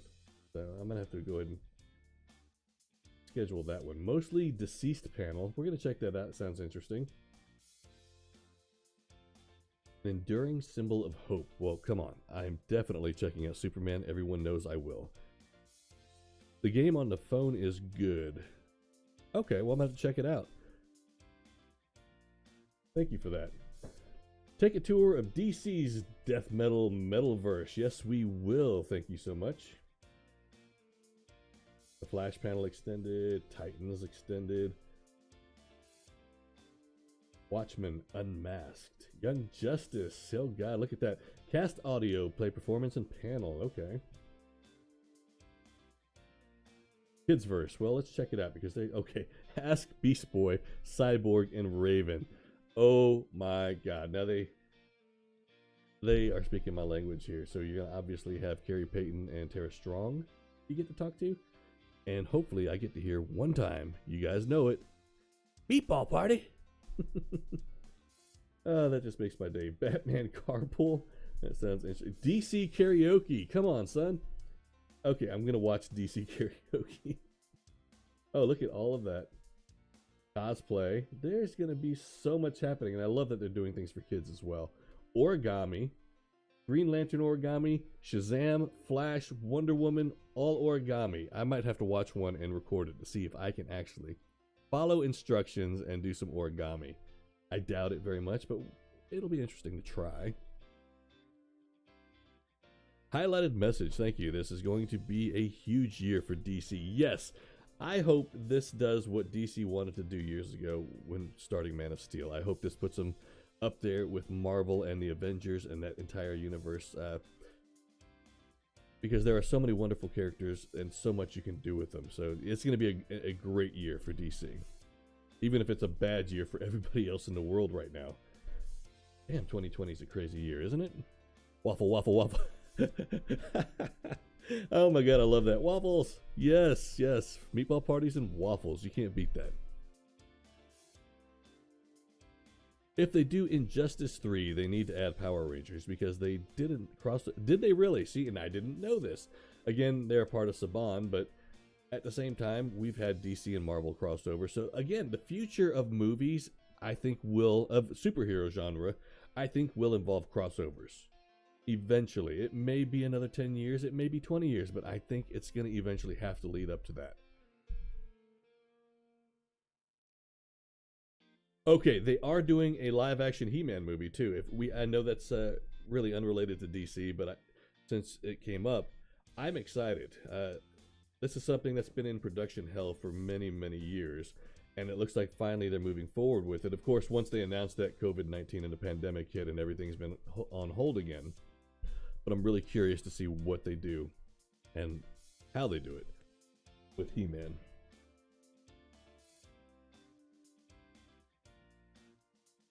They did an Injustice He-Man crossover. Oh, that is just sweet. I'm going to check that out now. Damn it. There's so much I've missed out on. Wow, part of this whole adulting thing and keeping a busy schedule really kind of sucks. It's taking away from my comic book geeking out. So thank you guys again for hanging out with me today because I've gotten to release a lot of that.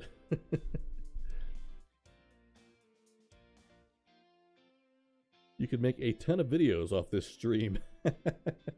We've done quite a bit of talking today, and I'm having a blast still. So again, Green, thank you so much for joining and hanging out. Dark Magician, you too. This is so cool. And Justin Stone. What about He-Man's sister, She-Ra? And I believe, if I remember correctly, again, I used to watch those cartoons as well. I admit that. But I believe she was originally his cousin. And I could be wrong. But She-Ra, Princess of Power, is what you're thinking there, and I love it. They did finally come out with a new animation on the Cartoon Network, I believe, for She-Ra, Princess of Power. I hope so. I really hope they don't mess it up. I read an earlier script they had of He-Man, and it was fantastic. If you watch the 2001 cartoon version that came out, which only lasted a few seasons, unfortunately, they did a really good job with the origin story of Skeletor.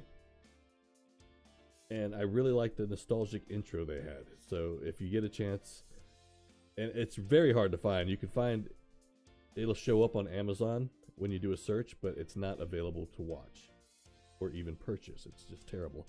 I guess you could purchase the actual DVD or Blu-ray. Yes, and it's good. Yeah, see, I really enjoyed it. I thought they did a great job with that. I'm a 90s baby, but man, I love older cartoons. Well, see, again, I'm much older than that.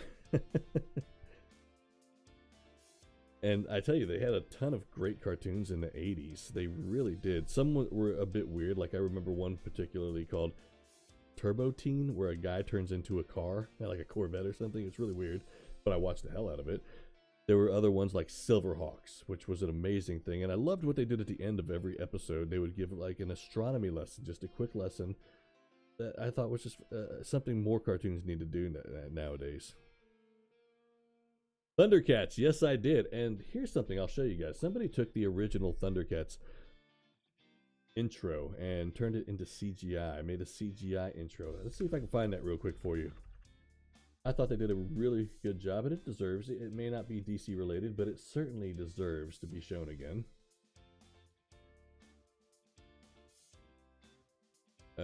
Intro CGI.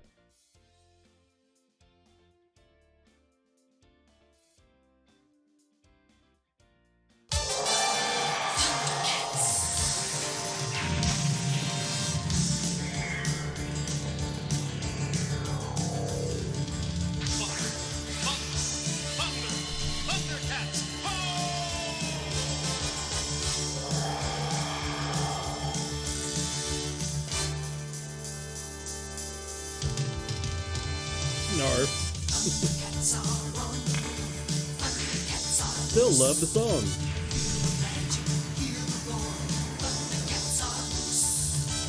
I always picture him as Vin Diesel.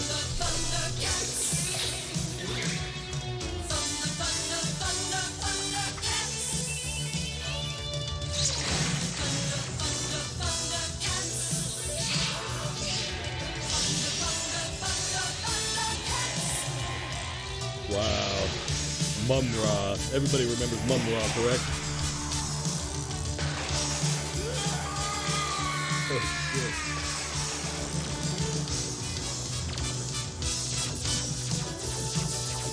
That's just awesome.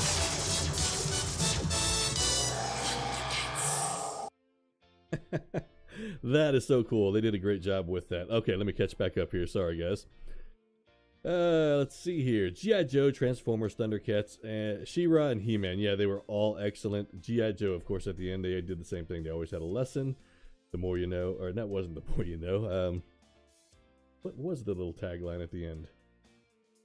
Knowing is half the battle. There you go. I played... Oh, what is up? Welcome to the stream. Thank you so much. We are counting down to the DC Fandom Hall of Heroes, and you are in the final stretch right now. We're in the last 21 minutes, so I hope you enjoy, and we've been having great discussions on DC, Marvel, and now we're touching into other cartoons outside of those realms, but we're having fun doing it, so, you know, feel free to join in the conversation. Really appreciate you being here. Justin Stone, wow, what? Yeah, see, you liked it too, didn't you? It looks really cool. Whoever did that did an amazing job, seriously. What TV show do you think has the best intro? Well, it could be live or cartoons, I'm guessing. The best intro, because right now, after watching that Thundercat CGI, I'm kind of sold on that one right now. That's really nostalgic. But the best intro ever... That's really a tough question. Thank you for asking. I'm trying to think of something here, and I'm drawing a complete blank. One of the catchiest, I have to admit, Game of Thrones. I always loved hearing that music come on when I was preparing to watch an episode. So right now I'm going to have to go with that. It has nothing to do with our comic books in DC just yet, but that one does pop into my mind first, so I guess it's only fair to give an honest answer.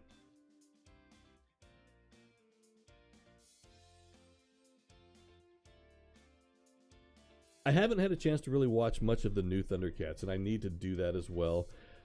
My problem is, the reason I don't give them a shot right off the bat is I've watched some of these newer cartoons, these remakes, and I've not been impressed so far by a lot of them. One of them, for instance, I was a huge Voltron fan growing up, and I won't say I don't like. The new Voltron is great in some ways, but there's something missing that I can't put my finger on it. And again, it could just be me being somewhat biased because I grew up with this entirely different set of cartoons. The 90s X-Men, wow, the shit. I love it completely. That series was great. I watched it every day. I've never missed an episode. Only one complaint, and I had this complaint back then in the 90s. If you ever noticed this, and of course I understand why they did it, it's a cartoon meant for kids, and it was in the 90s. But did you ever notice Wolverine, when he fought an actual human or person that he could kill, would never really touch him with his claws?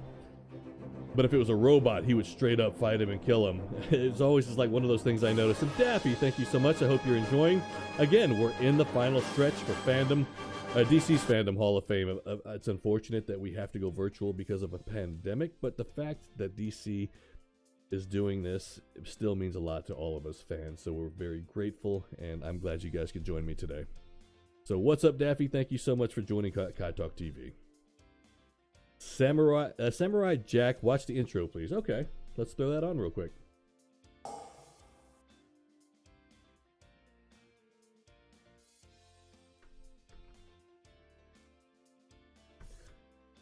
Now, I know you're just getting here towards the end, Daffy. We've gone over quite a bit again. We've talked about pretty much every DC movie, television series. We've talked about some of the old video games, new video games. It's been a great time. We've had some really good conversations. Some great questions keep coming up, and we've decided to branch off just a little bit as we wait. Again, this has been pretty much a 4-hour stream. We're going into the last few minutes. I've been on this stream for 3 hours, 45 minutes. And it's almost done because I will end the stream once DC Fandom Hall of Heroes starts. We all want to pay attention to that. So, Samurai Jack intro, let's get this going right now. Long ago in a distant land, Cheers to everybody. Thank you so much. Shape-shifting master of darkness, unleashed an unspeakable evil. But a foolish samurai warrior wielding a magic sword stepped forth to oppose me. Before the final blow was struck, I tore open a portal in time and flung him into the future, where my evil is law. Now the fool seeks to return to the past and undo the future that is Aku. Oh, I'm sorry. This would make a great movie, by the way.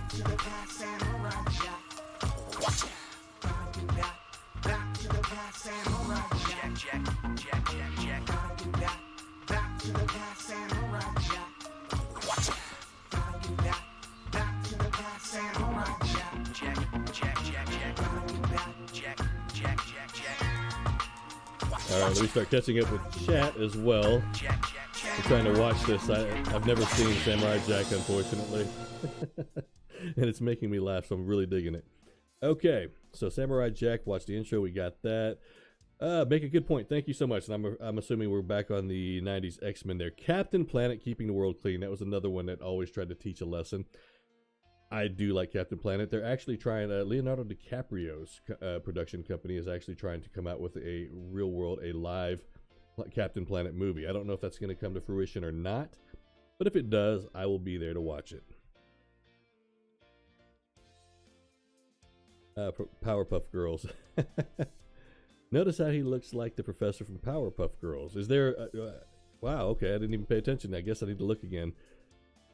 Is there some sort of a correlation there? A relation that I don't know about? If so, please tell me. I would love to hear about it. And again, please check out Kai Talk Live. I do these streams about once or twice a month with celebrity interviews. My next guest will be announced on Discord first next week, and then later on, I guess Friday, I will go ahead and announce it on social media. I just recently had Anna Shields from the movie Monstrous and Lake Artifact on. You can check both of those out on Amazon and Shudder. And we have lots more coming up. I really can't wait to finish the year out and surprise everybody with who's coming on the show. Now, Captain Planet was just mentioned, and I know we've gotten way out of DC here in the last few minutes, but we've done pretty damn good. We've covered a lot of ground in the stream time. I've been on 3 hours now and 48 minutes. We covered a lot of DC. We got into a little bit of Marvel, and I'm enjoying this whole nostalgic 80s and 90s cartoon conversation. So real quick, though, I do want to show you guys something. I'm not sure if you've ever seen this. There is actually a live action of Captain Planet, sort of. Don Cheadle plays Captain Planet in a few of them, actually. There are a few College Humor videos. I'm going to show you the first one because to me, it's the absolute funniest. And his lesson at the end of the show, you just don't want to miss it. So let me go ahead and pull that up. We're going to type this here, College Humor. Again, thank you guys to everybody. I want to remind you guys that I do appreciate you being here. I've enjoyed the conversations, and I love the questions. Keep them coming. What was I doing here? Captain Planet? And cheers to everybody. I think I just finished the last of my bourbon. Oh, here it is. This is so great. Captain? Human. Yes, destroy all the trees. They're going You've seen it. Okay, yeah, you know it's hilarious. We have to do something. Let our powers combine. Earth, fire, hide. With your powers combined, I am Captain Planet. Go Planet! Well, Planeteers, what seems to be the problem? They're cutting down the trees. Then I guess we'll have to plant some more.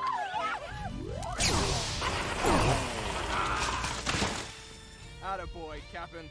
Let's spruce this place up a bit, huh? Okay! Haha. The wood is good. Wait to make them leave.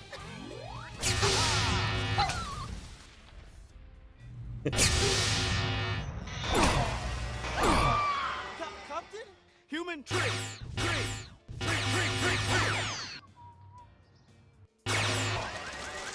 Captain Planet, stop right now! My heart. My heart. Stop! Stop, Captain, please. Stop! Holy Gaia, that's enough. Stop. Stop, holy Gaia. Everybody's a tree. I knew I'd do it. I can't let you do that, Captain.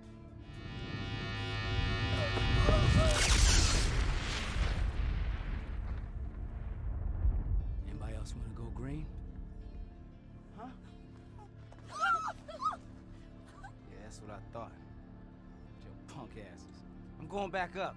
Don't summon me again unless you're ready for that pain. Peace, dickholes. Power is mine, bitches. Hey, all you Planeteers at home. Remember, turn off the faucet between usages and recycle those plastics. Or else, I'll turn you into a fucking tree. Captain Planet, motherfucker. So there you go. See more at Funny or Die on YouTube. Go ahead and subscribe to them as well. They have tons of great shit. But that, since somebody brought up Captain Planet, I couldn't help myself. That cracks me up every single time. Oh my gosh, speaking of final stretch, we're in the last 11 minutes. We're so close. So with that, I'm going to go ahead. I never got a chance to play this. I was super excited to see this, no pun intended with the super. But I really was excited to see the Batman vs. Superman trailer when it first appeared, and it looked phenomenal. Who knew the movie would be as terrible as it was, but it looked great. Today is a The day. Jackie Chan cartoon, yes, I do remember that actually. I'm so old, I remember when they had a Mr. T and Hulk Hogan cartoon as well, but I did used to watch Jackie Chan. The world needs to know what happened and to know what he stands for. That kind of power is very dangerous.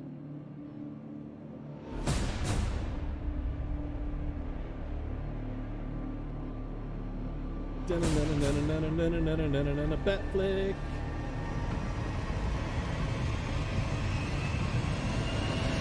Lex Luthor was Jesse Eisenberg. It was an interesting take. A lot of people did criticize it.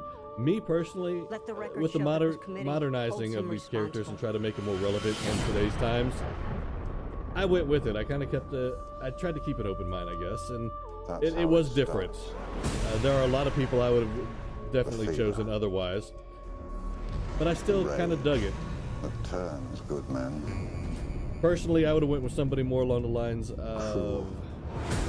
God, I can't think of his name. Billy Zane. Billy Zane, back when he had bald hair, and even in the movie Titanic, even though he has hair in that movie, he's always looked the part of Lex Luthor to me. The Superman animated series that came out many years ago, that version of Lex Luthor really reminded me of Billy Zane as well, so I thought that was kind of cool. This Tyson mystery still comes on. Is like a one-man reign of terror. You don't get to decide what the right thing is. Nobody cares about Clark Kent taking on the Batman. Martha, why'd you say that name? It's all some people have. It's all that gives them hope. People hate what they don't understand. Be their hero, Clark. Be their angel. Be their monument.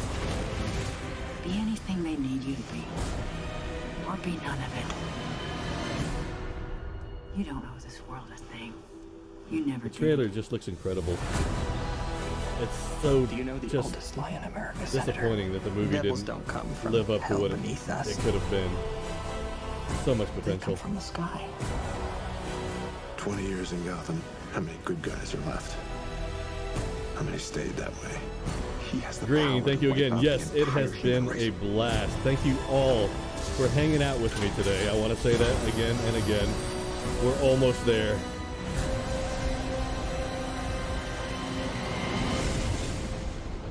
I do too.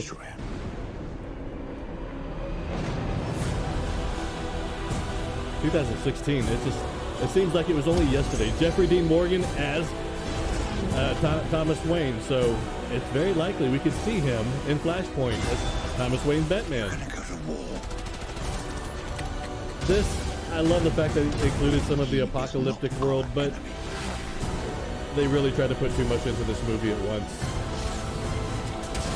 Black and blue. I cannot wait. Yes, thank you for that. God versus man. Rubicon, I am so looking forward to it. Day versus night.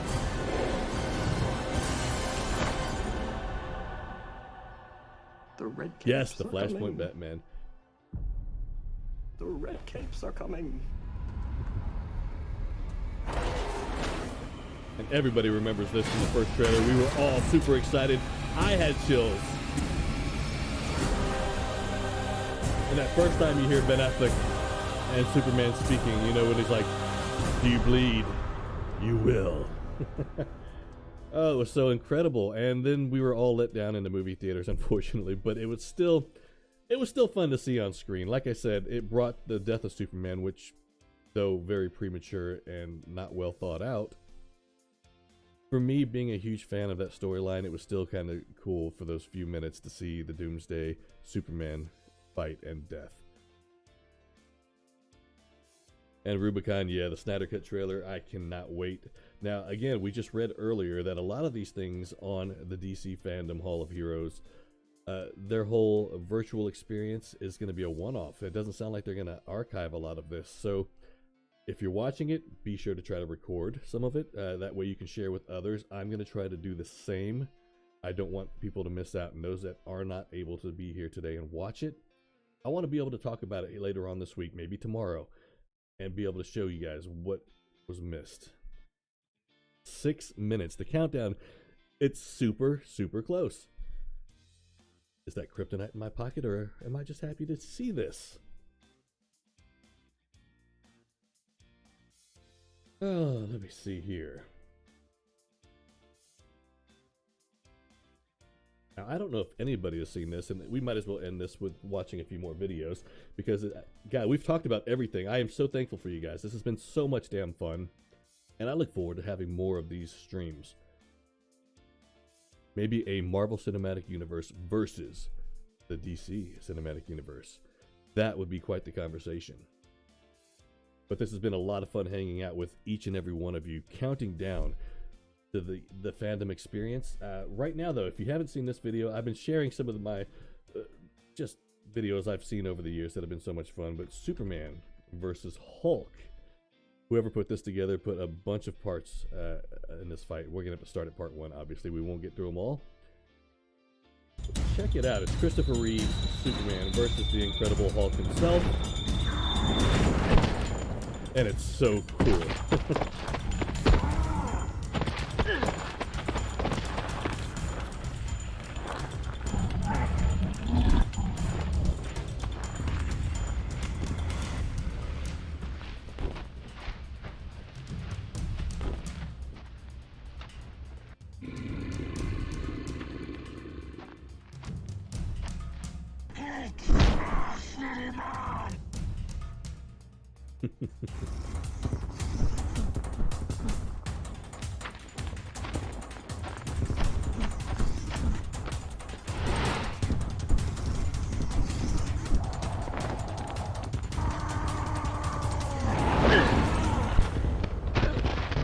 Oh shit.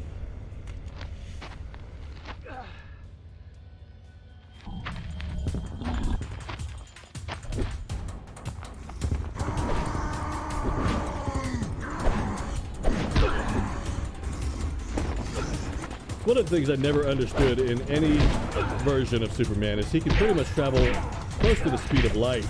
So how does anybody ever punch him? You know, in any fight, nobody should have ever stand a chance, even in Batman versus Superman.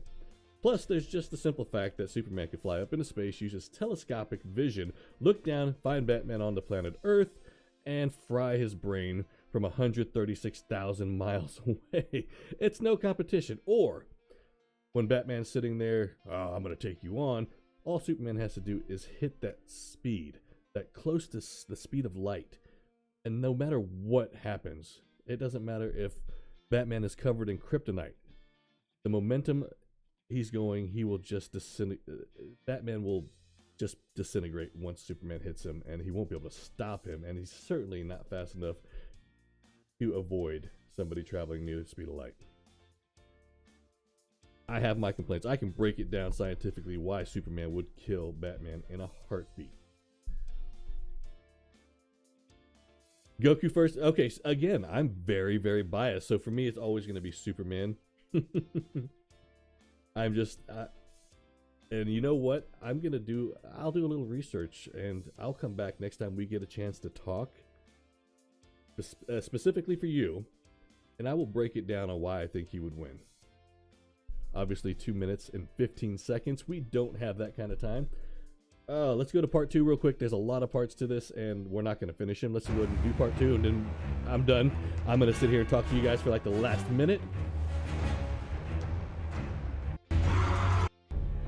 So there's the recap we don't need.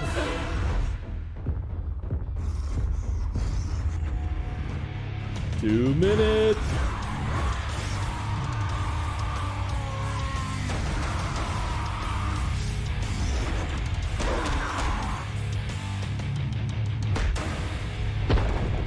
So cool. Take that, Marvel. What's up? Don't start none, won't be none. Oh, that's just iconic there. I love that. Just the way he landed. I'm about to stop this video so we can chat for a few more minutes.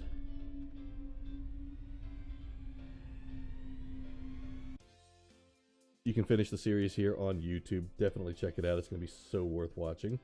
So much to see here. We still haven't even gone through all these, and I will actually be checking them out here. I want to see what else we have in store for us. But here we are. We're in the last and final minute. 55 seconds, everybody. We have been waiting for this. Green, thank you so much, too. I really do appreciate it. I appreciate your contribution to the stream and just hanging out. It's been a blast. Thank you again. Dark Magician, Chaos Girl, you've been amazing as well. How Hulk stops the I-beam? Yeah, exactly. Well, again, we can finish watching those another time too. Thank you, Dark Magician. I really appreciate you being here. Justin Stone, it's been so much fun. So how can we watch it on the site? Will there be a play button? That's a good question. I tell you what, I'm going to hang out 23 seconds. Let's see what happens here. Let me go ahead and put it back on. Windows